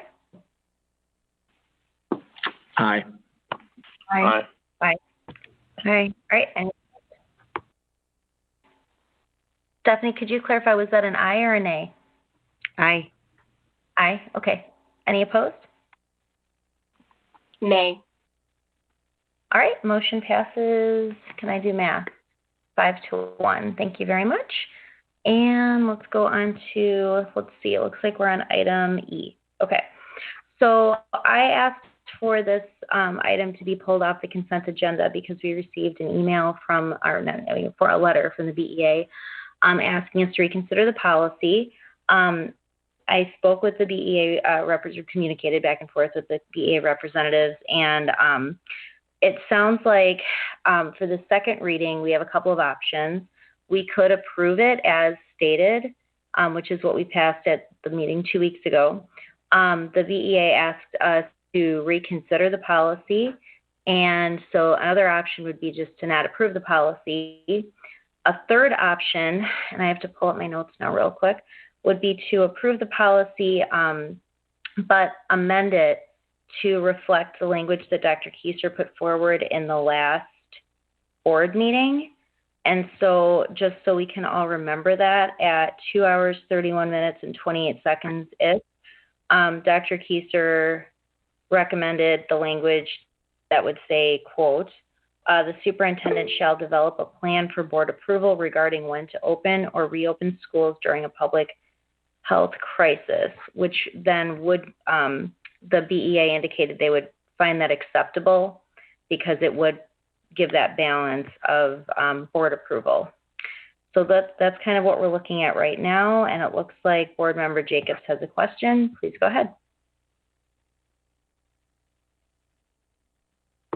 A couple of things, Vice President Miller. First of all, was one of the options to approve it as is? Yes. Okay, thank you. I would like to, okay, I'm timing myself so I don't go over my 3 minutes. So at first, I thought about this a lot today. I feel that if we keep it as is, I understand where the BEA is going, but I'm not sure that the public is aware that as a board, and I believe July, we actually adopted criteria that needs to be in place before schools can reopen. So to me, that is that we have our checks and balances there. So whoever the superintendent is, whether it's a he or she, whoever that person is, they can't just willy-nilly decide if they're going to keep a school open or closed. That criteria, which I think we did a good job on, has to be in place. And the danger I see if we go and add board approval in there, first of all, if there's a plan, or I'm sorry, Megan, how was the wording again? No, it's no problem. And I'll just clarify that the board approval piece isn't for every decision. The board approval, as stated by Dr. Keiser, which I'll read to you, is to approve that criteria that you're referring to. So essentially the proposed wording reflects what you just described. So it says the superintendent, and this would go in the first sentence, I think, is what we said. Mm-hmm. Superintendent shall develop a plan for board approval regarding when to open or reopen schools during a public health crisis. But for board approval, we've already given you it. Right. So going forward, and you're correct. So what we would be doing is if we adopted that specific change, we would be adopting a policy that reflects the exact process that we followed. And so by not including that language, it would empower the superintendent to make changes to that criteria or plan, which it's delineated in the plan, in the policy language that the superintendent would absolutely bring it to the board for discussion. But we are yielding that our power as a board. We're delegating that statutory power exclusively to the superintendent, as opposed to, by including that language, having just the plan or criteria, the framework, if you will, have some board approval. The other danger is we have to think about future school boards. We don't know what the makeup of a future board might be. And if we put that, because what I'm hearing is that the superintendent cannot make a decision unless the full board approves, correct, with this new language? So it would just be to approve the criteria. So if the superintendent wanted to make a decision about reopening a school within the framework of the criteria that the board has already approved, it would that would not have to come to the board. It would come probably as a discussion item, because I think it says in the policy, and I don't remember which paragraph, that I think it's the sixth one. It says that the superintendent would advise the board on their intentions, right? But that wouldn't necessitate a board approval, because what this language that Dr. Keiser proposed at our last meeting has stated is just that the board would approve the criteria or the initial plan. Then this policy would then empower the superintendent to sort of drive the bus within that. And I don't mean to be, aren't we being redundant since we've, or am I missing something? Because aren't we being redundant? We've already established the criteria. Why do we have to put that language in there? Dr. Keiser, it's your language, and I'm doing a lot of talking. Do you want to speak? Yes, Dr. Keiser. You're doing a good job of articulating it. So, Board Member Jacobs, in essence, what the language proposal is for this first piece would be to tie the two groups together. It would say that the board recognizes that the superintendent and his team have the responsibility to develop a plan, which we have. Mm-hmm. And the board has the responsibility to review and to put its support behind that plan, and that support would be in the form of a vote. This policy, as it is entrusting the superintendent and his team to keep the board informed and provide and have feedback to the superintendent in doing that planning. The board has statutory responsibility over policy, and so and I think this was a discussion point at one point in one of the board meetings, if the superintendent and the board were not on the same page, the superintendent would still, under this policy, have the ability to use the board's feedback as advisory, unless the board was to suspend the policy and then say we are imposing this, and then the roles would be reversed. So language would bring both parties at the table and say we both have responsibility in moving forward collaboratively. A couple of things. So then if you need to close a school like you did with Merrill, you have to come to us? No, there's already board policy. The discussion was that policy 151.4, which talked about if there was insufficient guidance given to the superintendent has the duty to act, and then the board would review. The conversation at the came about that if there's a policy to close, that the board felt there also needed to be a policy to reopen, and that's where the policy committee was charged with coming up with that language. Right. So that's how we ended up with this language, and now the conversation is, does there need to be language that explicitly ties the two groups together, the superintendent and the board? And now that's what this additional language would provide, would be to say, superintendent, you're in charge of coming up with the plan. The board has to approve that plan, and how that plan is structured, and the board's approval of that plan lays in the authority the superintendent has. Board Member Jacobs, do you have an additional question or clarification? I'm just looking at my notes.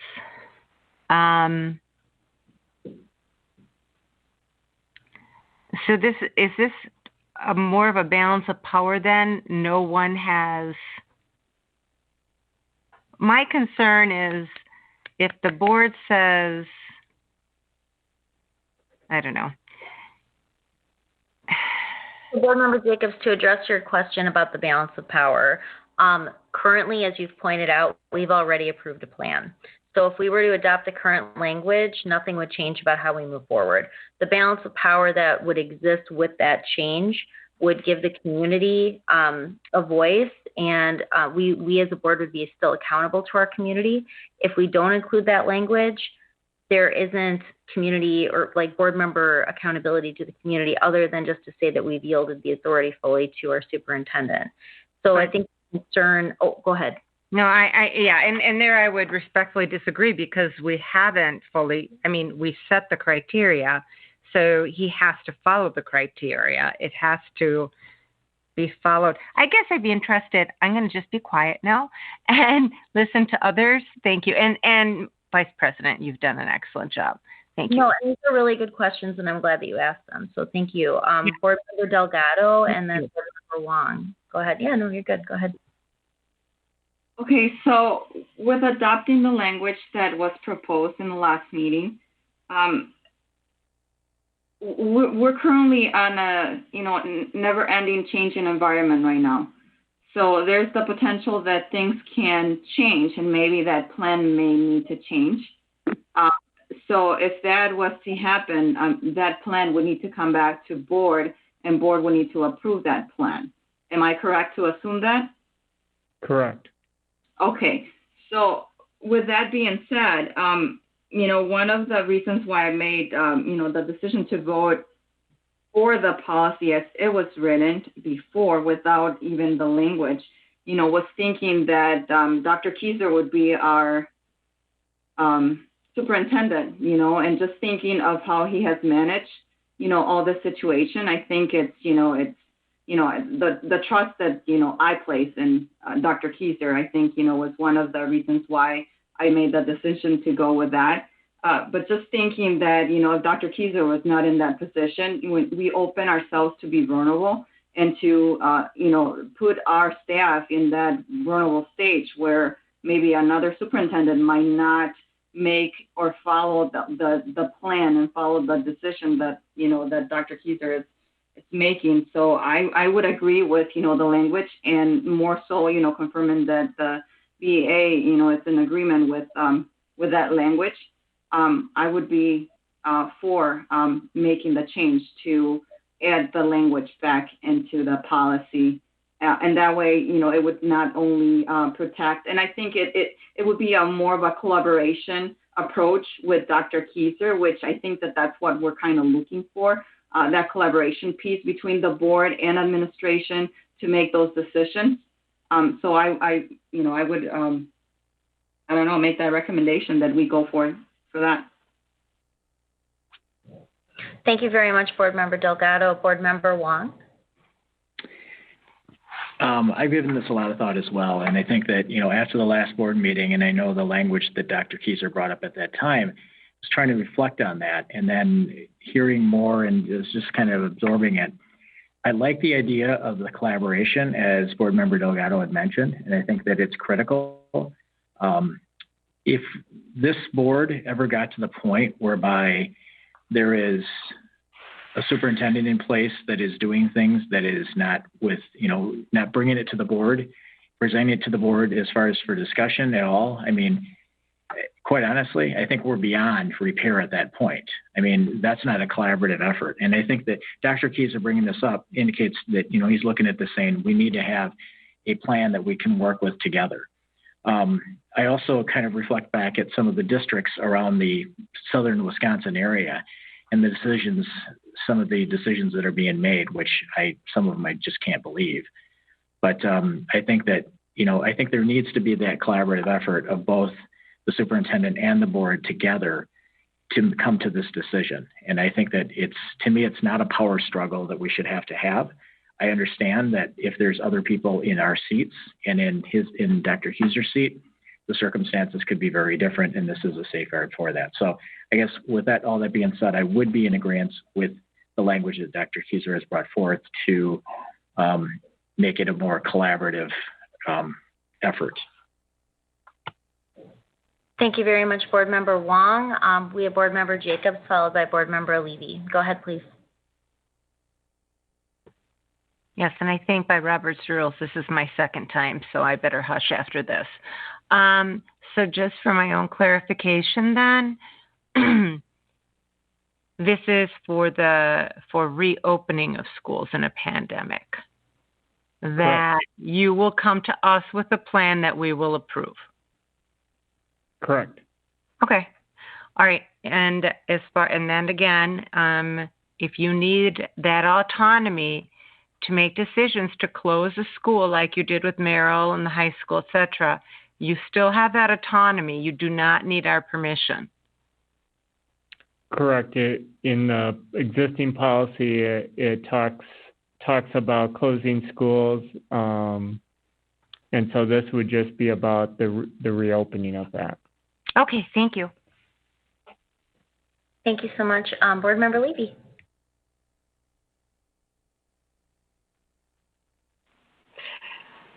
Conversation is extremely interesting.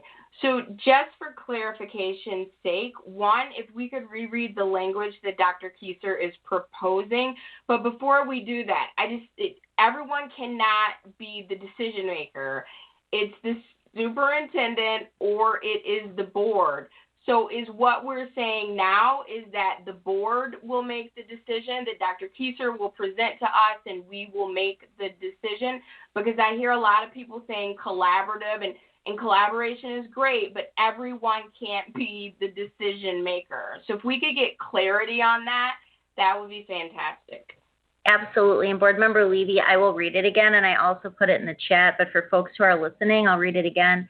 It says the superintendent shall develop a plan for board approval regarding when to open or reopen schools during a public health crisis. Dr. Kieser, did you want to address Board Member Levy's comments?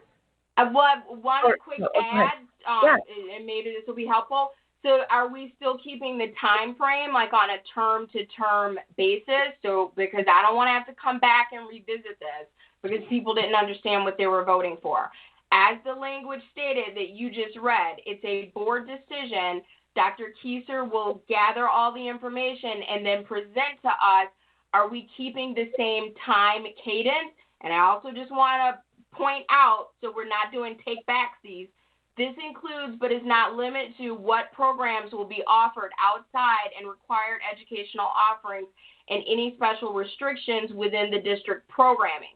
So if that language is changed at the beginning of that section, then that authority goes to whoever is listed at the beginning for what is listed at the end. Thank you. Thank you so much, Board Member Levy. Dr. Keiser? So the language being proposed would be exactly how it would play out. I would be responsible for bringing a plan that the board would support through the approval process, through the vote, the formal vote, and that however that plan is devised would determine exactly the scope of the authority in which I would act. Now, in terms of the questions around when would reopening and so forth, I think that has to be based on the plan that's approved. So we had talked about the original plan and the discussion at which, is it at term, is it at whatnot. I think we've learned more now. I would say if this policy is approved based on this language, my next steps would be to bring back our model and address those specific questions, because we know more now than we did before we even started school. So that would be my next step if the policy was approved with this new language. Just for clarification and to refresh everyone's memory, the reason that I proposed that it be done at term, so let's say that my children are in distance learning and the decision is made for term 3 to go back in person, but I'm not comfortable with that, I can switch over to virtual. But if that is not done at term, those are the entry and exit points for virtual. So if it's done at a time other than term, theoretically, my kids could be out of an educational opportunity if I'm not comfortable with sending them back to school and the decision was made that we would be in person. Does that make sense? That does make sense. My specific question that I was wanting to get addressed was for something that we now know to be called a localized outbreak. And so the question about any of our 3 schools that we've had a localized outbreak, we now know, because we've lived through it, that the Rock County Health Department says that the building is to be closed for 14 calendar days. So to close a building and to have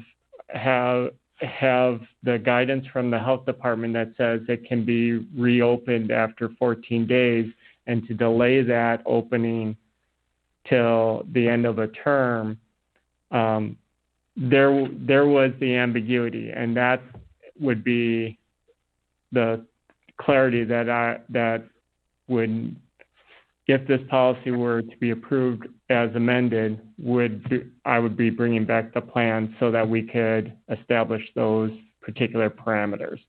And the only point of clarification that I would make for that is that in order for a building to be closed for 2 weeks, it had to have been opened.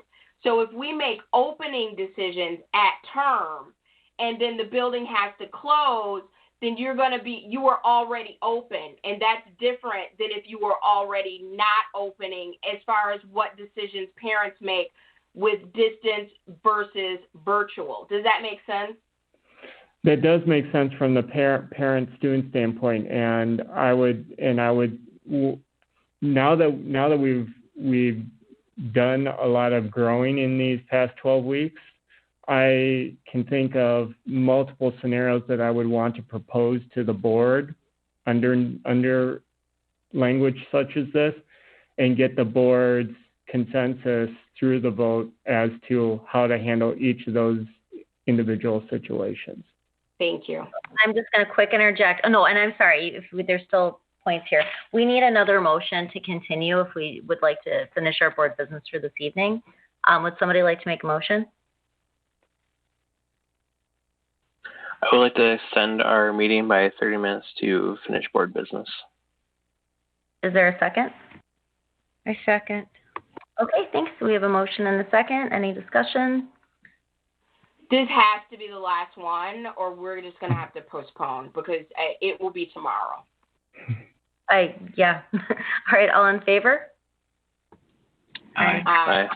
Any opposed? Okay, thank you so much. Board Member Jacobs, go ahead.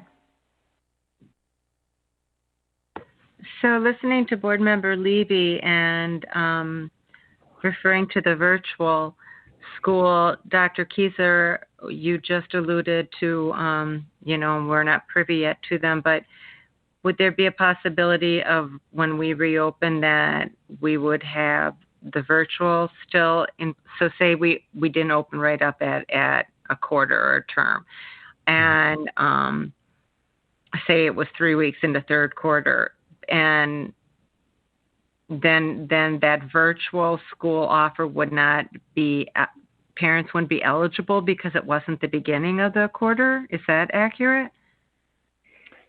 The best transition times are at term times if you're going to switch programs. That is the conversation piece. It's not that it's not available. It's just that it's the most convenient. However, the plan might include that you present our own distance learning with our own teachers, right? We are exploring that as an option. Okay. I was trying to figure out if that's a possibility. Thank you. Thank you for that question. And I'm really looking forward to hearing how we move forward at a different meeting at a time when that's what we're discussing. But right now what we're talking about is the policy, and are we going to pass the policy with the language as is, like it was approved previously? Are we interested in approving the policy, including Dr. Kieser's language that adds the kind of collaboration and balance of power that we had previously been discussing? Or do we not want to approve the policy at all? I guess there are three options. Would somebody like to make a motion? I move to accept the policy, 723.41, school opening and reopening during a public health crisis, with the language that Dr. Kieser has presented. Second. Okay, we have a motion and a second. Michelle, did you need me to send you a copy of that language, or were you able to get it down? I got it. Thank you. Okay, cool. I just wanted to clarify because I know it was kind of all over the place. Great. Is there any discussion? Yes. Just for clarification, this means that the board makes the decision, that the superintendent presents a plan, etc., and the board makes the decision on reopening. But just so we are all on the same page, also things like sports, extracurriculars, like all of that is bundled in there, that is a board decision with the input of Dr. Kieser. I just want to make sure everyone's clear. Any other thoughts or questions?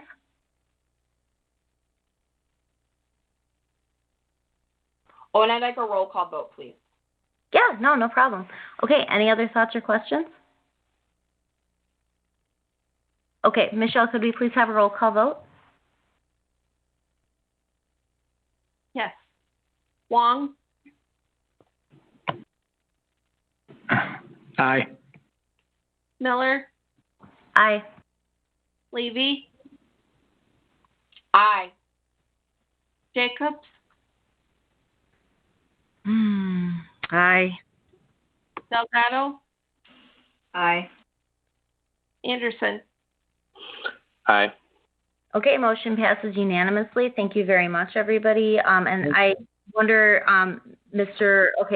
Wong, I think we also need the same motion, although I guess we don't. I did pull item F off the agenda with Rule 1. When we previously discussed this at the last meeting, I don't believe that we discussed changing any language here. However, there is language in here where it says on the third paragraph, schools may be reopened by the superintendent whenever the public health crisis is deemed safe. Would it be necessary for us to make changes to any language in Rule 1? Dr. Kieser, go ahead. I would say based on the language that was just approved by the board, the Rule 1 is not needed. I would I would think that policy does not need to exist anymore. Okay, so what we're looking for is a motion to eliminate, I've got to double check the numbers, policy 723.41, Rule 1. Yes, go ahead, Board Member Jacobs, and then Board Member Levy. Dr. Kieser, could you explain why it's not needed? The Rule 1 was to talk more specifically about the procedure. So from our policy, we've defined the policy piece. And so the how of doing that is already established within the opening statement of the policy that was just approved. So the how of it would be the plan that I would approve, and the what is the board approval of that how. So that makes this, from my vantage point, that makes this rule, one, not incongruent with policy at this point, so it would create a problem if approved. So at the very least, it would have to go back to the policy committee for my estimation, but I don't think that it needs to be in existence now with the previous policy being approved. Okay, thank you. Thank you very much, both of you. Board Member Levy and then Board Member Anderson. I think I'm good, but as Dr. Kieser was talking, one thing that came up, and this may need to be done a different day, but reopening.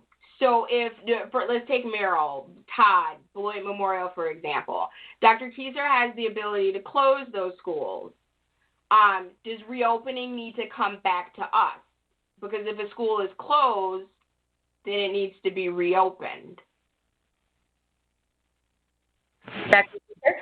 And that would be the plan piece. So now with the policy as approved, it basically goes into effect. So at this point, I would have to bring up these buildings will be open after Thanksgiving. So the 14 days is up in about 20 minutes, and the other one is up on Friday. So moving forward, absolutely, if we have a localized outbreak based on this policy, I have to bring that to the board in the form of a plan. So what I am suggesting, not for tonight, I suggest that we hold off, that we postpone Rule 723.41, Rule 1, and we can clear that up in this, because we may want to craft something like anything outside of the scope of a 14-day closure needs to be brought to the board. If it's 14 days or less, that is under the purview of the superintendent. I think that would be an appropriate spot to outline what our boundaries are for those temporary closing and reopenings, not a reopening and we've been closed for a semester, a year, etc. So that nuance, I think, could be handled in Rule 1. I don't think any of us have the intellectual constitution to handle that this evening. Thank you so much. I agree with you, Board Member Levy. Thank you so much, Dr. Kieser. Sorry, I didn't mean to interrupt everybody. For some reason, I'm feeling some urgency right now. Board Member Anderson? So, Amy kind of brought up a topic that I wanted to say, is that could we just send this back to committee, let you guys kind of work out that kind of phrasing that you want about kind of those nuances, and then have it brought back to the board once it's done, so we can actually address it on that later date? Okay, that's a good question. Board member, so let's put a pin in possibly sending Rule 1 back to committee. We've had it, so Board Member Levy suggested tabling it. Board Member Anderson is suggesting sending it back to committee. Board Member Jacobs. I had initially thought of that as well, Board Member Anderson, but we're on a time crunch here because policy is not going to meet now until December 15th. And I'm not sure logistically we can get all of this moved if we take it all the way back to policy in time for a possible reopening on January 22nd. Okay, so having said that, can I get a motion to table and then we can figure this out where this belongs? It has to be postponed. Table is putting it in the abyss. My bad, you're right. We don't want it in the abyss. Okay, so could I please have a motion to postpone? Postpone what? The discussion of 723, where am I? What numbers? Rule 1? Yeah, Rule just rule. 1. Okay, thank you. Yeah, no problem. Thanks for clarifying. I make a motion to postpone the discussion of policy 723.41 rule 1. Friendly amendment before there is a second. Could we attach a date to that, preferably the December 15th date? Thank you, Board Member Levy. Yeah, sure. Okay. Can we get a second, please? Second. Fantastic. Any other discussion?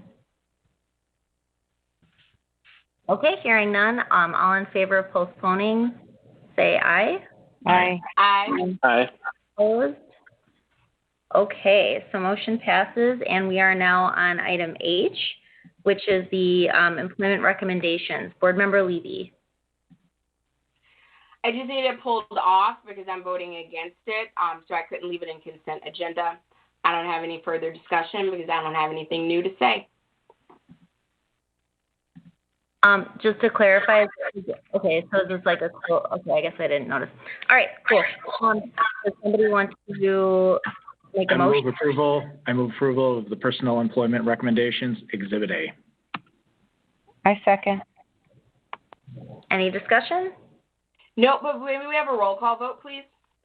Yeah, certainly. Are you sure there's no discussion? Is everybody abreast of the employment recommendations? Okay. I might be missing something. Yeah, same here. All right. Would anybody like to add any discussion to the item? There wasn't discussion at committee. There was a recommendation, and it was a 2-1 vote to forward to the full board. What was the thing that was causing the hesitance behind it? I think as board members, everybody has had an opportunity to review the material. We come to meetings prepared. I don't have anything new to say. I would just like a roll call vote, please.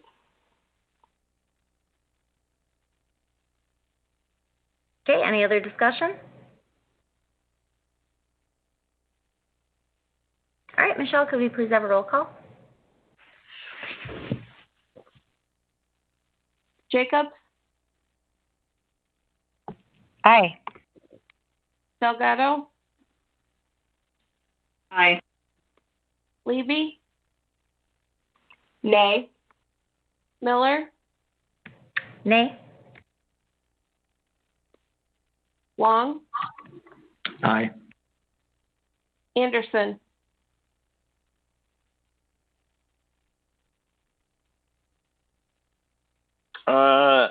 Can I abstain because I am not 100% sure what's going on here right now.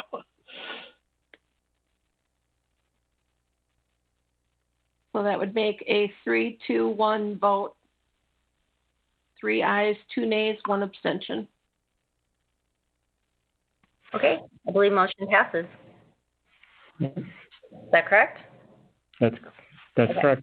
I'm sure I was okay on my Robert's rule.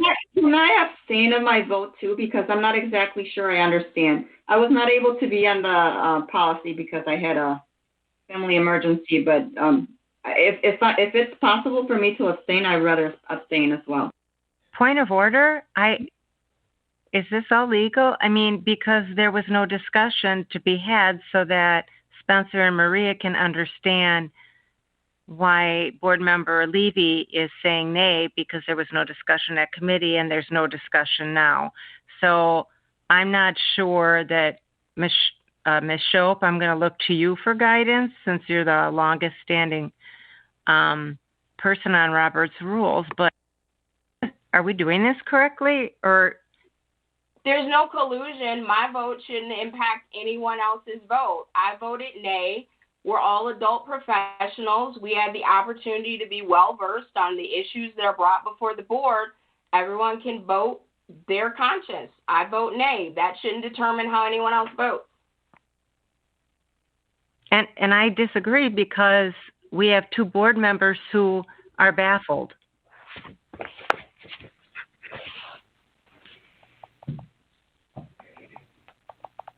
I guess board member.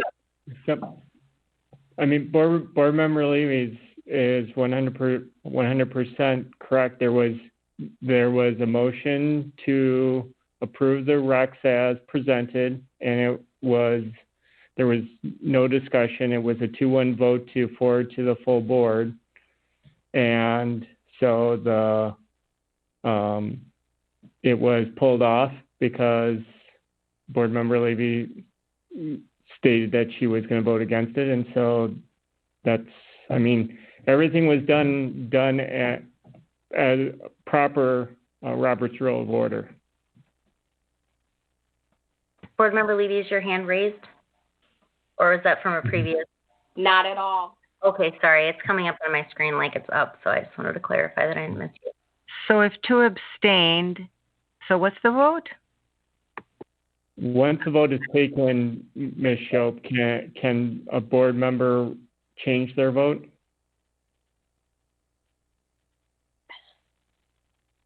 Well, I would say we're in a little sticky water right now, just because the president had said that the vote had carried. And so, in my opinion, the vote is over, and therefore Delgado would not be able to change her vote. Had she asked to change her vote prior to the announcement of the final vote, then yes, she could have changed her vote, because we did have that situation one other time where somebody changed their vote, but it was prior to the final announcement of the vote. I will keep my vote since this was passed through a committee to come to the full board. I'm assuming that everything was taken into account while passing that, so I will keep my vote. Is there any other discussion?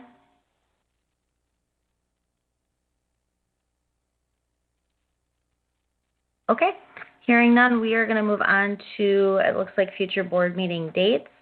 So we have Planning and Budget Committee Tuesday, December 1st at 5:15. Oversight and Finance will be Tuesday, December 8th at a time to be determined. Policy and Personnel Committee is, am I correct, Board Member Jacobs, that it's Tuesday, December 8th at a time to be determined? Or did that change? It changed because we're having our training on the 8th, so Yeah. we will, the Okay. 15th. 15th? Okay, cool. So long day on the 15th. Special Policy and a Personnel Committee, there we go, Tuesday, December 15th at a time to be determined. And then our next business meeting will be Tuesday, December 15th at 7 p.m. All right. So it looks like we can, any other business that hasn't been completed? All right, John, go ahead. Move to adjourn. Second? Okay, any discussion? All in favor, please say aye. Aye. Aye. Aye. Opposed?